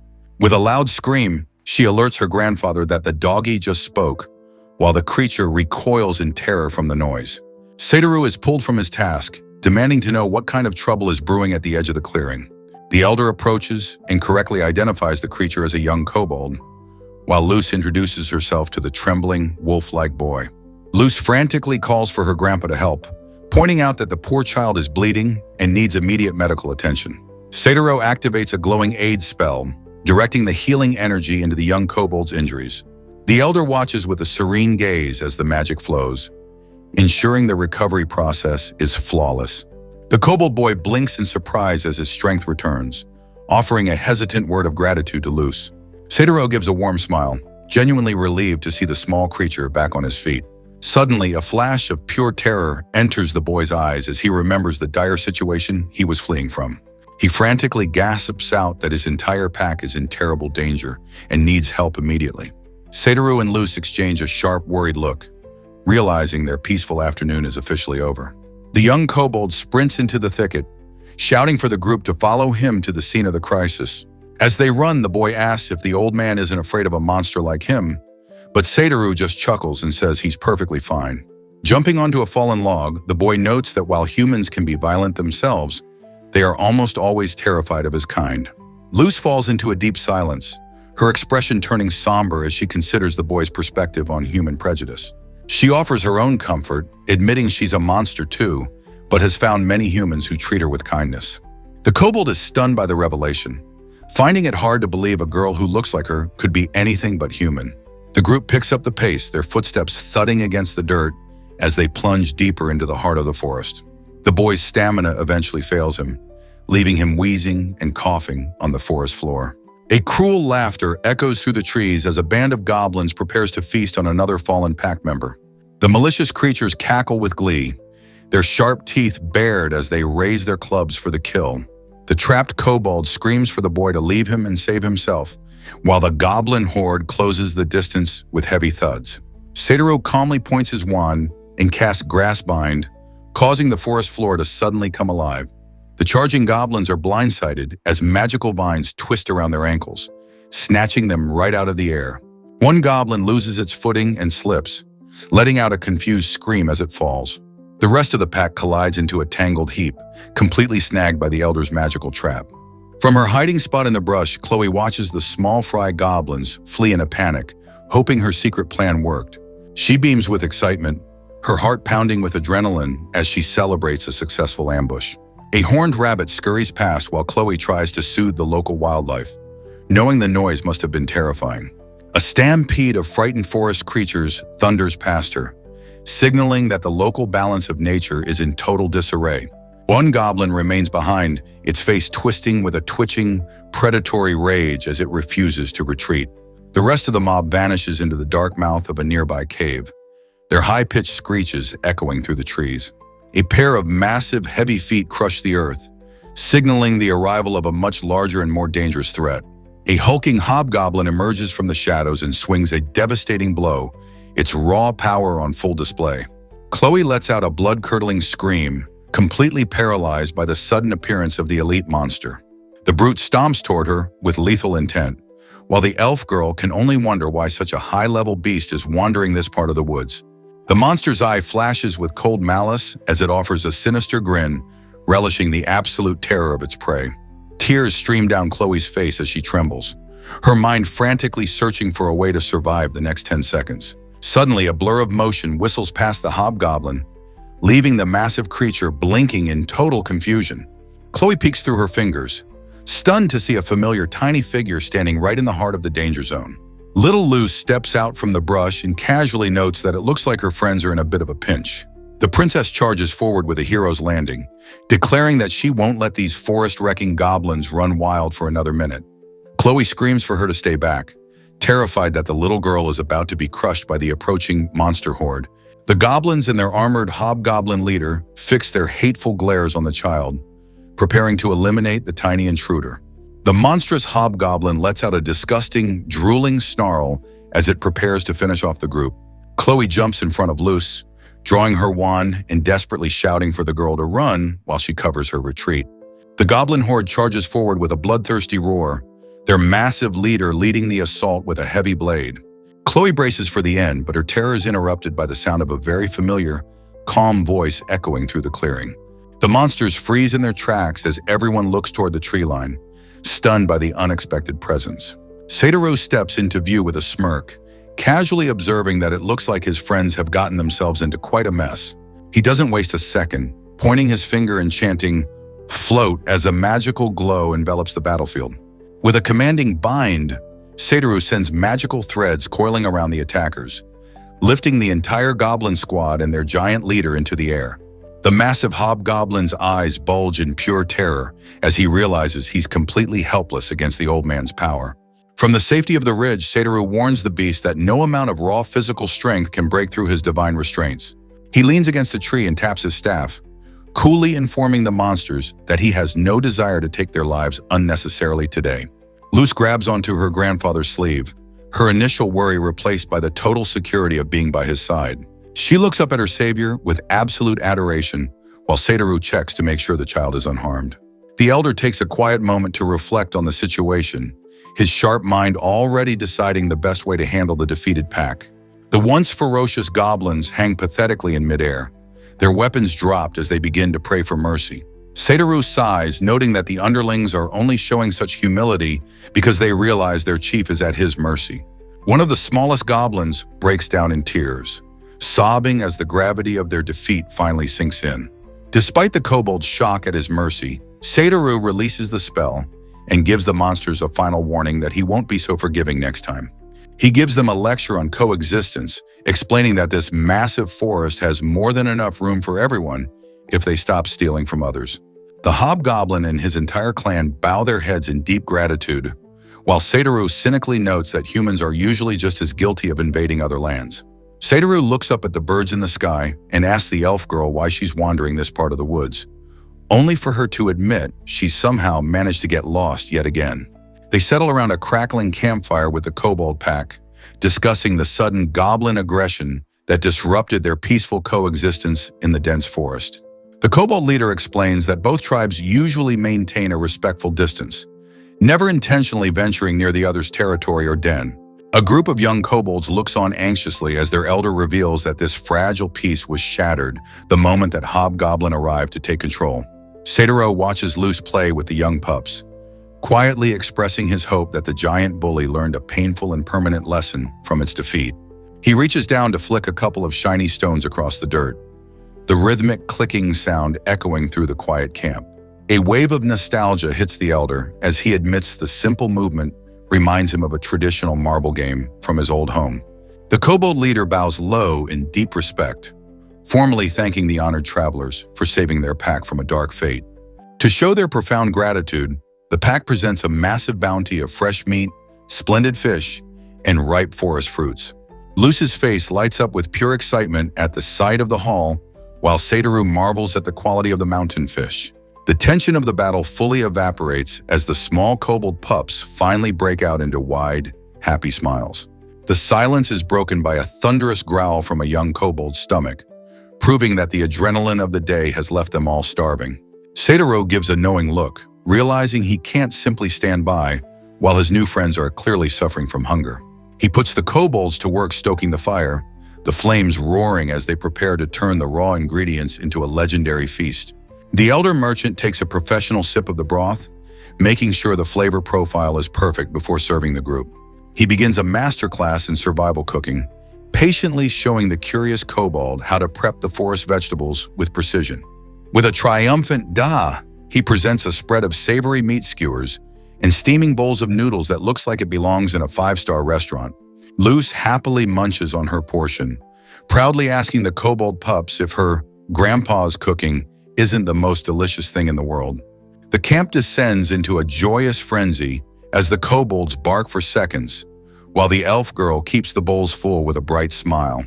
One pup slurps down his noodles with absolute focus, his eyes sparkling as he experiences the culinary magic of a world-class chef. Satoru beams with satisfaction, happy to see that his culinary skills hit the mark with the grateful pack. The kobold leader is moved to tears, humbled that the honored guest used their humble tribute to feed the very family that provided it. To lighten the mood, Satoru suggests a trade, asking if the pack has any more ohajiki stones for little Luce to play with. Chloe comes sprinting back into camp to check if the elder has actually eaten, while Satoru admits he was already planning his next move. He questions why the elf girl isn't heading back to her forest, catching her in a blushing confession about her terrible sense of direction. Chloe admits she's accidentally headed toward Ilakan, while the pack leader returns with a box of the mysterious stones they've gathered. The lid is opened to reveal a staggering collection of raw, sparkling gemstones that shine with a brilliance beyond any toy. Chloe's eyes nearly pop out of her head as she screams about how super pretty the crystals are, while Satoru is visibly taken aback by the haul. He picks up a single gem, his merchant's eye instantly recognizing that these stones are actually high-value materials. One of the kobold pups proudly claims he's the one who dug them up, earning a massive compliment from Luce for his expert scavenging skills. Watching the children bond over a second helping of food, Satoru notes with a smile that the two different species have already become inseparable friends. The elder merchant realizes that if the pack has a steady supply of these gems, their survival and housing issues could be resolved overnight. He begins explaining the concept of a market economy, asking the leader how the pack's life would change if they could exchange crystals for a mountain of food. Satoru lays out a simple trade logic, using an example of how one stone could be equal to one fish to create a baseline for the pack's future wealth. The kobold leader is nearly paralyzed with shock when Satoru reveals that a single high-quality gem could actually be traded for tens of fish. To prevent waste, the elder suggests breaking the currency into smaller portions, allowing the pack to trade for exactly what they need, little by little. He admits that establishing a complex trade route and fair pricing system isn't something that can happen in a single afternoon. The pack leader takes a moment to process the weight of this revolutionary information, asking the elder for some time to think it over. Satoru offers a practical jumpstart, suggesting they trade some of their stones for his spare travel rations so they don't go hungry while planning for the future. The realization hits the pup like a wave of pure happiness, his tail wagging as he understands that his family will never have to face starvation again. Satoru offers a reassuring smile, promising the pack that once he reaches the city, he will personally vet a trade partner they can actually trust. As night settles over the forest, Luce and the young kobolds curl up together and drift into a deep, peaceful sleep inside the tent. Outside, the silence of the campsite is watched by a dark, lurking shadow that signals the return of a discarded threat. The once-defeated hobgoblin looms in the darkness with a menacing aura, having gathered a new group of subordinates for a late-night ambush. Driven by a bruised ego, The monster leader slams his fist into the earth, his rage boiling over as he prepares to reclaim his territory. The sheer force of his frustration cracks the very ground, leaving his smaller goblin lackeys trembling in absolute terror. He casts a murderous glare at his cowering troops, making it clear that failure is no longer an option. In a fit of senseless violence, the hobgoblin delivers a brutal punch to one of his own men, proving his cruelty knows no bounds. The injured goblin collapses in a bloody heap while the rest of the pack watches in horror, realize their leader has completely lost his mind. Inside the tent, Luce's sharp senses pick up a disturbance, her hair twitching as she is pulled from her slumber. She sits up and rubs her eyes while the kobold pups continue to sleep soundly, blissfully unaware of the danger outside. One pup stirs and groggily asks if it's time to wake up, but Luce gently shakes her head. With a calm and protective smile, she tells her new friend that it isn't morning yet and that he can keep on sleeping. The massive, ominous silhouette of the hobgoblin steps into the center of the camp, crushing everything in its path. His face is twisted into a mask of pure hatred as he swings his arm with a violent swoosh, signaling the start of his assault. A battered goblin is sent sliding across the dirt, coming to a sudden halt right at the feet of the little girl. Luce steps out of the tent and glances down at the broken creature, her expression shifting from sleepy to stern. The giant monster thuds to a stop directly in front of her, his massive frame towering over the tiny princess. The hobgoblin lets out a vile, drooling cackle, seemingly amused by the thought of squashing such a small opponent. Instead of crying or running, Luce narrows her eyes and delivers a fierce, bone-chilling glare that catches the monster completely off guard. The hobgoblin lets out a savage snarl, fully intending to tear the tiny girl apart. Suddenly, the beast's eyes widen in absolute shock as he feels a crushing pressure he never expected. Luce's eyes glow with an ancient, terrifying light, revealing the true power of the bright slime hidden beneath her human skin. With a devastating blast of pure energy, she sends the massive monster flying back into the dirt with a thunderous impact. The remaining goblins collapse in a state of pure hysteria, realizing they've just witnessed their leader get humbled by a child. Transforming into her massive, translucent slime form, Luce begins to systematically consume the threat with a series of wet, heavy crunches. A final loud gulp echoes through the clearing as the hobgoblin is erased from existence entirely.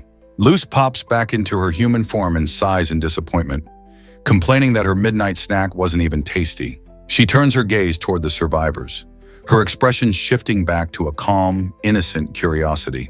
As the princess takes a step forward, the surviving goblins scramble away in a panic, their earlier bravado replaced by desperate shrieks. They huddle together and tremble, staring at the little girl as if she's the most terrifying monster in the entire forest. Seeing her power, the pack drops to their knees and bows, begging for their lives with frantic prayers. Luce reaches out a hand to a shaking goblin, who flinches and prepares for a lethal strike. Instead of an attack, she opens her palms to reveal a collection of fresh, medicinal herbs and berries. With a gentle look, she tells the survivors that this will help their wounded companions heal much faster. A heavy silence falls over the clearing as the goblins stare in total disbelief at the kindness being shown by their enemy. She carefully places the healing plants into the hands of a stunned goblin, who can only watch her with wide, watery eyes. Having settled the dispute, Luce lets out a massive, sleepy yawn, while the former invaders sit quietly behind her, completely reformed. The goblins chatter in hushed, respectful tones, realizing they've been saved by a being far more divine than they could have imagined. Morning light breaks over the mountain peaks, signaling the start of a new day as Seitaru calls out to wake his powerful little sleepyhead. Luce rubs her eyes and crawls out of her tent, still groggy after her late-night encounter with the goblin horde. A curious kobold pup peeks in to greet the princess as the morning sun illuminates the clearing. The pup teases Luce for being such a sleepyhead, while she mumbles a quiet word of thanks. She finally makes her way into the fresh air, yawning as she fully wakes up to the sounds of the camp. Seitaru and Chloe are already busy with their morning routine, performing synchronized calisthenics in the center of the camp. Luce and her new friend sprint over to join them, shouting a cheerful, "Good morning" to the elder. The young kobold is baffled by the strange movements, wondering if this dance is a sacred tradition from Seitaru's mysterious hometown. The elder laughs and encourages the two of them to exercise together to start the day with some energy. After finishing the workout, Seitaru wipes the sweat from his brow, and praises a young kobold named Marone for her impressive memory. Excited by the recognition, Marone makes a bold request on behalf of the rest of the pack. She reveals that everyone else is jealous and wants a legendary nickname, just like the one Satoru gave her. Chloe is surprised to hear about the naming, but Satoru explains that it was simply too difficult to keep calling her dark brown-colored girl.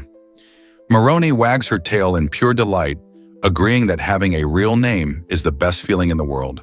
The plea for more wonderful names echoes through the forest as the sun continues to rise over the distant mountains. Satoru turns his attention to breakfast, his professional knife skills on full display as he slices through a towering stack of sandwiches. Chloe is thrilled when the elder asks for her help, realizing they are going to brainstorm nicknames for the entire kobold family together. The pack digs into the meal with animalistic hunger, declaring that Satoru's sandwiches are yet another culinary masterpiece. The elder watches his new friends enjoy their food with a satisfied, grandfatherly smile. The breakfast is a massive hit, and the group agrees that starting the journey with full stomachs is the only way to travel. Satoru looks up as he is formally addressed by the pack leader. The leader offers a humble morning greeting and thanks the elder for looking after his daughter before Satoru asks if there is anything else they need. The kobold reveals that the goblins living in the nearby caves have been making an unusual amount of noise since the break of dawn.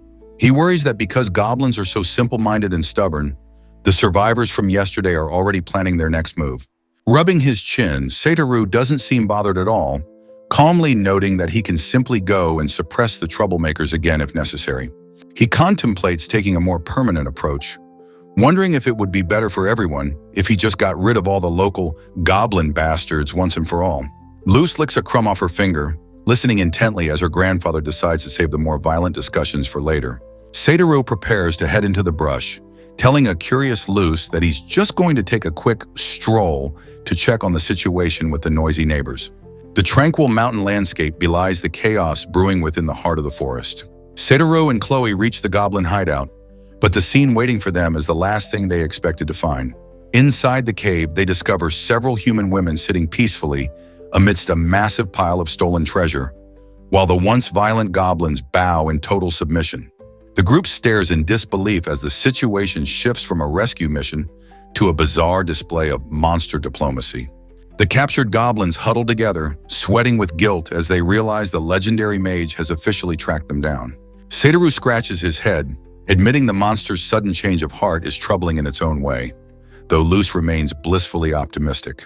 One of the goblins reaches out and tugs on the elder's sleeve, desperately trying to signal their complete surrender.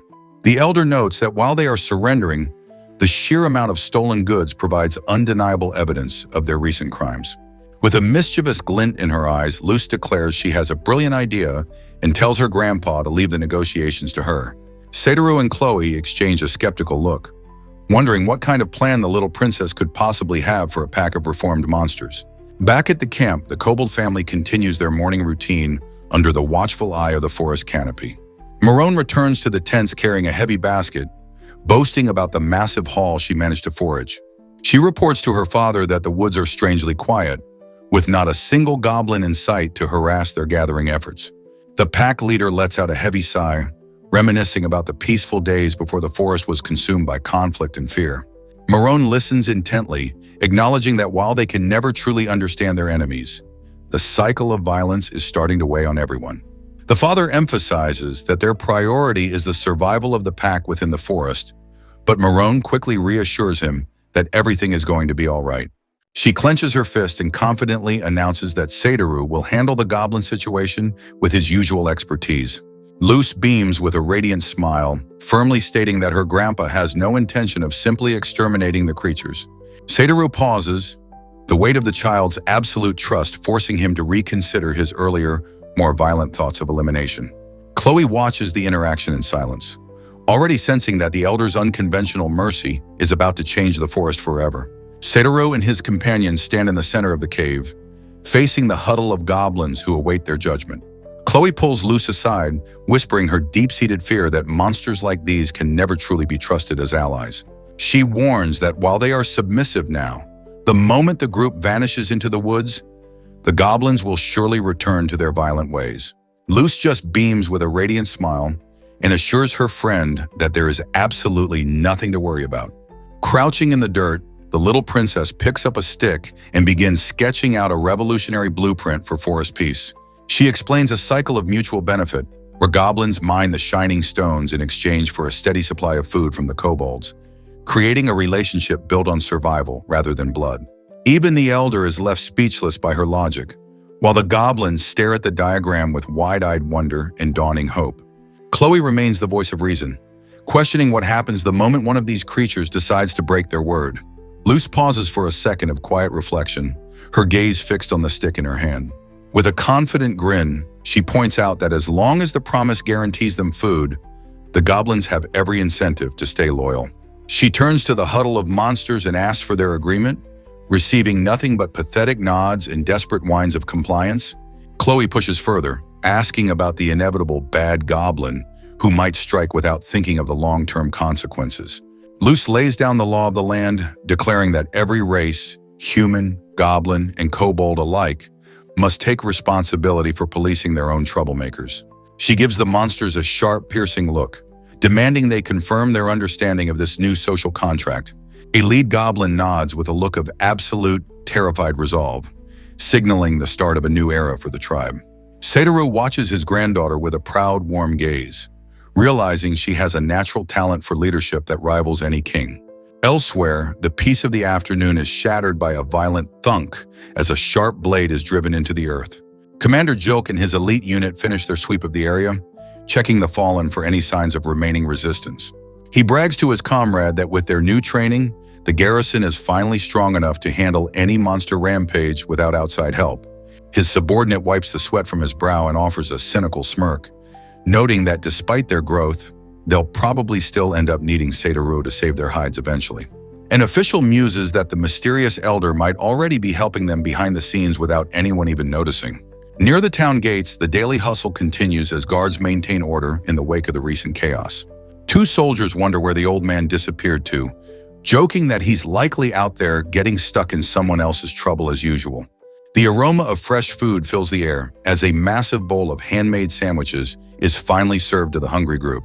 Luce, Chloe, and their friends dive into the feast, absolutely blown away by the incredible flavor of the elder's unique recipes. Satoru activates a glowing magical interface, his sharp eyes scanning the surrounding terrain for their next objective. Using his high-tier reconnaissance magic, the elder successfully pinpoints the exact location of the bandits' hidden lair on a holographic map. As the group treks through the unfamiliar terrain, Luce reassures everyone that there's no need to fear as long as her Gramps is leading the way. Satoru gives a confident, knowing smile, declaring that if the criminals decide to make a move, he'll be more than ready to take care of them. Before any action begins, the disciplined elder gives a strict command for the girls to finish their chores and wash the dishes. The travelers marvel at the old man's versatility, noting how he can handle everything from gourmet cooking to subduing goblins without ever having to draw a blade. Luce beams with pride, explaining to her stunned friends that her grandpa's true strength comes directly from his boundless kindness. One of the companions watches them with a soft, lingering gaze, unable to hide a twinge of jealousy over the deep bond the pair shares. Chaos erupts as Satoru unleashes bind and paralyzing spells, effortlessly neutralizing a group of thugs while the girls watch safely from behind a magical barrier. One of the companions reflects on her journey, realizing that wandering the world with this legendary elder is far better than returning to a boring life back in the sticks. The sun begins to set over the horizon, casting long shadows across the ancient trees as the day draws to a close. A breathtaking panoramic vista opens up before the group, revealing the sprawling docks and sparkling, crystal-clear waters of Lake Ilican. Satoru points toward the bustling settlement and proudly announces that their long-awaited destination is finally within sight. Chloe is practically hyperventilating with shock, realizing Satoru used a revolutionary continuous cast of quick and stout magic to cross the continent in record time. With stars in her eyes, little Luce declares that she wants to learn how to use magic in the exact same cool way as her amazing grandpa. Chloe and Satoru exchange a look of genuine surprise as they witness Luce's latest display of accidental power. Satoru scratches his cheek with a sheepish grin, admitting that even he is sometimes baffled by the logic of this world's magic. As they trek along the lake path, the elder gently explains that Luce might not be suited for standard magic, despite her best efforts to learn. Chloe tries to cheer up the dejected little girl, reassuring her that there's surely a unique way for her to shine. Satoru reaches down and gives Luce a comforting pat on the head, his eyes filled with grandfatherly affection. He delivers a powerful lesson, telling her that being herself is far more important than any magical talent she could possess. With a warm smile, he tells Luce that she is the granddaughter he's most proud of, and that she's already incredibly strong in her own way. Her spirits lifted, Luce beams back at him and vows to get even stronger so she can protect her precious grandpa. The group pauses to admire the lakeside view, musing that Luce's lack of magic might be due to her overwhelming physical potential. After finishing their business at the docks, the girls offer their thanks while Satoru bids a polite farewell to their travel companions. They enter the bustling heart of Ilikan, where Satoru decides their first stop should be the local temple to pay their respects. The trio's jaws drop in unison as they realize the town's grand temple is actually a massive ship floating on the lake. They approach the colossal vessel, noting how it gently rocks against the pier as if the entire town is overflowing onto the water. From the vantage point, the sheer scale of the floating district leaves the travelers speechless, realizing just how unique this culture truly is. Stepping inside the temple boat, they find a warm interior crafted entirely from polished wood planks rather than cold stone. Luce marches across the deck, delighted by the rhythmic tap-tap of her boots against the sturdy wooden floor. Chloe is immediately captivated by a majestic mural of the goddess, frantically taking notes while Luce wonders about the woman in the painting. A calm man in formal robes introduces himself as Sarshit, the head priest in charge of the Ilikan temple. Chloe and Luce offer their own energetic introductions, receiving a warm welcome to the city from the high-ranking official. Sarshit gives a welcoming smile, assuring his new guests that they've arrived in a wonderful town they are sure to fall in love with. The serene waters of Lake Ilikan provide a peaceful backdrop as the group settles into their new surroundings. Sarshit, the temple head, reveals that the goddess Ithril herself has commanded the local clergy to support Satoru's mission. Satoru offers a humble smile, insisting that he doesn't need to be coddled or looked after during his stay. Sarshit simply nods, understanding the old man's independent spirit but remaining ready to serve. As birds fly over the lake, Sarshit admits that serving the divine will bring them joy, prompting Satoru to agree to ask for help if a real emergency arises. Inside the radiant temple tent, Luce is mesmerized by the massive glowing paintings that illuminate the interior far better than any candle. The little princess's attention is suddenly diverted by a familiar meow echoing through the sacred space. A sleek black cat emerges from the shadows, watching the travelers with the keen intelligence of a divine familiar. Luce joyfully scoops up the cat, while Sarshit explains how the temple coordinates with the heads of the local guilds. With the formal greetings concluded, Satoru watches the priest depart and prepares his group to move on to their next destination. Luce struggles to hold on to the squirming black cat, excitedly showing her grandpa the cute new companion she's found. A mysterious hooded woman puts a finger to her lips, gently scolding Luce for shouting her divine name in public and risking a scene with the villagers. Satoru recognizes the disguised goddess Ithril and jokingly asks if she's slacking off on her heavenly duties again. Looking up at the fluttering temple flags, Satoru remarks on Ithril's immense popularity and the impressive infrastructure of her faith across the land. He points to a stylized mural of the deity, noting how the people use art and prayer to feel a genuine connection to her teachings from the bottom of their hearts.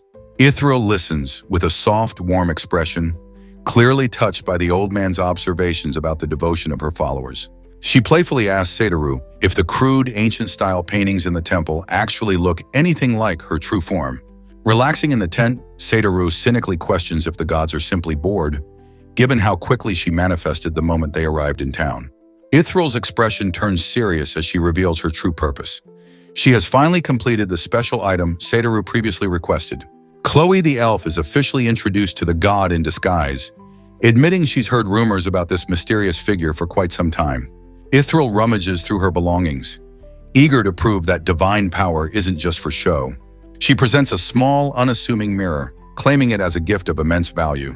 Chloe inspects the artifact, her eyes widening as she detects an overwhelming surge of magical energy within the glass.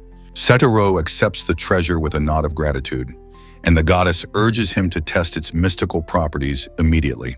Little Luch comes running back into the tent, triumphantly cradling the black cat she finally managed to catch. The girl points at the compact, recognizing it as a miniature version of the massive scrying mirror from Ithral's divine realm. Seitarao opens the lid to reveal the hidden magic, startling the cat so much that it bolts right out of Luch's arms. The black familiar leaps onto a nearby pillar, watching the group with a huff of feline indignation. Luch lets out a gasp of pure astonishment as the surface of the mirror begins to ripple with life. She leans in close, her curiosity piqued by the shimmering images forming within the golden frame. To her total shock, the face of her friend Nina appears in the reflection, bridging the distance between two different cities. Overjoyed, the little princess waves frantically at the glass, her boots tapping rhythmically against the wooden floor. She offers a sincere thank you to the black cat, realizing the feline serves as the eyes for this legendary communication tool. In a display of true high-tier magic, Nina smiles and waves back from the mirror, proving the distance no longer matters. Seitarao watches his granddaughter's happiness with a satisfied grin, knowing the god's favor was well worth the trouble. With a firm step forward, the elder signals that it's time to stop the games and get back to business.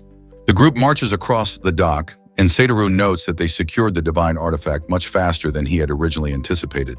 Chloe looks up at the vast sky, her mind spinning with the possibilities of their next great adventure. Bursting with excitement, the elf girl asks the master merchant where their wandering journey will take them after they leave the lake. Seitarao leads the way through the city, planning to report the bandit threat to the Adventurers Guild before checking in with his peers at the Merchants Guild.